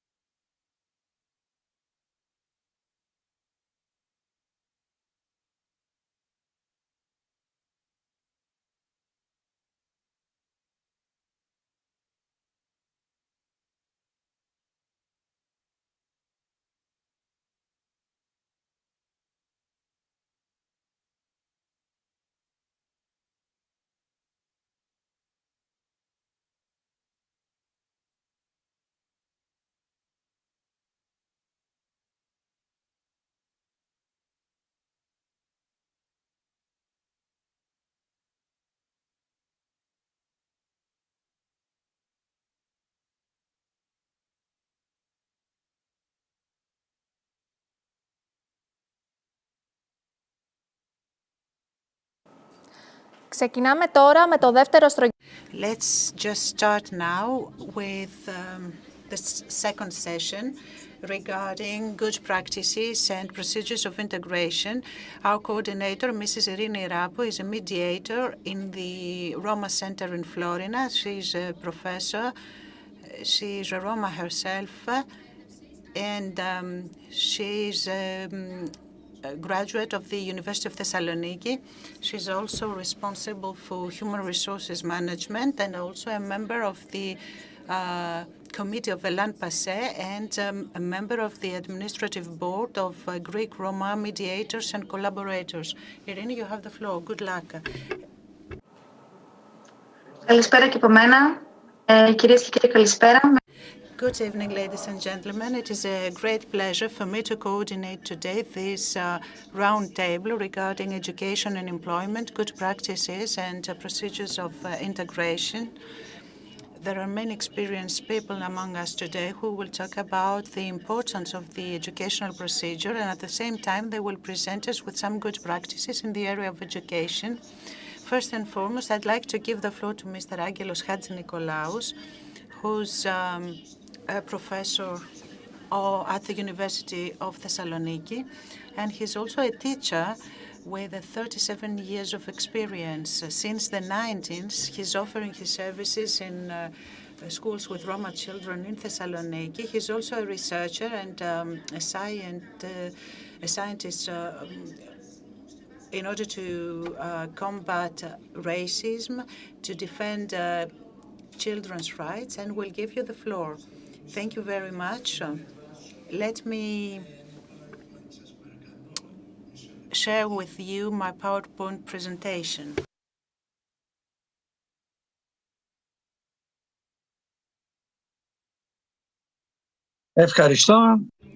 Thank you.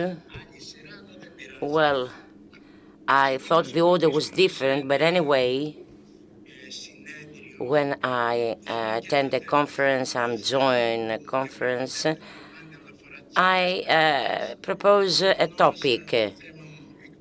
Well, I'll discuss practices and inclusion procedures from reading the life of Roma until the everyday disillusionment in poverty, racism, and social exclusion.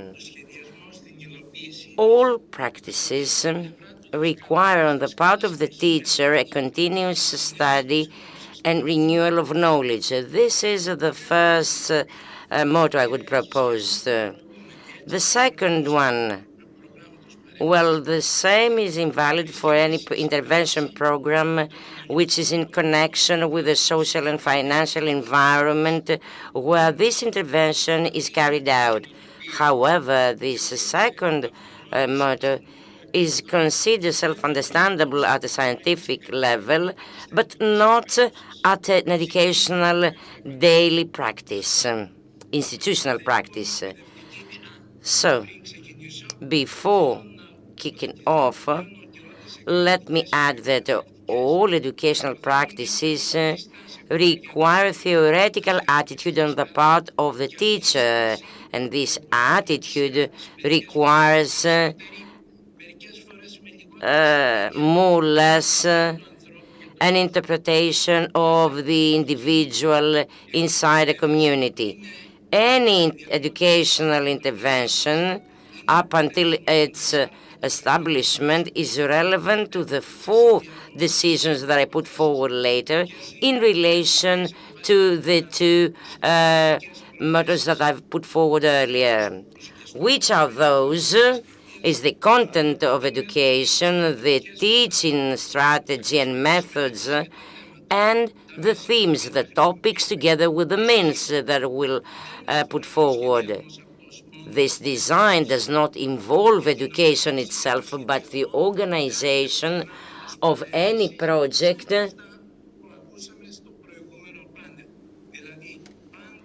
as discussed in the previous panel. In other words, we've got intention, goals, content, methods, that will put in place, that will utilize, and means, of course, all the above, taking into consideration the human factor and the social, financial, and cultural conditions of the groups under discussion. So those prerequisites define the group and the method, and it is important to present both. 31 years earlier, when I started in the 6th year of my practice, when I was involved in a Roma school in Thessaloniki, the teacher of the pedagogical department proposed me a text of Menhert Lakatos in one of his speeches in the UN. In a speech in the UN discussing Roma, he had said, ladies and gentlemen, maybe you believe that Roma people are happy when they are away from the civilization. You are wrong. In a relict world, there where they live in derelict settlements, in poverty, with a high children mortality, where 90% are illiterate. Well, in this world, they live in abominable condition. Following that, we have the Declaration of the UN in 1977 and the recommendation which followed. In September, another recommendation of the EU followed, settling somehow an effort to settle Roma people in the EU as presented earlier this morning. And it is extremely important, ladies and gentlemen, participants, it is extremely important to highlight that those recommendations, similar recommendations, exist for the past 40 years, and yet Roma life in the case of Greece and in the Europe by and large hasn't changed a lot. However, the Lakatos extract could be my speech in itself, involving and touching upon the institutions on Roma, the conditions where they live, and so on and so forth. Lakatos' lecture, to interpret it, sets the exclusion and racism framework that they have been experiencing for years, for centuries, Roma. The Lakatos' discourse may supplemented by an older Roma lady attending our school at that time back when we were discussing the Roma tale on why they do not have an alphabet, because the king, before sleeping, ate the leaf of cabbage where the alphabet was written on. However, when we discussed that old lady said, behind all tales there are truths hidden, great truths. When kings or states were concerned about our literacy, which means that we teachers, we do not read with our eyes, we do not listen with our ears, but with our convictions. And we need to bear that in mind, to be listening and watching via the eyes of Roma. This is a difficult endeavor. Empathy, as described scientifically, is not an easy task. It requires to reverse many personal prevailing assumptions, daily empowerment of ourselves and connection with the Roma families, a relationship starting 31 years back, 7:30 in the morning in the Dropotamos settlements, where house by house I would accompany all children to school And for some days, this empowerment of our relationship would go as late as in the afternoon, which was the case at the Dendropotamos school. In few words, every day I read and listen to new stories of social exclusion and poverty with Roma families, and in certain cases, we need to intervene. In few words, structuring trust relationships between the school and the Roma people is built without mediation on a daily basis, on a daily endeavor, and it is an effort that for myself has been lasting for years, connected with the historical course of this school as a course for to absorb those children and get them integrated. Thus, a sine qua non condition is to be aware of the financial and social and cultural conditions of the Roma people as a primarily factor guiding the implementation of any project. So this is the Dendropotamos, a settlement. This is a text by the children, which shall be soon published next month in a book where we'll have more than 250 texts by children relevant to their life at Dendropotamos. Dendropotamos is a small neighborhood in Thessaloniki, having large highways around it, where we got both houses and derelict buildings. So this is a story of a small child who live in a house with two tiny rooms, one of them being a kitchen. The toilet is outside. We live together, 6 brothers and sisters, my parents, one window. The kitchen is very small, 4 square meters, the entire house 30 square meters.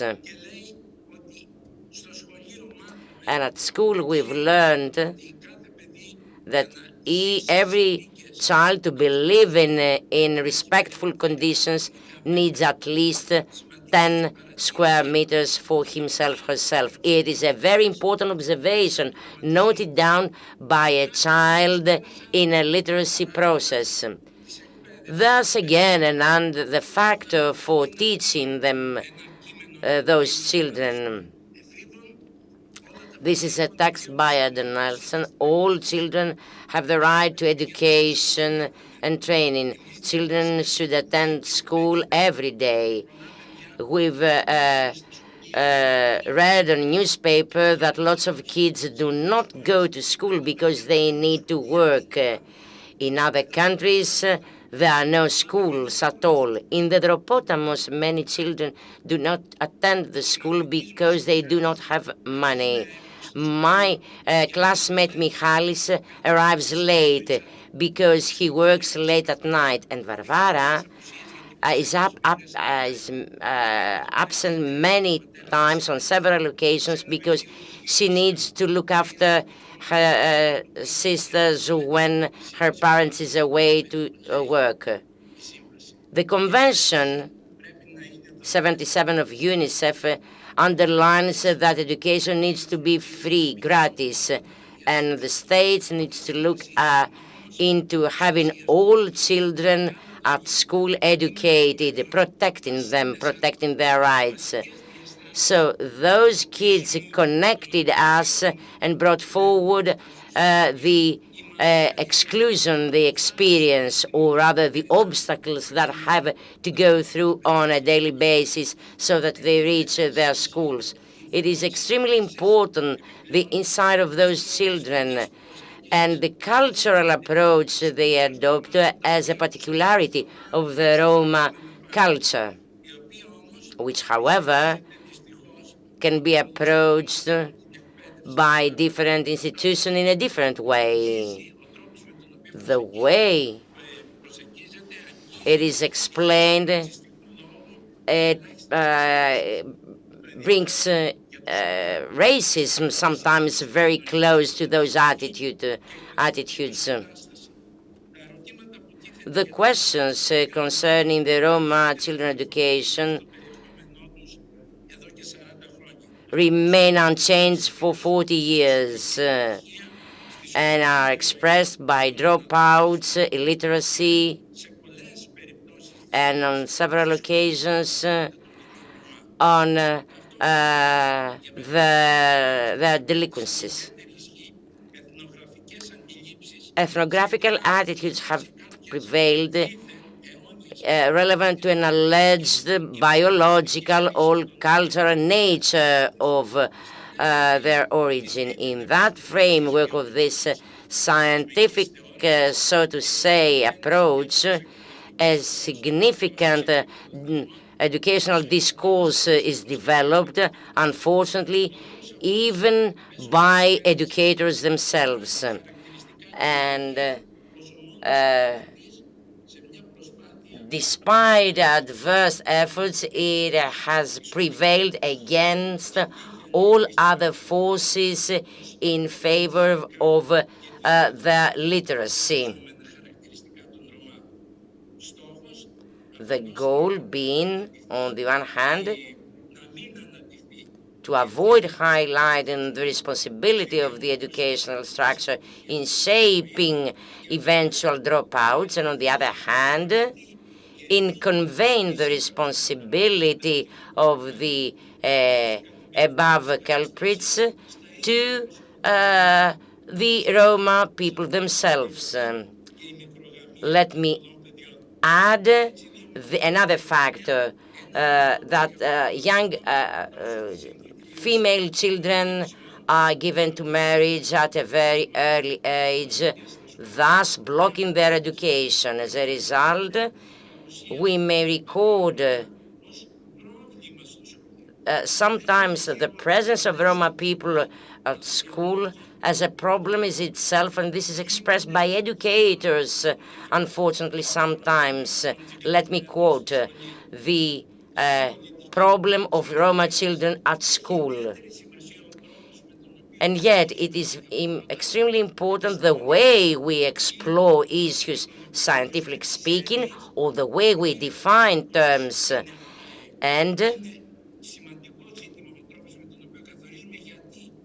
this is why it defines the method in which we intend to intervene. For us, the case of Roma children at school is not a problem, is not a challenge, it is a wealth. Their attendance is extremely important to be understood as enlarging the goals of democracy. And of course, if we consider the conditions as reflected on the text, then we can easily understand that when rationales are adopted relevant to biological incompatibility, then we are speaking about a strong racist discourse. However, for the past 40 years in Greece, as of the time when we had some educational intervention policies and actions, we have recorded a slow development which is somehow annihilated on a daily basis due to the new poverty conditions and new challenges in place. I remind Kato Chachaya, some interventions back in time. I have attended carefully the lecture of the mayor, where we had a 95% of illiterate children, the same valid at Sophaves and Dendropotamos. 10 years later, same rates were recorded by the Secretariat General of Education, which was responsible for their literacy. However, I feel responsible to present two other institutional interventions which ended up at the exclusion of some children from school. 2013-14, elimination of nursing direction and the professional training schooling, thus excluding a number of Roma girls that wanted to attend this specific department. This is an important note which reflects the way in 30 settlements the children were recorded, the schools that attended. There you can see the Hagia Sophia settlement, 5 miles to the west of the ring road of Thessaloniki. You can see the settlement. So there the children of the settlement attend 9 different schools of the Delta municipality at a distance of 2 kilometers up to 6 to 7 kilometers away.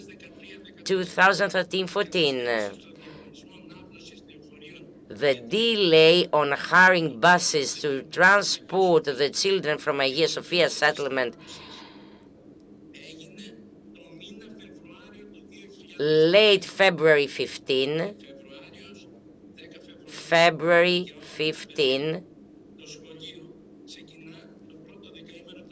had as a result the delayed initiation of this schooling year for Roma children instead of early September, late March. This is a series of institutional intervention which essentially excluded Roma children from the educational system. And this is why I propose that racism is a net of attitudes, concepts, institutionalized or not, measures or not, which lead essentially those children to exclusion. And particularly when we have institutional measures in place, the racism dimension becomes even stronger and contributes even higher to their exclusion. In other words, they are blocked. They cannot enjoy of the public and social wealth.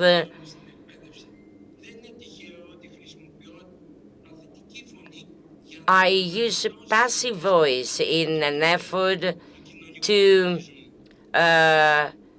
investigate and explore the reasons, the roots of the exclusion, those roots that essentially are social and financial. And let me add the unicultural dimension of the Greek education and the fact that the Greek language is taught to the entire Greek population as the mother tongue, as if all children have this language as mother tongue, which is not valid for Roma children. In other words, there should be some kind of design allowing them to be taught in their mother language. So let me get back to those settlements and take into account the pandemic. Have a look to those pictures when the slogan is, we stay home. Is there any home? We stay indoors. Is there any indoors there in those living conditions? Where's the indoors and where's the outdoors? How we can interpret we stay indoors in their case, and how a person suffering from COVID can stay isolated, in what conditions. Those conditions are getting harder, and they are harshened in the way they live in their settlements. What is the safety we are speaking about in those constructions? stay home. That was one of the first messages. Many Roma work outside. Curfew, which blocked their means of living. They couldn't work. Have they been given something? Any kind of assistance?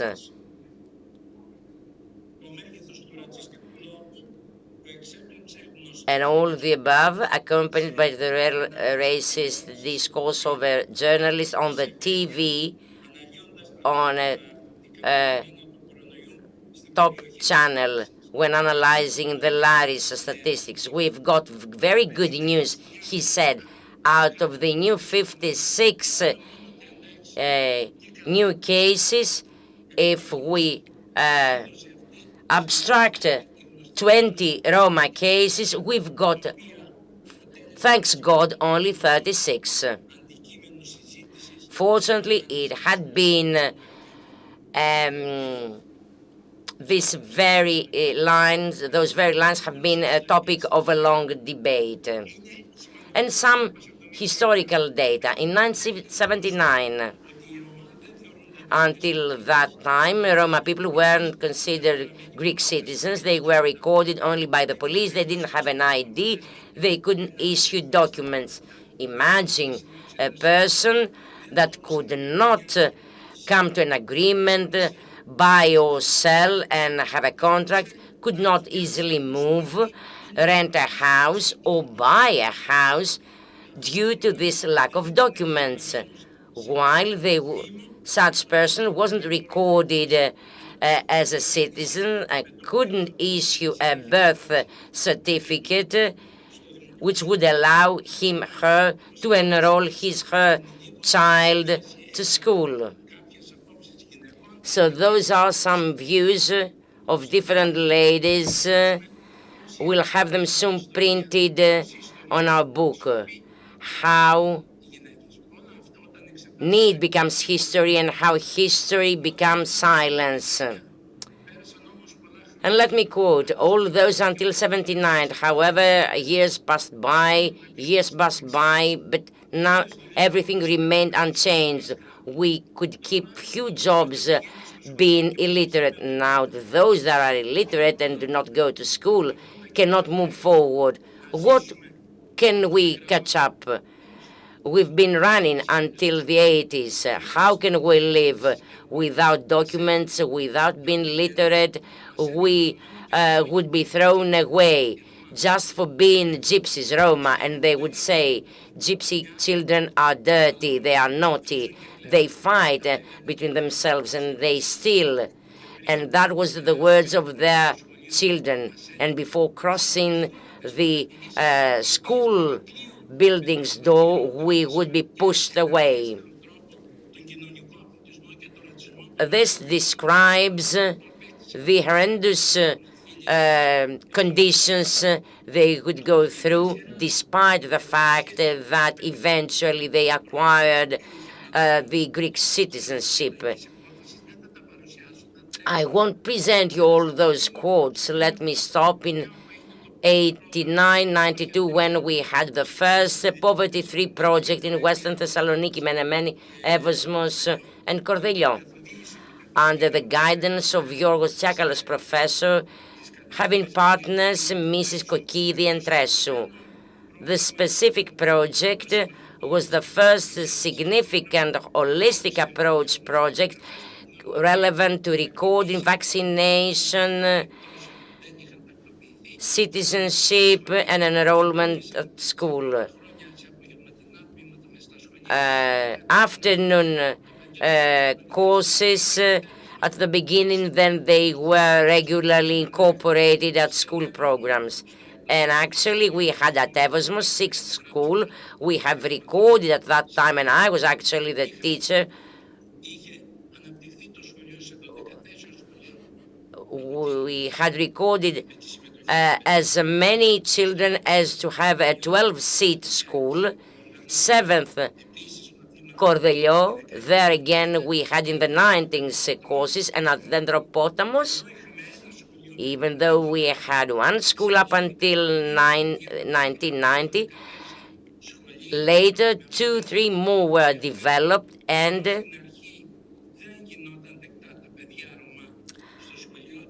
at the beginning, even though Roma children were not accepted, from that time onwards, we had a significant attendance. At the beginning of 2000, we at Dendropotamus, instead of having one school, we had two schools, 2 seats and 14 seats, respectively. 1995, 26 years ago, I've attended this seminar under the auspices of the Secretariat General for Popular Education. Those are the minutes of that seminar. There, the Secretary General Lazaridis presented the recording of 95% of my children being illiterate. A year later, we had the minutes printed, issued. A year later, the first programs on educating Roma started, those that you can see on the slide, coming up until today. And some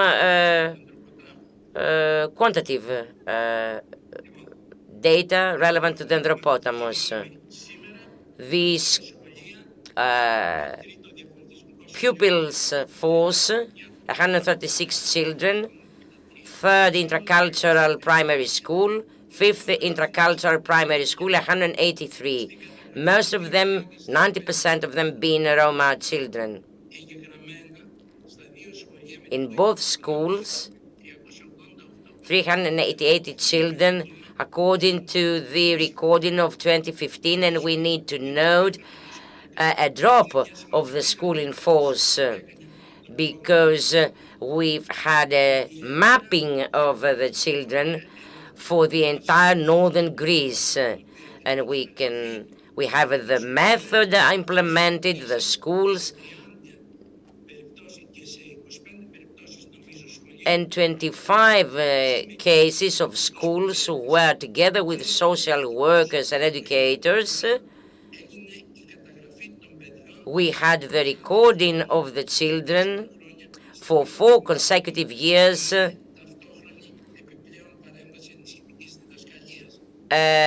together with the provision of an accompanying assistance. Now, preschool attendance. Bear in mind that not all children attend preschool structures. In both schools last year we had 26 kids enrolled, and yet at a later stage we've recorded 15 more that has skipped this mandatory preschooling attendance, and this is very important. The results during the last decade, those that have graduated from both schools, 390 in total from both schools, and we can see the picture every single year. Those enrolled at the beginning of the year, those graduating by the end of the school year. It is important that some of them would stop and would get back a year later, or would be left outside because they would be older than 16 years old.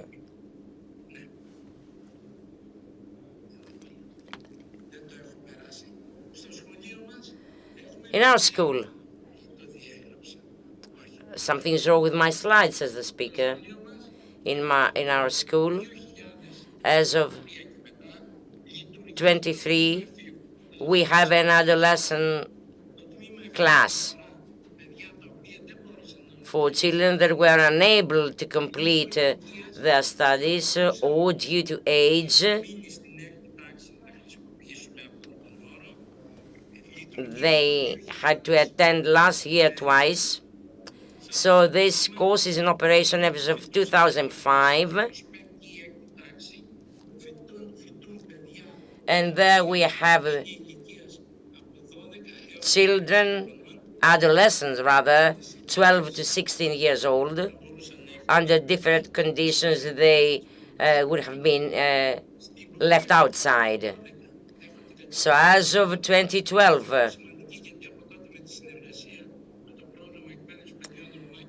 where I have a recording with the assistance of other scientists, we have managed to have a more regular attendance of more adolescents. I've mentioned earlier the conditions, and this is how we've managed to have them educated in foreign languages and so on and so forth. You can see the numbers of those starting the year and those that actually graduate every year as of 2010 up until 2020, and the total numbers.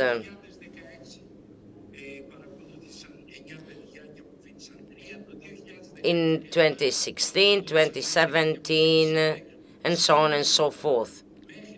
In total, up until 2018, 2019, 40 adolescents have graduated and got the appoliterion, the certificate. They all continued to the secondary level. 2 of them completed the second level education at the second educational level and succeeded in getting into the university. Selim Paraskevas is one of them, Tsakidis Konstantinos, the second one. Now,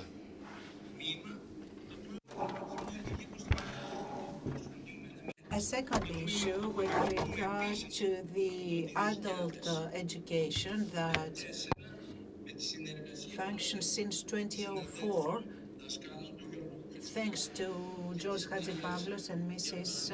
Yavani, dear colleagues, and it started for 4 years. It's every day,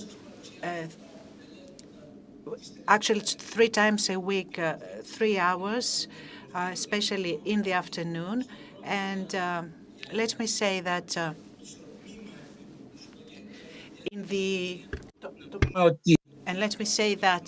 the first years I cooperated with Dimitris Raditsis, and for the adult education I started working with Mr. Hadjipavlou.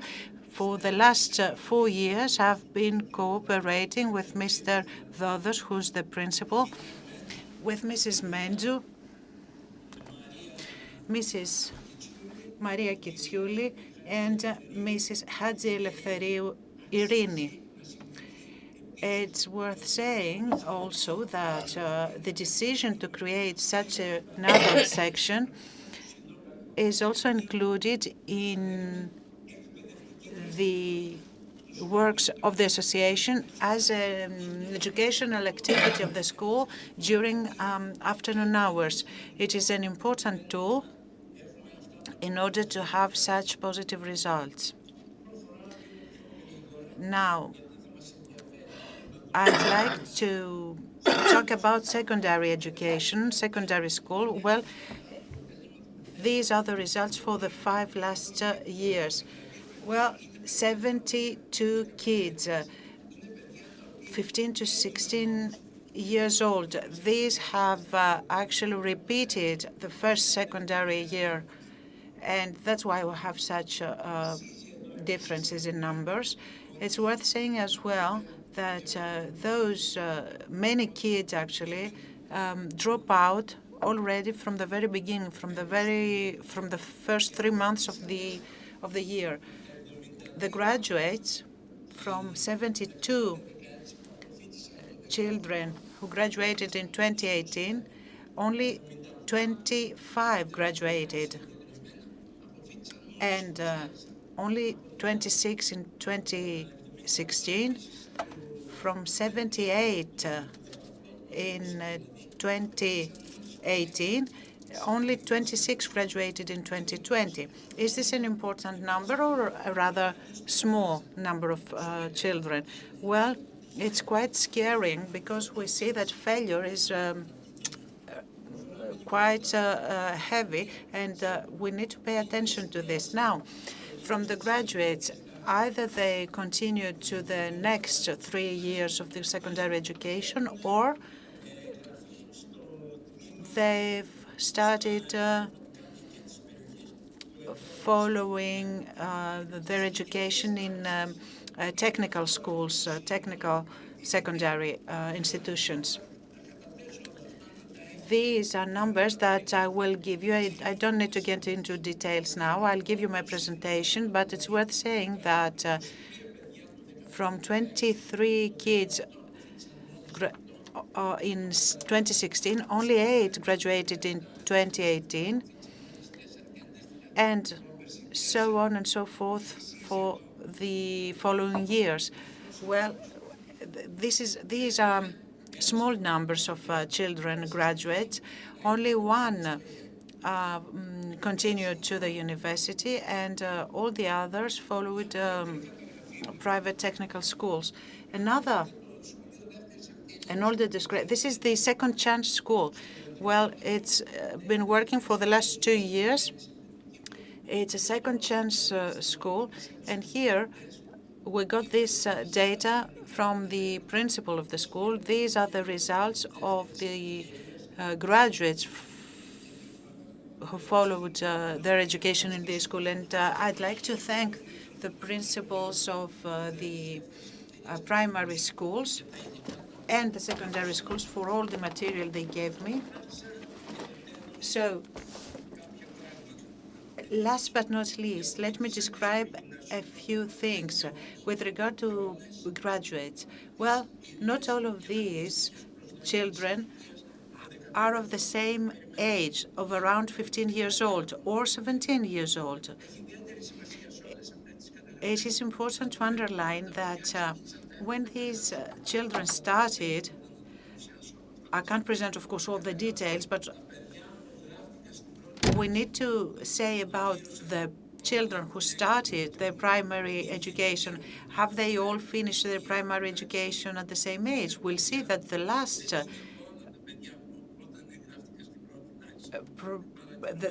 the last year shows many discrepancies, which means that there is a kind of stagnation, which is a kind of failure. So we have different ages. We have 2 kids. I've talked about these 2 kids who graduated primary education at the age of 16, and secondary as well, and then they continued their studies at the university. When we started, the adult section as well as the teenagers section in 2005, the situation wasn't smooth. There were even some colleagues who were against such projects, and of course there was a girl, a student who was smoking in 2013. Well, the principal had to throw her out of school because she was above the legal age. However, the section we had created at the time intervened, and we published a text along with students, because this was something that took place 2 days after the Human Rights Day. And we protested against the affair, and then the Ombudsman, with a special intervention, paid great attention to the case, and in 20 days' time, he suggested that the girl should go back to school. The thing is that the girl, well, was pretty ashamed and never went back to school. Anyway, all teachers are kind of forced to follow a very obsolete language program, curriculum, and this is not a very effective method. There is also a rather severe framework of absences, of absenteeism, and this leads many kids to fail, especially for Roma kids, and they take it very personally, unfortunately. In 2001, a student named Aliki, she had completed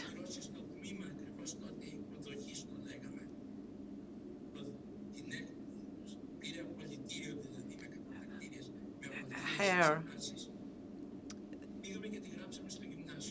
primary education. She continued to the secondary education.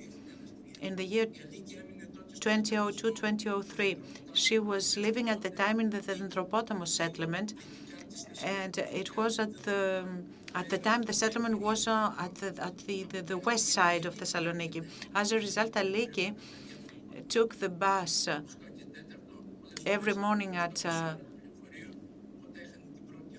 8:30 in the morning, so she lost the first hour. Then she had to leave during the last hour in order to get the bus to go back home. And she lost many hours. That's why in 20 years' time she had 20 absences, and the principal called her and asked her to find a solution. I also went there. I explained to the principal the situation. Unfortunately, said the principal, we can't do much. We need to take absences. So Aliki dropped out of school because she realized that already during the first 3 months she couldn't go on the next year. But I'd like to finish. I know I've been quite long. I've kept this text to show it to you. Well, these texts organized by the adult section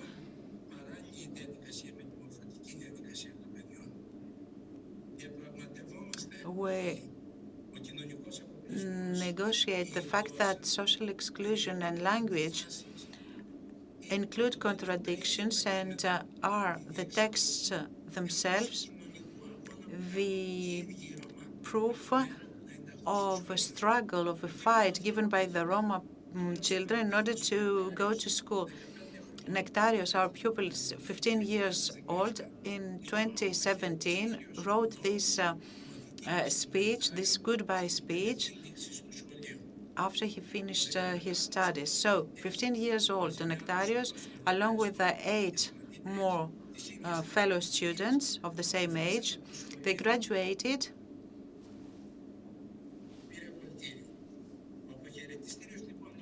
and his goodbye speech is the following: Dear professors, dear teachers,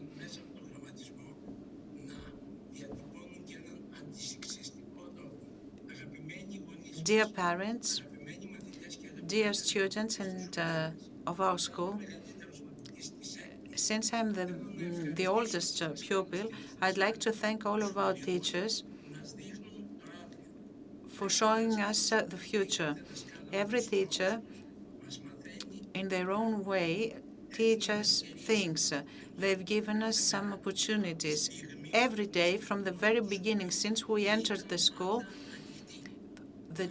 which was always open, of course. This has been of paramount importance to us. That's why we managed to graduate, whatever our age.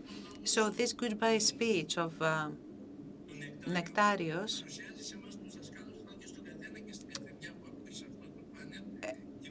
is actually a proof of the effort of the Roma students in recent years. Second, an educational proposal for action as it was perceived by each Roma kid, and it underlines as well the value, the added value of Roma pupils in the school.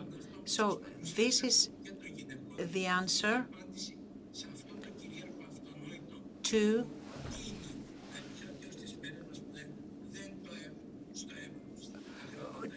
what we say that actually they are not able to become literate. This is not true. We're talking about socially excluded groups, and we see the added value of school for these pupils. Another interpretation of this text is against all arguments of exclusion. We've lost the speaker, unfortunately.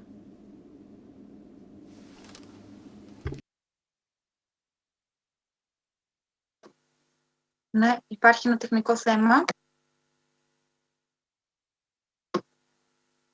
Παρ' όλα αυτά θα συνεχίσω. Anyway, there is a technical problem. Thank you very much, dear Angelos Hatzinikolaou, for his intervention. He has explained that social exclusion is an important issue. Educational interventions are also very useful and important because they contribute to the educational history of Roma people. There is also a message from Maria Lars from Sweden, who says that Mr. Hatzinikolaou has expressed the Roma children voices, and so far this is the strongest message of the conference. Now let's go on with our guest, Oksana Marathioti from the US, who's with us today. She's an author and a professor of the Nevada University. She's from a Roma origin. She has written American Gypsy, her autobiography, and she will explain a few things about education through writing narratives. You have the floor, please.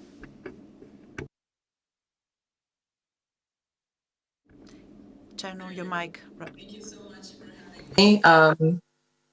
I'm very happy to be here. As Irini pointed out, I will be speaking from the perspective of creative education, creative writing education. I am a teacher, but writing is my profession, so that's the lens that I can look at these issues through. As a child, I devoured books, especially classics, and while I didn't always understand the stories, I loved the characters. Book people and their lives felt real to me. They were fascinating and really diverse in their experiences. However, I did not see Romani people in the pages of any of these books. I remember reading Victor Hugo's The Hunchback of Notre Dame and wondering why. A story that had as its protagonist a Romani woman seemed to be focusing more on non-Roma characters. Esmeralda was a mirror in which those who desired and feared her saw their souls reflected. Life transpired around her, decisions about her were made by others. Everything she represented was filtered through the lens of non-Roma characters. She lacked the autonomy of her story. She did not own her experience. The sheer power of the written word and the scarcity of Roma representation in literature, and by extension pop culture and culture at large, motivated me to study how narratives are shaped. And as an adult, when I became a writer, it instilled in me an unshakable conviction that Roma writers are instrumental in the fight for Roma rights and recognition as world citizens. Today I will address several things: the continuous and dangerous misrepresentation of Roma in literature and beyond, literary activism as a tool in creating and preserving full ownership of Romani people's narratives, and lastly, the vital role of literary creative writing education of young Roma in forging a stronger sense of identity and belonging through writing own voice stories. Since before the development of the alphabet, storytellers have carried the tradition of preserving stories. These legends, myths, and fairy tales are still with us today. When we're young, they teach us about the world, the world's moral compass, and the oldest lessons in human history are passed on through them still. Written language has allowed scribes and educators to interpret early narratives. Passed between the wordsmith and the teacher, storytelling gave birth to cultural memories. It is not a coincidence that in the hierarchical civilizations, the elite have been gatekeepers of this knowledge. After all, these dominant narratives have shaped our cultural identities, contributing to the social imaginary as defined by Charles Taylor. However, if most societies' knowledge is forged from the philosophies and the storytelling modes of the powerful, how does that particular dynamic affect the marginalized groups like the Roma, and how is our identity as people shaped by it? In stories, Roma have played a role unchanged for millennia, that of conflicted characters, impetuously dissident and admirably protective of their freedom. Romani characters are resistant to any attempt at becoming civilized. Yet, as remarkable as those images may appear to the outsider eye, their implications are inaccurate and dangerous. Real people are different from story people, yet in narratives written primarily by non-Romani contingent, Roma lack the luxury of such distinction. In stories, we have remained unnatural. Our identity are artificial and static. This skewed representation has in turn contributed not only to how Romani culture is perceived by others, but also how we perceive ourselves.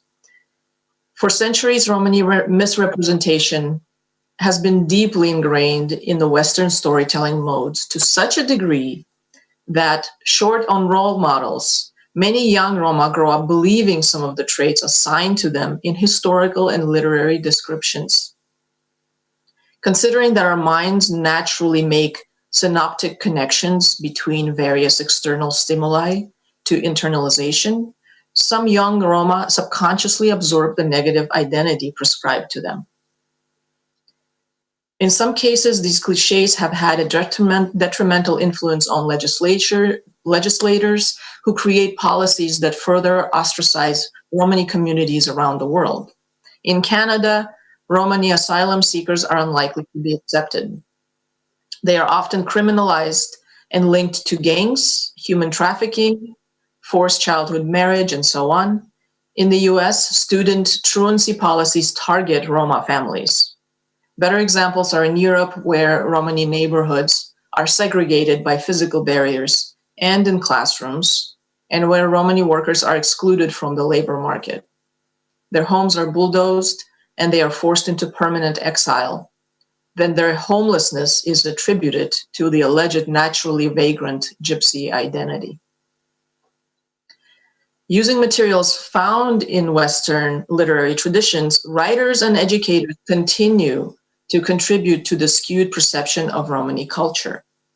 Over time, this practice has led them to construct a fixed idea of gypsy other, who is far removed from the resistant of cultured society at large.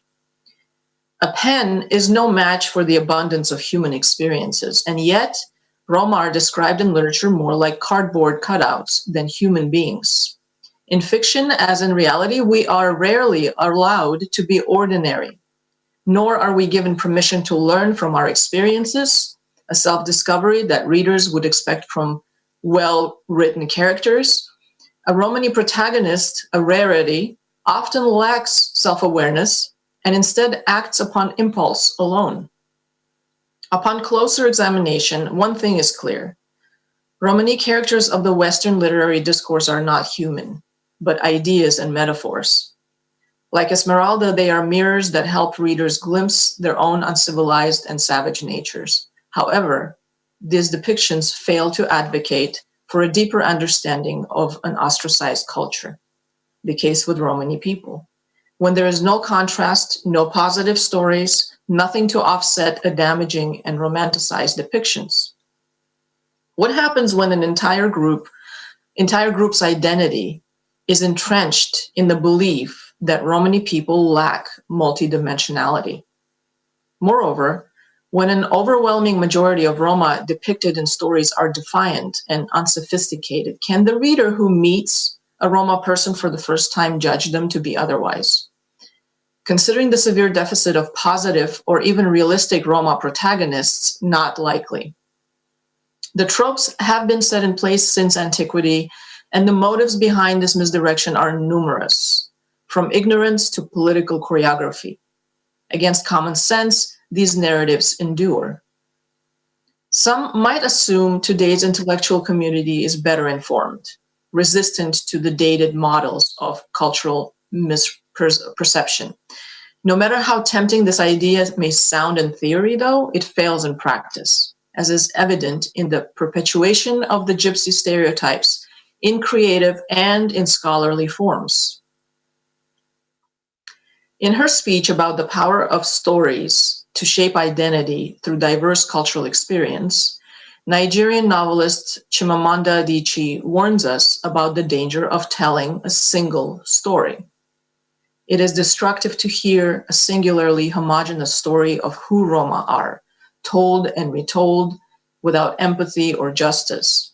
But how do Roma gain agency of the multitude of Roma narratives? How do we leave behind the archaic depiction of Roma characters in creative and by extension social and academic discourses? By this, I also mean film, any scholarly discourses, any mass media production, not just literature. The most effective solution might lie in the very place where the static Roma image was first established, literary and creative arts.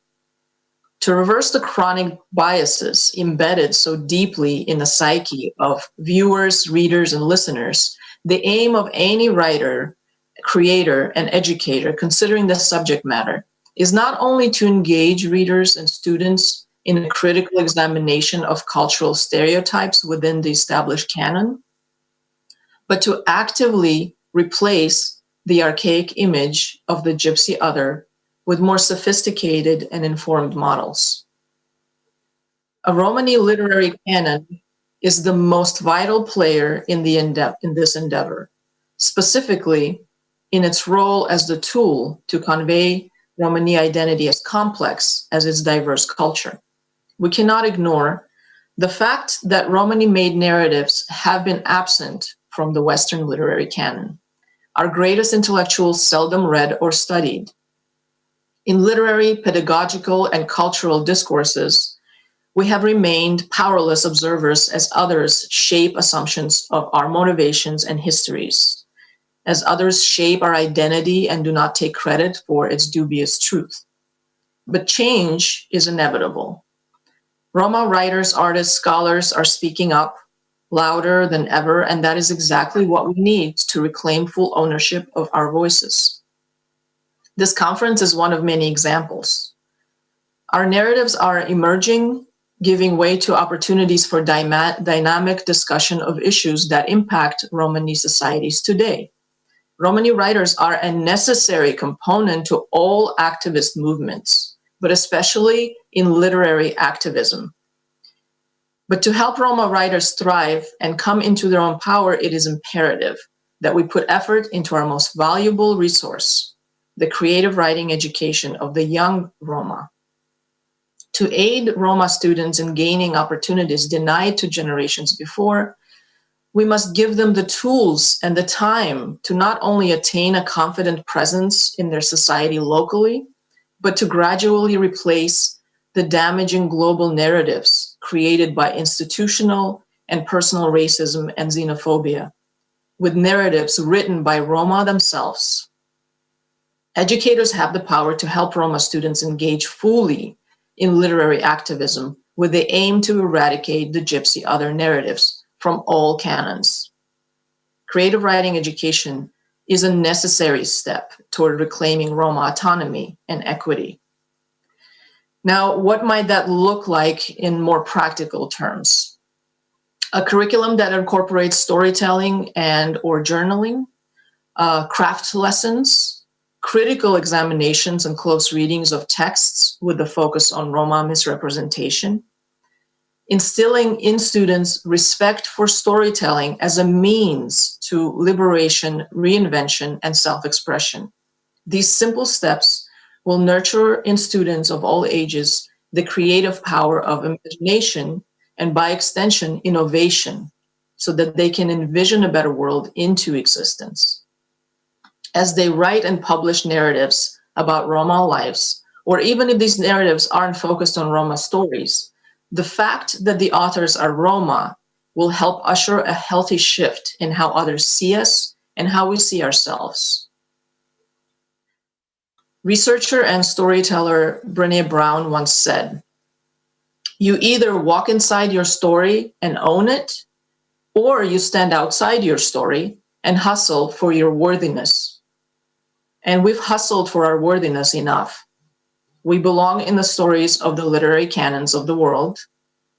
So the time has come for us to stop trying to change the way non-Roma tell our stories. Instead, it is time we instill in our people the desire to tell our stories, and they will go on writing and creating for lifetimes, becoming a literary force of change like no other. Thank you.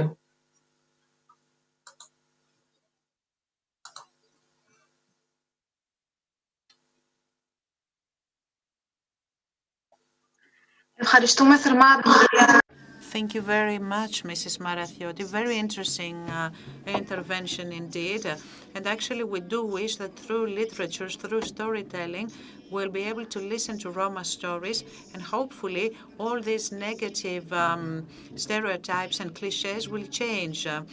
Hopefully, Mrs. Marathioti, education, and especially literature, will be the way, will pave the way to the social inclusion. Now we'll give the floor to His Holiness Athinagoras from the World Lighthouse, which is a special sui generis family embracing all children in need. Your Holiness Athinagoras, you have the floor. Good afternoon, ladies and gentlemen. Let me share my PowerPoint presentation with you.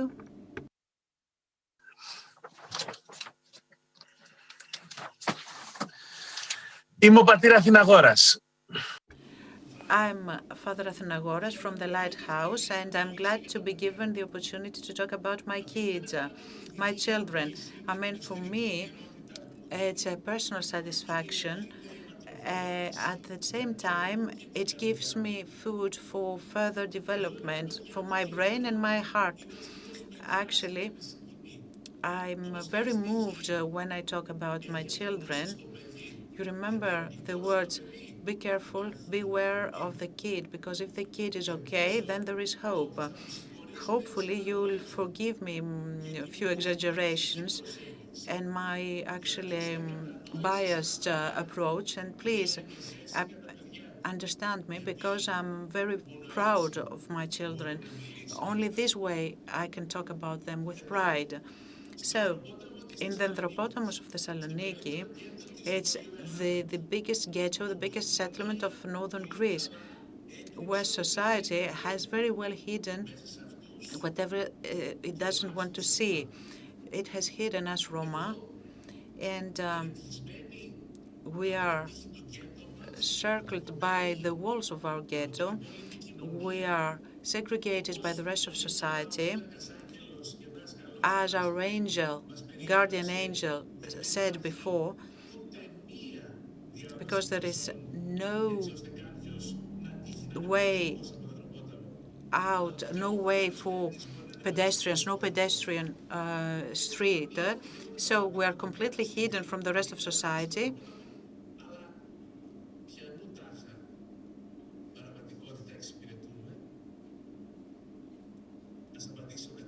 Well, this is an issue. In the Anthropotamos, more than 90% of people are Roma, and 1/4 of the total Roma population is children. Children that 16, 17 years ago started the school year during a few hours until they got the allowance and the benefits. That's how they were taught by the predecessors, by the parents, because since then, nobody took them by the hand in order to guide them to school. Nobody offered them a shoulder in order to feel secure and to start their journey to education. Our guardian angel, our teacher Angelos, with other sensitive human beings and professors, showed us the way. That's how a big group followed them in order to wake up and to wake all our Roma kids, to give them breakfast, which is school material, to help them for their personal hygiene, to help them in every way we could, and to keep them inside school with school championships, football championships, to have them at school every day so that they can play the game of Saturday. And every day, these kids loved school more and more. They adored school. They understood clearly how big need is school and how important for their evolution. In our way, we had many people who helped us from our neighborhood, from other neighborhoods. People who came to offer their help to all of us who paved the way for these kids to come to school. We had to be patient. Time was needed. Love was needed from all those people who helped us. We got help and patience, and we became a family. And day after day, we managed to live some big moments. When these kids finished school and they went to university, they managed to change the history of their homeland, a homeland full of problems, and they had to make great efforts. They had to mature early, and they struggled, they fought, and they demolished the wall of their ghetto. Our guardian angel, Angelos, showed us many statistics, many data, and many pictures. Let me add the army of kids who go to Evosma school every day, dozens of kids, more than 50 this year, go to school every day, and their professors are so proud for them. But you know, this took 10 years of hard work. Nice kids with qualifications, clean kids. Nobody will dare say, why do you put this Roma kid next to my kid? Alexandros has passed the exams for the musical school.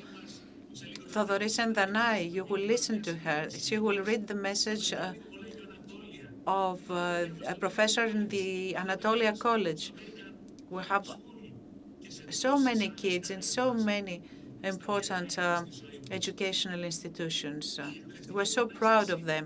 Educational revolution took place when our first group of kids broke the wall and built a bridge of communication to the US. We were the first group of educational robotics 8 years ago, and we traveled to the US in order to present our work. 2 years later, as Greek champions, we visited again the US, and we took part in a contest.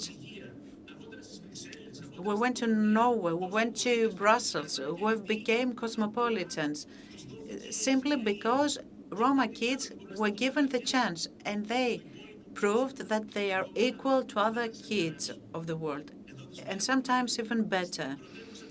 You see here the world capital, New York, Times Square. They realized there that whatever they dream could become a reality. Sky is the limit. Let's watch the first video.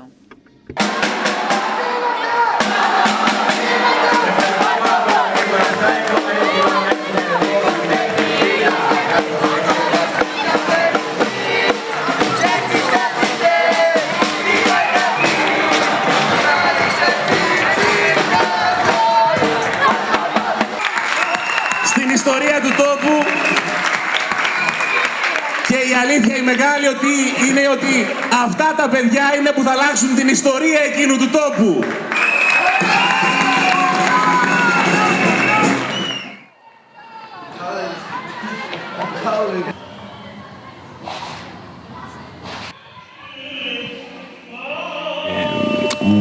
Με μάγευε η εικόνα του Ιεραπόστολου, ο οποίος κρεμούσε 2 εικόνες πάνω σε 2 δέντρα μέσα στη ζούγκλα και τελούσε τη λειτουργία μέσα στη φύση. Στη συνέχεια είπε ότι θα είμαι κι εγώ ένας από αυτούς και μόλις είμαι έτοιμος θα κατέβω στην Αφρική να ενταχθώ στα κλιμάκια τους. Και εκείνος μου είπε ότι δεν έχεις να πας πουθενά, υπάρχει και στη Θεσσαλονίκη μια Αφρική, είναι ο Δεδροπόταμος και εκεί τα παιδιά δεν πηγαίνουν στο σχολείο, δεν έχουν πρόσβαση στην υγεία, στην αγορά εργασίας, στη στέγαση, στην εκπαίδευση. Κάπου χωρίς να κάνουμε ζημιά. Βοηθήσατε την πίστα, να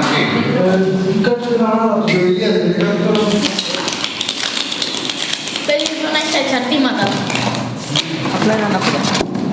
Τι είναι αυτό. Τώρα δεις, εξαρτήματα είναι αυτό. Γιατί χώρο το πάει. Καλά κατεβίνεις.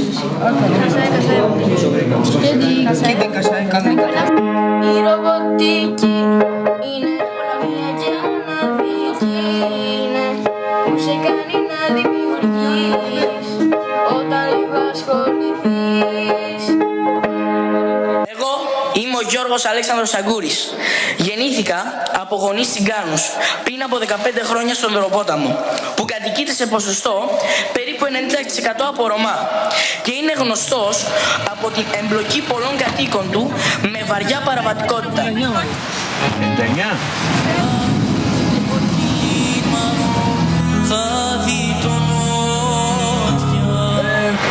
Captain. Captain here, first officer there. Okay. There you go. It's very good. What do you think? Oh, this, what is this? Radios, navigation. Ah, okay. Okay?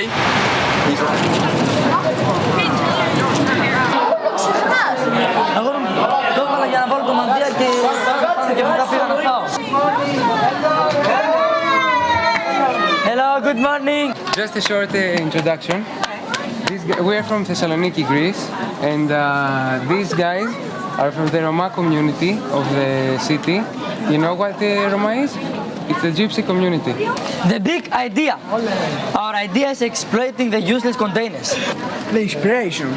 We got the inspiration about the idea from the need on the institution Pharos to Cosmos. We know that Pharos to Cosmos needs a new building as their needs change and the number of children that stay there grows. This is a time where I would like to invite Beth Betsy Daniels, which is Senior Program Manager. Παίζει να πάρουμε και βραβείο μέντορα, γιατί τα γράψαμε έτσι επιστημονικά πολύ ωραία. Να το. Τι? Το μέντορα αυτό. Τώρα μας δίνουν βραβείο, παιδιά, πρέπει να φύγω. Πρέπει να φύγω, παιδιά.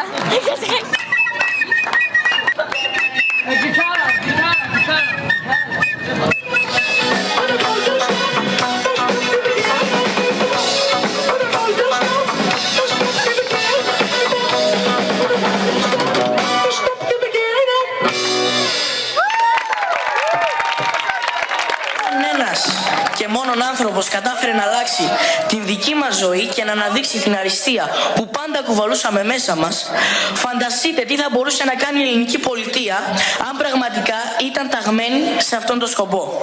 Φυσικά κάποιος μπορεί να επικαλεστεί τη δύσκολη οικονομική κατάσταση της χώρας μας. Αν όμως θέλετε να δείτε τι σημαίνει πραγματικά η λέξη δύσκολη, δεν έχετε παρά μόνο να μας επισκεφτείτε στον Ευρωπόταμο. Είναι ένα τσιγκάνικο κομμάτι το οποίο μιλάει για αγάπη. Αγάπη είναι να νοιάσει για τον άλλον, να πονάς όταν πονάει, να χαίρεσαι όταν χαίρεται.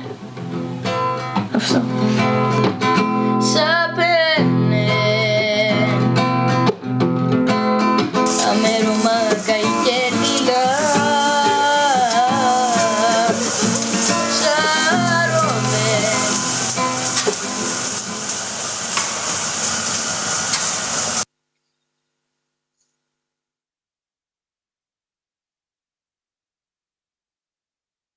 Γυρίζοντας από την Αμερική. So coming back from the US, we never forgot the kids who lost their way. We wanted to share our joy with our kids, with our children.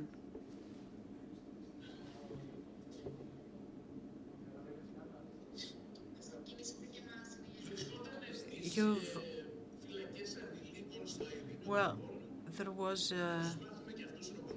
we went to the children's prisons also to teach them things, robotics and other things.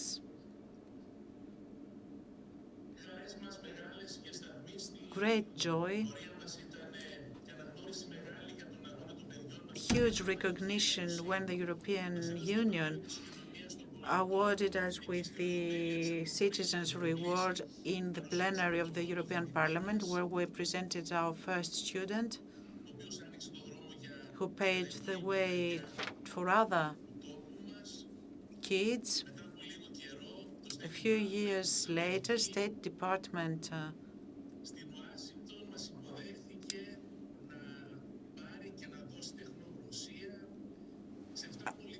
offered us with know-how. We visited 7 states and we exchanged good practices and know-how.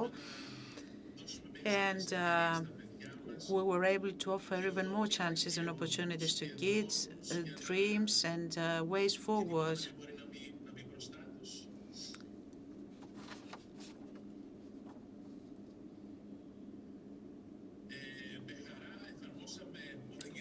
It was a pleasure to implement the voluntary,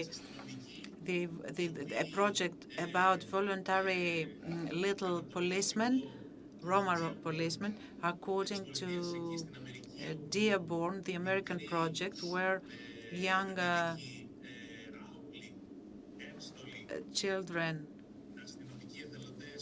voluntary policemen were protecting parks, football camps and helped the police. Well, in this framework, our children created this model, and we had the inauguration by Mr. Kalamarakis and Archbishop Hieronymos. Our kids took the floor during this conference, and they were very glad to be given the floor within our society. Good cooperations, love and care by all the people who are able to help them to fly towards the sky.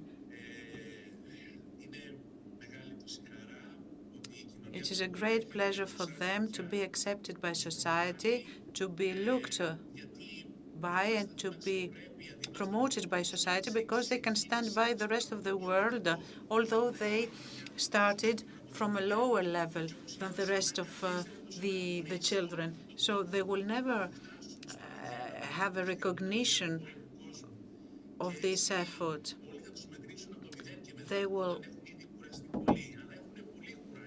They're very courageous kids, and they will surprise us even more with their successes. So, after their studies, they managed to cooperate with the municipality of Panhellenic and to create another school with 60 pupils that they're given the opportunity every day to follow rhetoric classes, robotics, technology, painting, dance, music, singing, and whatever you can imagine. So we stand by them. Thank you very much from the bottom of my heart. And before I show you the last video, let me tell you that what gives me enormous pleasure is to be seated and watch my children to take their lives into their hands. If someone ask them what is the lighthouse, what Pharos is, they will all answer, the Pharos, the lighthouse is me, is myself. Let's watch the last video.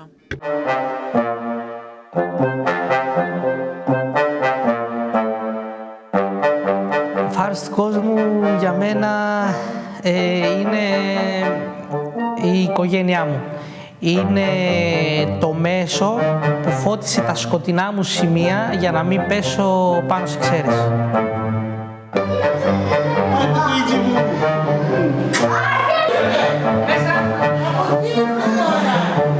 Σήμερα απασχολούμαστε 7 άτομα στο κέντρο δημιουργικής απασχόλησης που έχουμε δημιουργήσει στο 3ο Δημοτικό Σχολείο του Ιδρωποτάμου.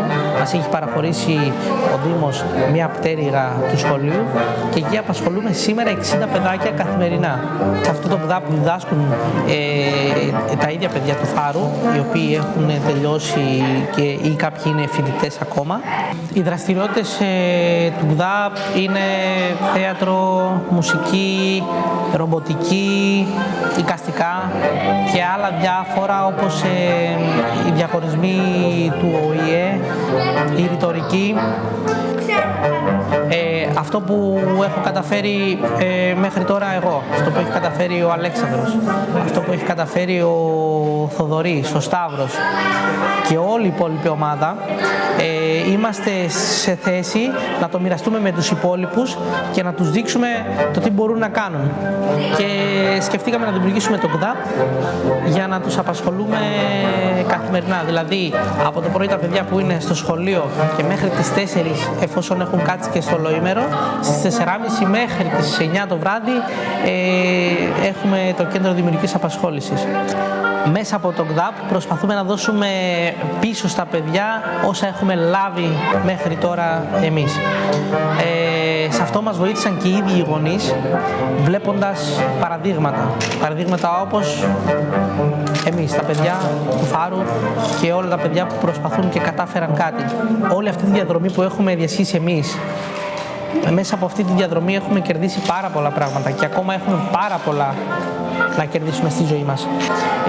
Αυτό είναι το κίνητρο και μέχρι και ο τελευταίος, ο πιο δύσκολος γονιός λέει στο παιδί του κοιτάξτε που έφτασαν οι υπόλοιποι, εσείς γιατί είστε ακόμα εδώ, σηκωθείτε να κάνετε ό,τι κάνουν και οι άλλοι και οι υπόλοιποι. Είναι αυτοί που πρέπει να δώσουμε την πάσα στη νέα γενιά, στους μικρότερους. Αυτή είναι η φιλοσοφία του Φάρου.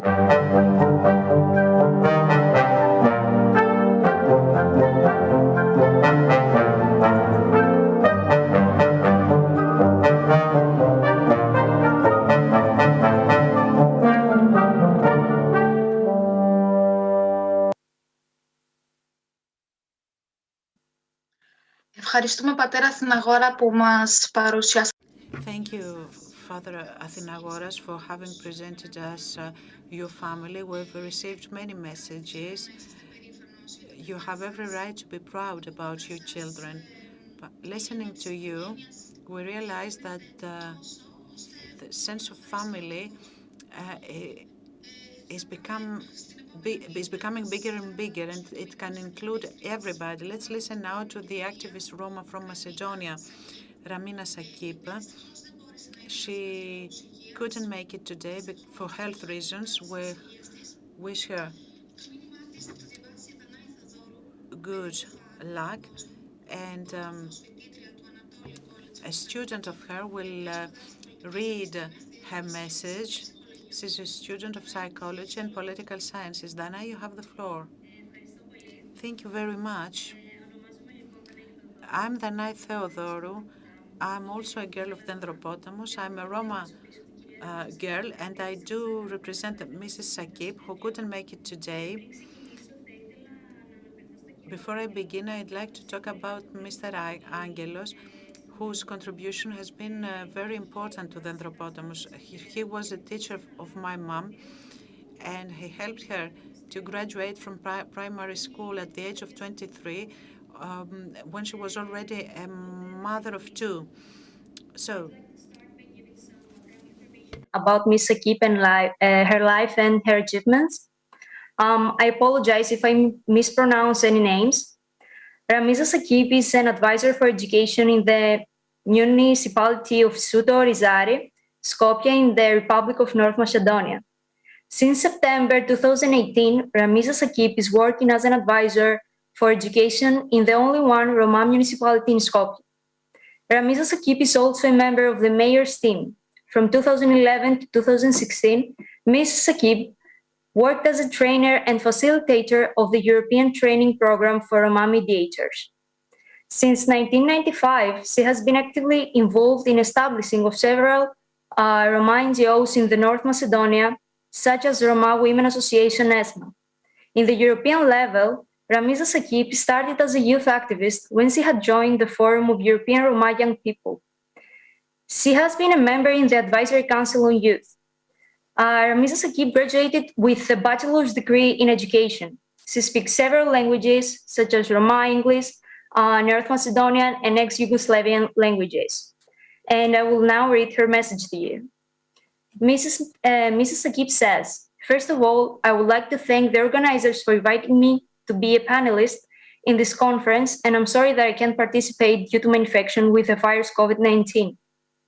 Today is a historical day for us because we're celebrating the 8th of April, the International Roma Day, and the 5th anniversary from the first Roma Congress held in London in 1971.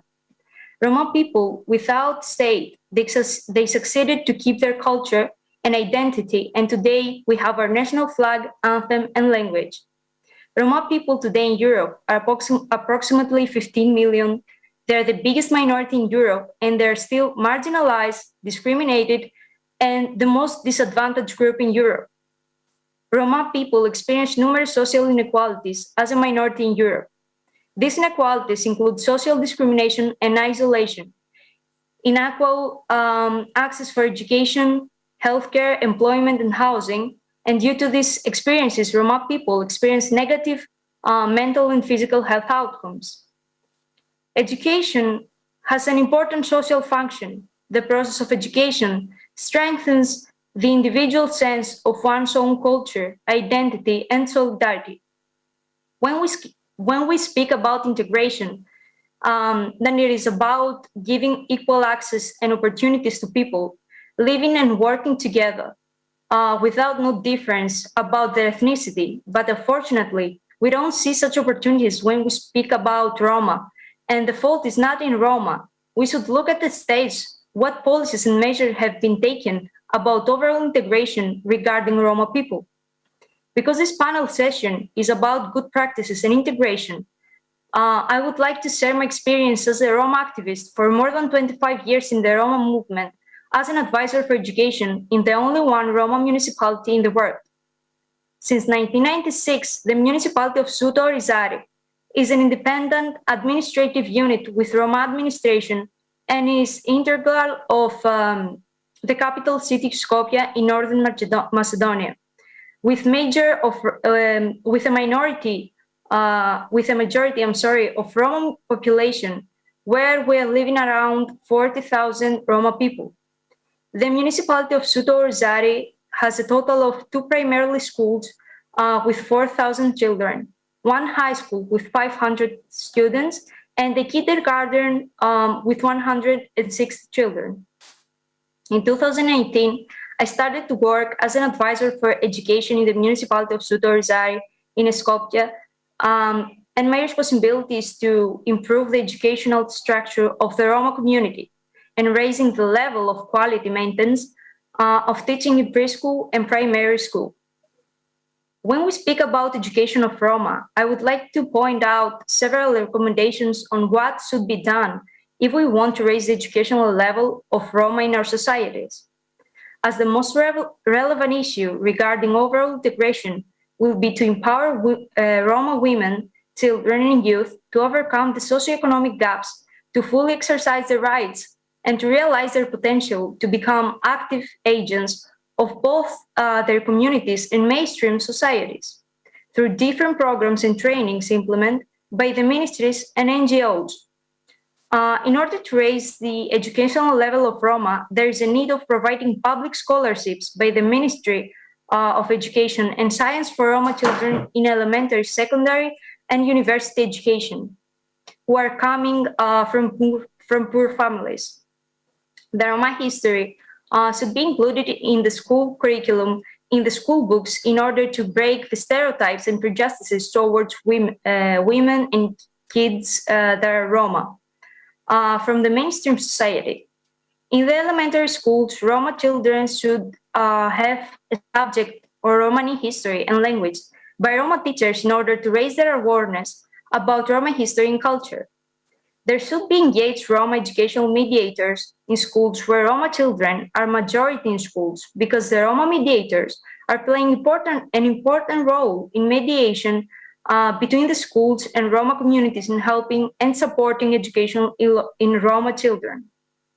Roma representatives from the Roma communities should participate and be involved in decision-making bodies when we speak about creating Roma policies and measures by the governments on local and national level. It's important that the Roma and non-Roma NGOs should cooperate and work closely with the Roma community members in giving their support and helping Roma people in raising their awareness for their rights and building their capacities and skills. The states are responsible for ensuring decent and good socioeconomic life for their citizens.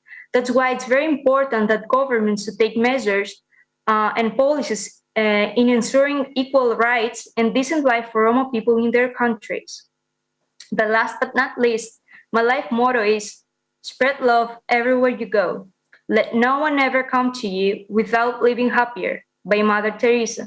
My life inspiration was Mother Teresa. I have been always admire her for her great personality, spirituality, and kindness. Thank you. Σας ευχαριστώ και εγώ.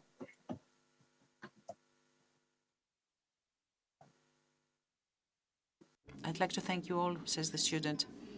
Well, thank you very much, Danai. Thank you, Ramiza. Indeed, her message has been very important. Let me go on now with our Bruno Gomez Gonzalez, who has sent us a message. He's from Portugal. He's Vice President of Letras Nomadas organization and also co-organizer of the COC-ROMED. Let's watch the video. Good afternoon to everyone. My name is Bruno Gonçalves, Roma activist and leader of a Roma association in Portugal. My English is not the best, but I will try to do my best. First of all, I would like to thank the Panhellenic Confederation for the invitation for this event. I wanted to greet the other speakers on this panel. Before my speech, I wish a happy International Roma Day for all Roma around of the world. Today we remember the first Roma World Congress that held in 1971. It is time to reflect how many things has changed in the situation of the Roma people after 50 years. To put you in context, Portugal, it is a small country neighboring Spain, where the Roma population are about 50 to 70,000 citizens. Like in the other countries, the Roma in Portugal live with many problems. 5 centuries of Romaphobia. Half of the Roma population are plunged into poverty or extreme poverty. To give you an idea, 30% of the Roma in Portugal have living in bad housing conditions, in tents or in wood tents, without water and electricity. The rest of Roma citizens live in the social neighborhoods, in the ghettos. In the midst of the COVID-19 pandemic, the difference increased. The Roma are always the last to be targeted by support policies and the scapegoat to blame them for the contagion of the COVID-19. On April 2020, the leader of the Right Fair Party wanted to propose in the Portuguese parliament the confinement of all the Roma. The Portuguese Right Fair Party on the last elections had 500,000 votes. Hatred of the Roma was the main reason for the vote. The daily struggles that the Roma face on a daily basis, having to show that we are honest twice as much as others. But the resistance continues to be part of our genius. On the last 8 years, the Roma movement started to grow thanks to the opportunity that the Council of Europe gave through the ROMENKE program. For the first time in this country, a Roma team managed to conduct a program and thus map the country and thus motivate a series of Roma people who no longer believe in the system. On 2014, Letters Nómadas, Roma Association, in partnership with another No Roma NGO, did an application for a grants program. The Opere Chavale project had the main objective to fight against the barriers of higher education in the Roma communities. Opere Chavale project has started. A kid prepared 15 Roma men and women for higher education. 10 of them managed to reach the university in their first year. More than 70% of these Roma students were from the Roma community action groups of the ROMENKE program. This project quickly became a public policy. Today is the OPRE program. Thus, in its 5th edition, supports this year 40 young Roma in higher education with an annual scholarship and the support of 2 mediators who accompany the students and their families. 16 younger Roma have already graduated and 2 have already obtained a master's degree. Another recent program that our association also was a mentor in the Roma Educa program, which will support this year around 500 Roma youths who attend the third cycle in the secondary school with a scholarship and the support of mediators. The engine of all these policies is attributed to the Roma associations and, of course, to the political sensibility of some government responsibles. But without a doubt, the Council of Europe is the main worker of this turnaround. The Roma program, managed and coordinated by Roma, show how well that Roma are efficient. Since 2019, the Roma program is a public policy tool. The Roma works in 13 municipalities with 13 Roma community action groups in the country. In this process, there is still a word for the growth of the Roma women's movement in the country, increasingly empowered and organized, without a doubt that they are the arms that give more quality to Roma association. There is a lot to do, a lot of struggle and a path to trace, because the inequalities are huge in this small country. The Roma are still the last to be targeted by policies. The programs that I before mentioned are small pockets of fresh air. The lobbies and the monopoly of this thematic is in the hands of the no-Roma entities that are annually supported for the government. For the Roma associations, the financial support is still very low. Some Roma associations must to close. But as our name is resistance, we will never give up, because it's our life and the future of the new Roma generations that are in game. Who can give up of our people? Never, never. Resistance forever, forever. Opre Roma. Thank you, and sorry for my bad English. Thank you for all. Thank you for this invitation, and a great day, because it's our day, International Roma Day. Forever. Opre Roma. Thank you. Ευχαριστούμε πάρα πολύ. Thank you. Thank you, Bruno. Unfortunately, he couldn't make it with us. Indeed, future is in the hands of young Roma people. Now, Mr. Vavouli, head of the 7th Aspropyrgos School. Mr. Vavouli is there as of 1991, almost 30 years. Of that time back, there were just 4 Roma children. Now there are 400.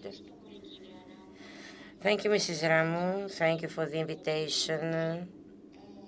It's been an honor for me. Allow me to congratulate you on the organization of this conference, and I hope wholeheartedly that there's political will so that our co-citizens stop living in extreme poverty and exclusion. Allow me, before kicking off the good practices that we've been implementing in our school, so let me take you a visit through our school, our children. So, the profile of our school. The 7th Primary School of Aspropyrgos at Nea Zoe settlement on the borderline of the city almost close next to the landfill. The social tissue, Roma, the majority, Albanians, Pakistani, financial refugees without families, and very few locals. And this is the synthesis of our school. 86% Roma, 6% Roma from Albania, 3% expats, and the remaining very little rate of locals.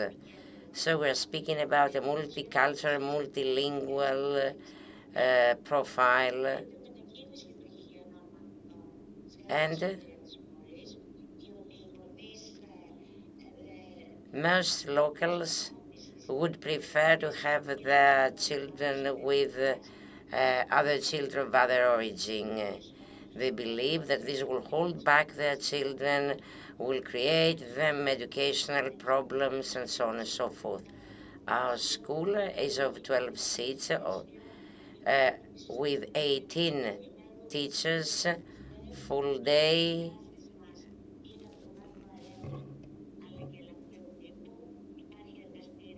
There's a nighty lab and a library. Our pupils, most of them come from a low social, financial, and cultural profile families. They do not speak sufficiently neither the Greek language nor their mother tongue, so it's difficult to communicate with them, which is reflected on their scores, which confirms all theories relevant to bilingual children when they are not sufficiently developed for one reason or another. This holds them back from progressing in terms of education.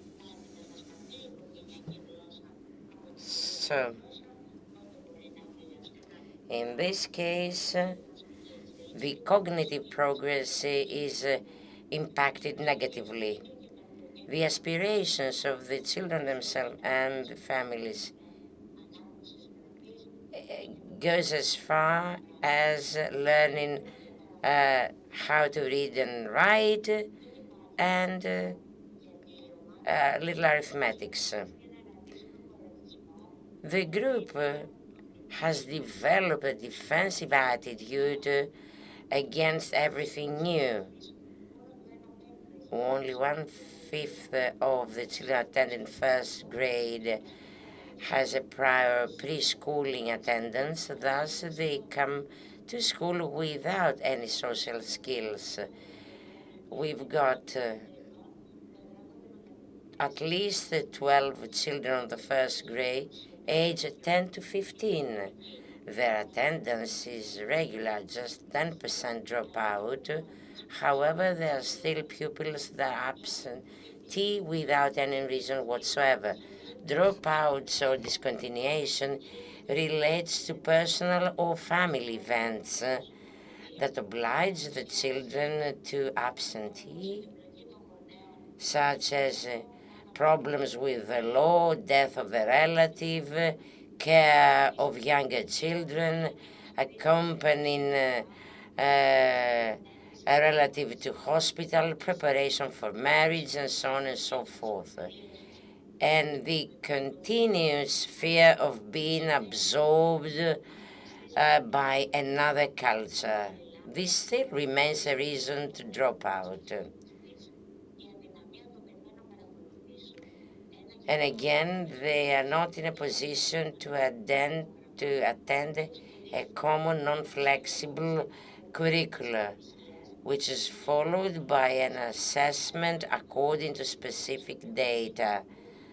Thus, the entire landscape is very difficult.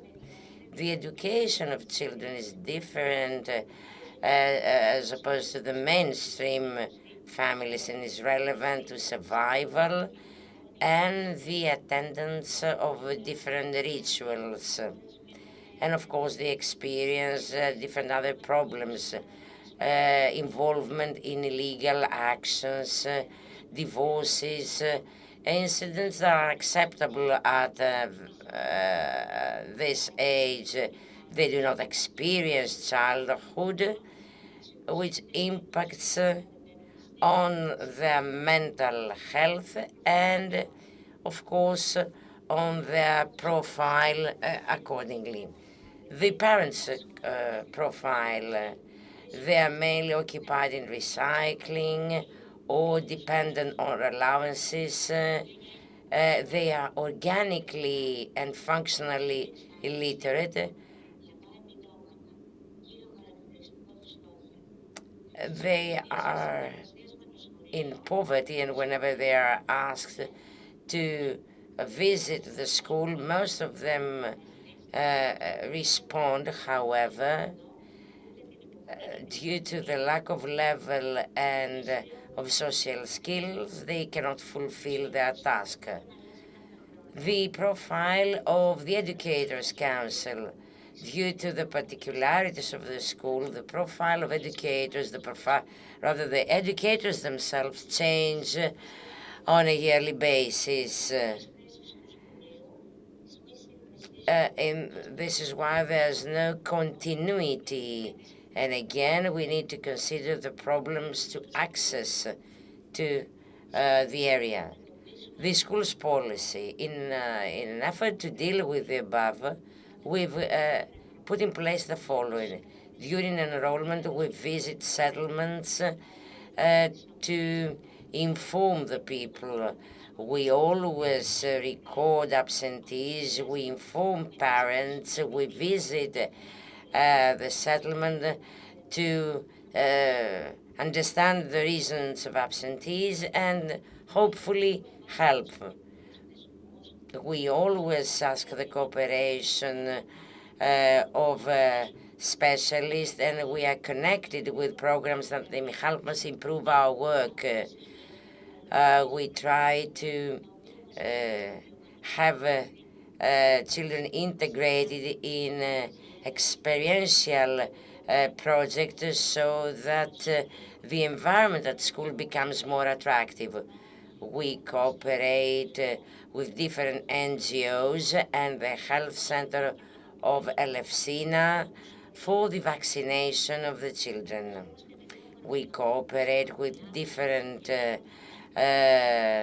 benevolent organizations so that we can get clothes and shoes to make them available to the families. We help the families and the parents themselves in a way that they can understand the value of communicating with supportive services. We make arrangement with hospitals or with different other administrative services. The school is a space where the official meets the settlement, and we try to have a balance between all those diverging forces so that conflicts be avoided. However, oftentimes the educational procedures do not fulfill this role between the official, the unofficial, the formal and the informal education. So it is clear that there's a need to have a change in the operation of the school. Of course, the spread of pupils could be the ideal solution, as intraculturalism involves a different dynamism, an osmosis of different cultures, and could help in the better integration of the people. However, in the mainstream society and in the Roma community, both communities need time. Lots of work needs to be done. The ideal proposal, speaking about education and differences, is to enlarge access to education and promote the involvement in the educational system of vulnerable children.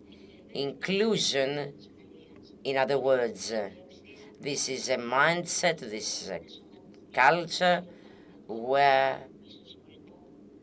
the educational process is undisputable.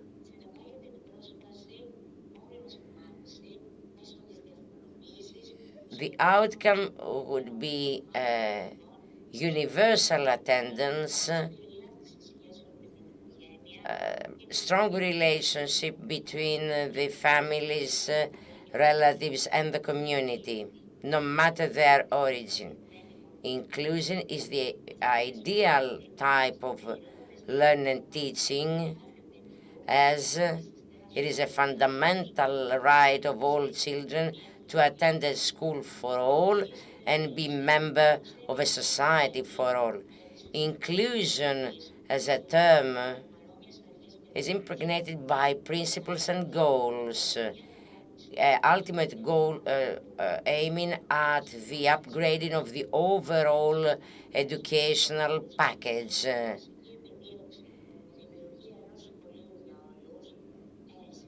So that school for all can be in place. This is why we got involved in specific projects. It is true that on a daily basis we need to promote self-respect, solidarity, acceptance, cooperation, equality, citizenship, and democracy via the active involvement of children, their personal experience,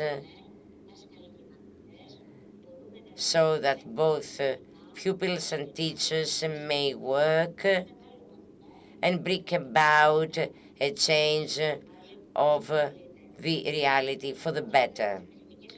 By implementing the FRENE principles, we created those conditions which allowed us to change the prevailing attitudes into cooperative one, offering to the children the opportunity to acquire skills which would help them to obtain knowledge, which would allow them to learn by their experiences at a personal and a collective level and turn their dreams into a reality.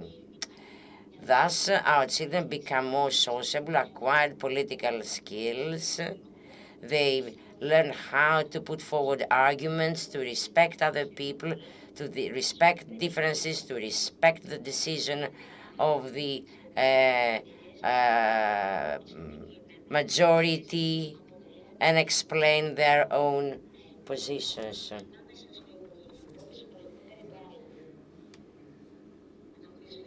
Undoubtedly, the relationship between teachers, educators, and children have improved via mature feelings.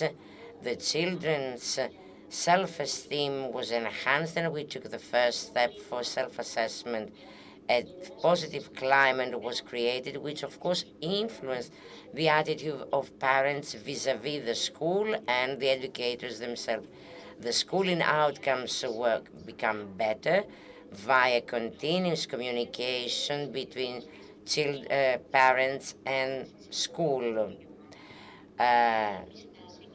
Positive attitude increased incentives which ensured mobility, different setting, intracultural interaction, building thus a different strong identity. Small books help them understand the value of writing.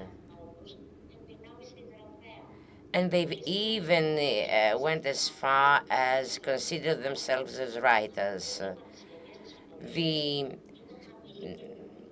students having learning problems resisted and demonstrated themselves high skilled in paintings or other art courses, which increase their self-esteem. And again, this helped them develop their linguistic skills. We believe that to implement the Frene model, full restructuring is required both of the educational structures, the system itself, while a new culture, educational culture relevant to both parents and students need to be shaped.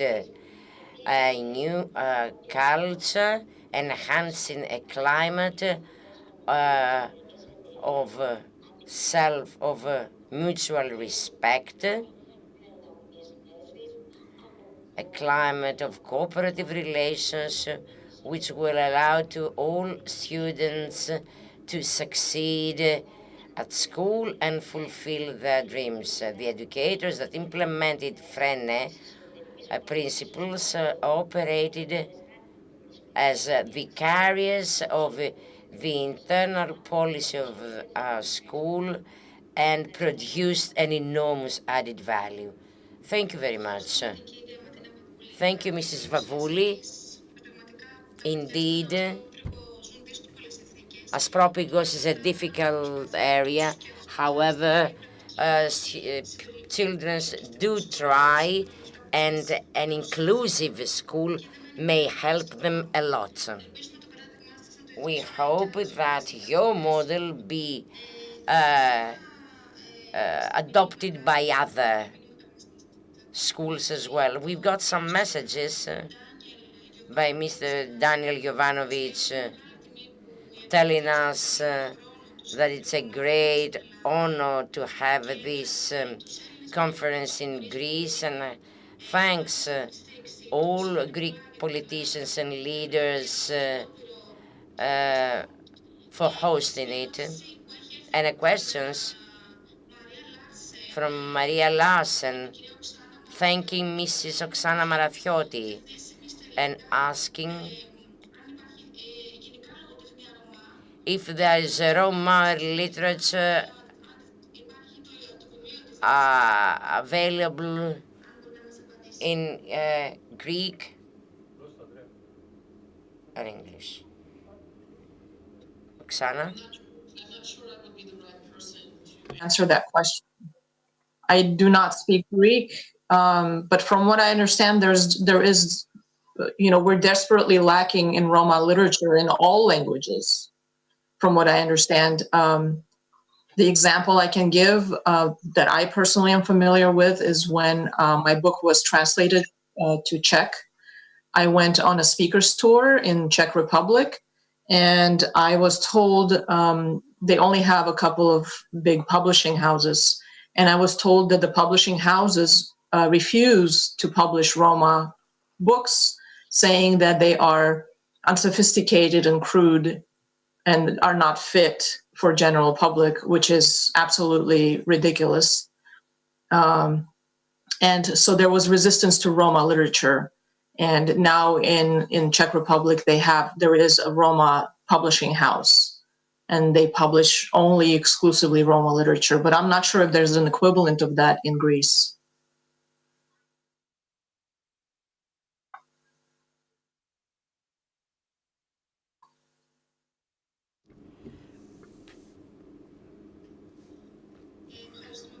Thank you.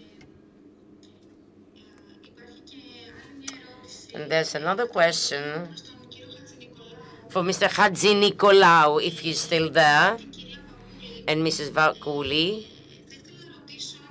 I would like to ask whether there are alliances with the local authorities, or if still the ministry is, and if the ministry is still helping and supporting your effort.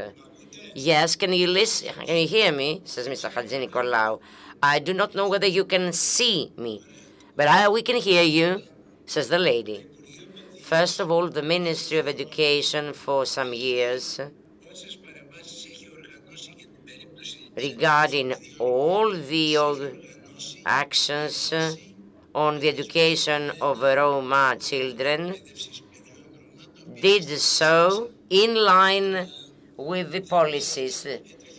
Everything was presented through my speech. In other words, the ministry, for years, as of 97 onwards, has assigned the education of Roma children to the projects. The first one, delivered by the Ioannina University until 2004. There has been a gap until 2006. Another project, at that time organized by the Pedagogical Department of the University of Thessaly. And the third one, the third project, started in 2010, organized in two directions. One by the National Kapodistrian University in Athens for the settlements and schools in the area of Thessaly and the south part of Greece, whereas the University of Thessaloniki organized courses for Macedonia and Thrace. Those were the actions of the ministry.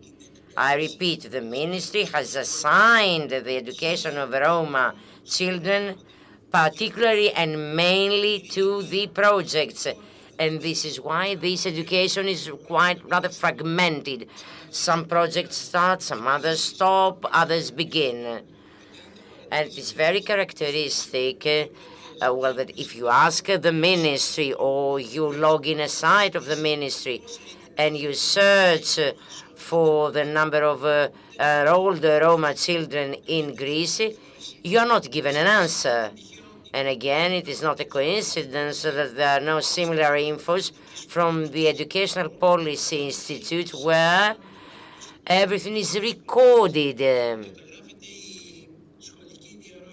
And we have the dropout recording as well. We can have the dropouts per nationality, refugees, whatever, but there are no Roma dropouts. And again, it is not a coincidence that even the CANEP, the General Labour Federation Association, does not record those data for Roma. So we do not have precise data. If you ask me what is the dropout of Roma children, I couldn't give you an answer. And this is why I'm referring to isolated cases, such as school, the Dropotamos or Halastra. But those are isolated data. We haven't got cumulative data. So the spirit of the ministry focuses on projects. Bear in mind that projects aim at implementing and absorbing EU funds. In other words, they cannot impact the entire school-age population of Roma. Thank you. Mrs. Vavouli. I fully agree with my colleague. It is so. There's no unique policy on the Roma children education, whereas, according to my opinion, it should be the other way around, rather an individual division dedicated on organizing the framework of schools with Roma children. They rely on university projects without any assessment from the supervising authority. As for the alliances with the local authorities, well, whatever I ask as a principal of the school, I can have it. However, this is a personal experience. We can't speak about wider, broader alliances that would improve the life of people. On the contrary, there is a rather tense relationship which aggravated during summer, where many houses were pulled down and 100 families were left homeless. If I may,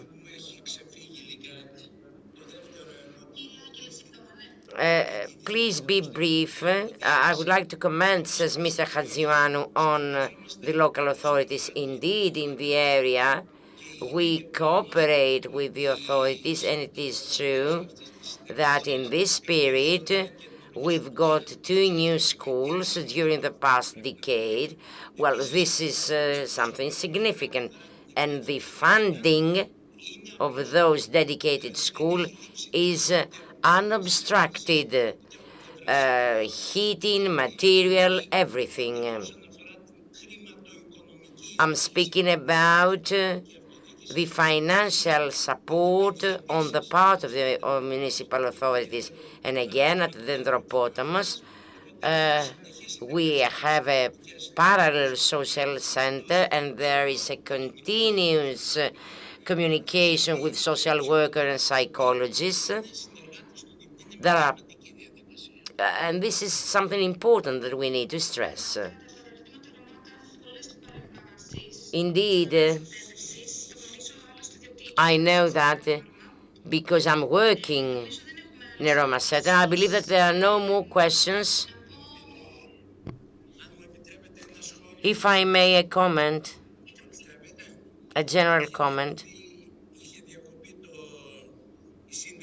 As my connection was down for technical reasons, and I haven't managed to complete my lecture, and I wanted to thank some people, and I wanted to say as well that I was honored to join this conference. And again,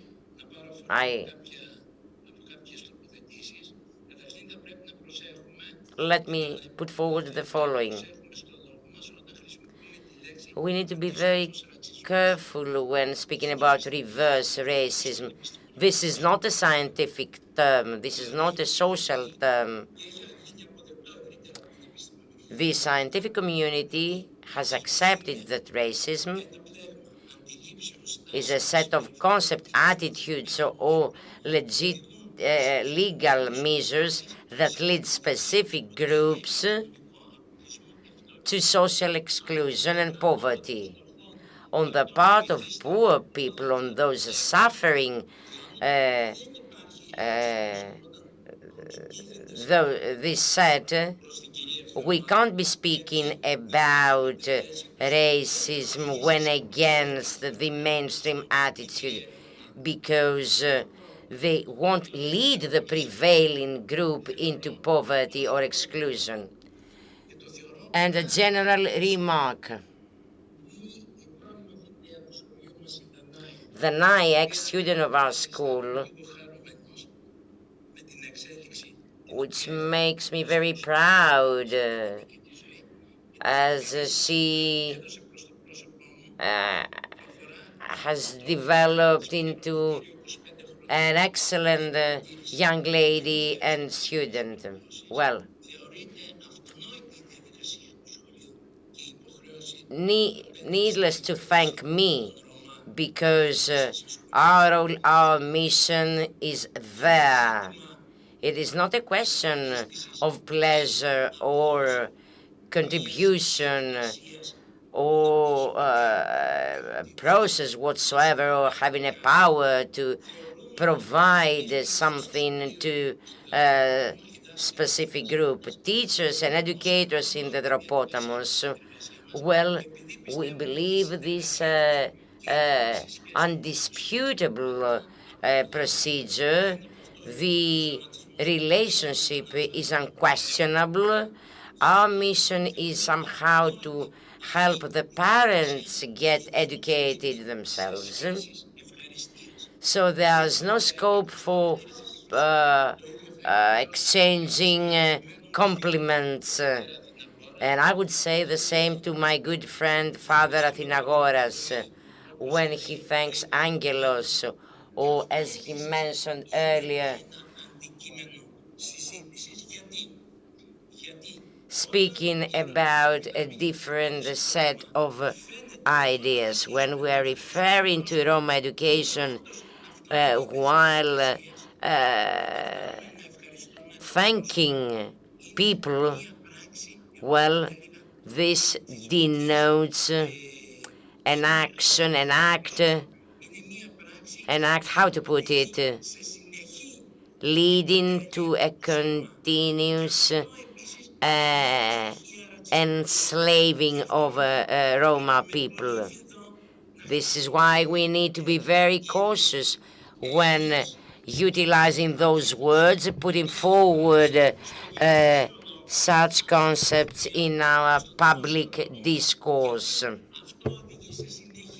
because it creates a perpetual dependence of Roma.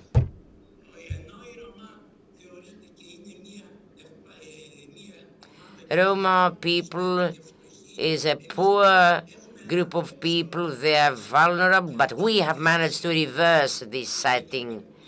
And instead of saying socially excluded people in all EU programs, we are speaking about socially vulnerable group, meaning it is a group that it is not responsible for being in that position. If I communicate COVID tomorrow morning, I'm not responsible for that.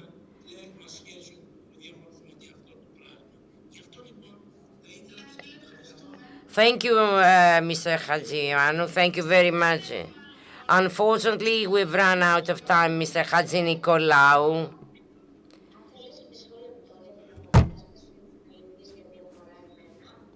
Well,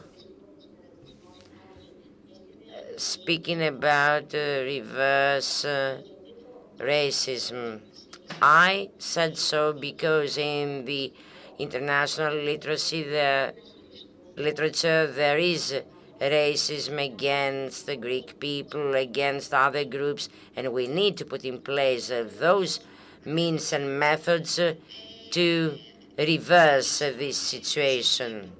Before concluding, let me tell you that most lecturers are members of the education team of ELLAN PASSE, and in 2001,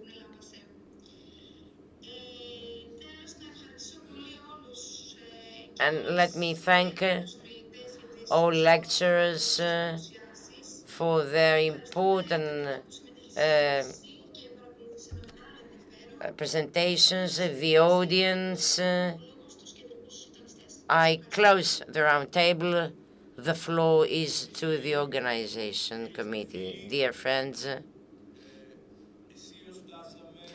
this is the end. We have just concluded the first day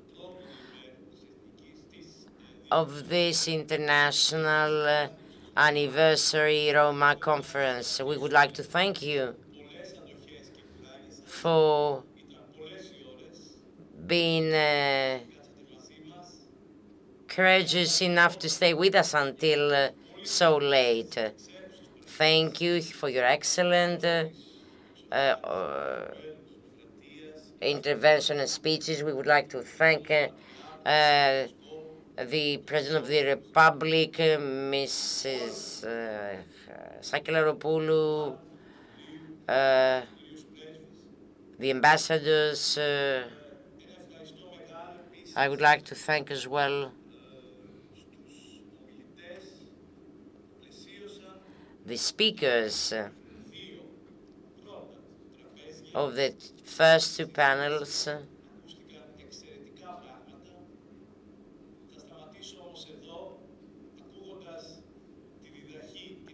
But I'll stop there. Obeying to what my friend Mr. Hadjinikolaou has urged us to do. Not many thanks, not many compliments. Feelings are mixed. Perplexed, pleasure, sorrow, disillusionment, faith, optimism, perception. Let us not forget that the entity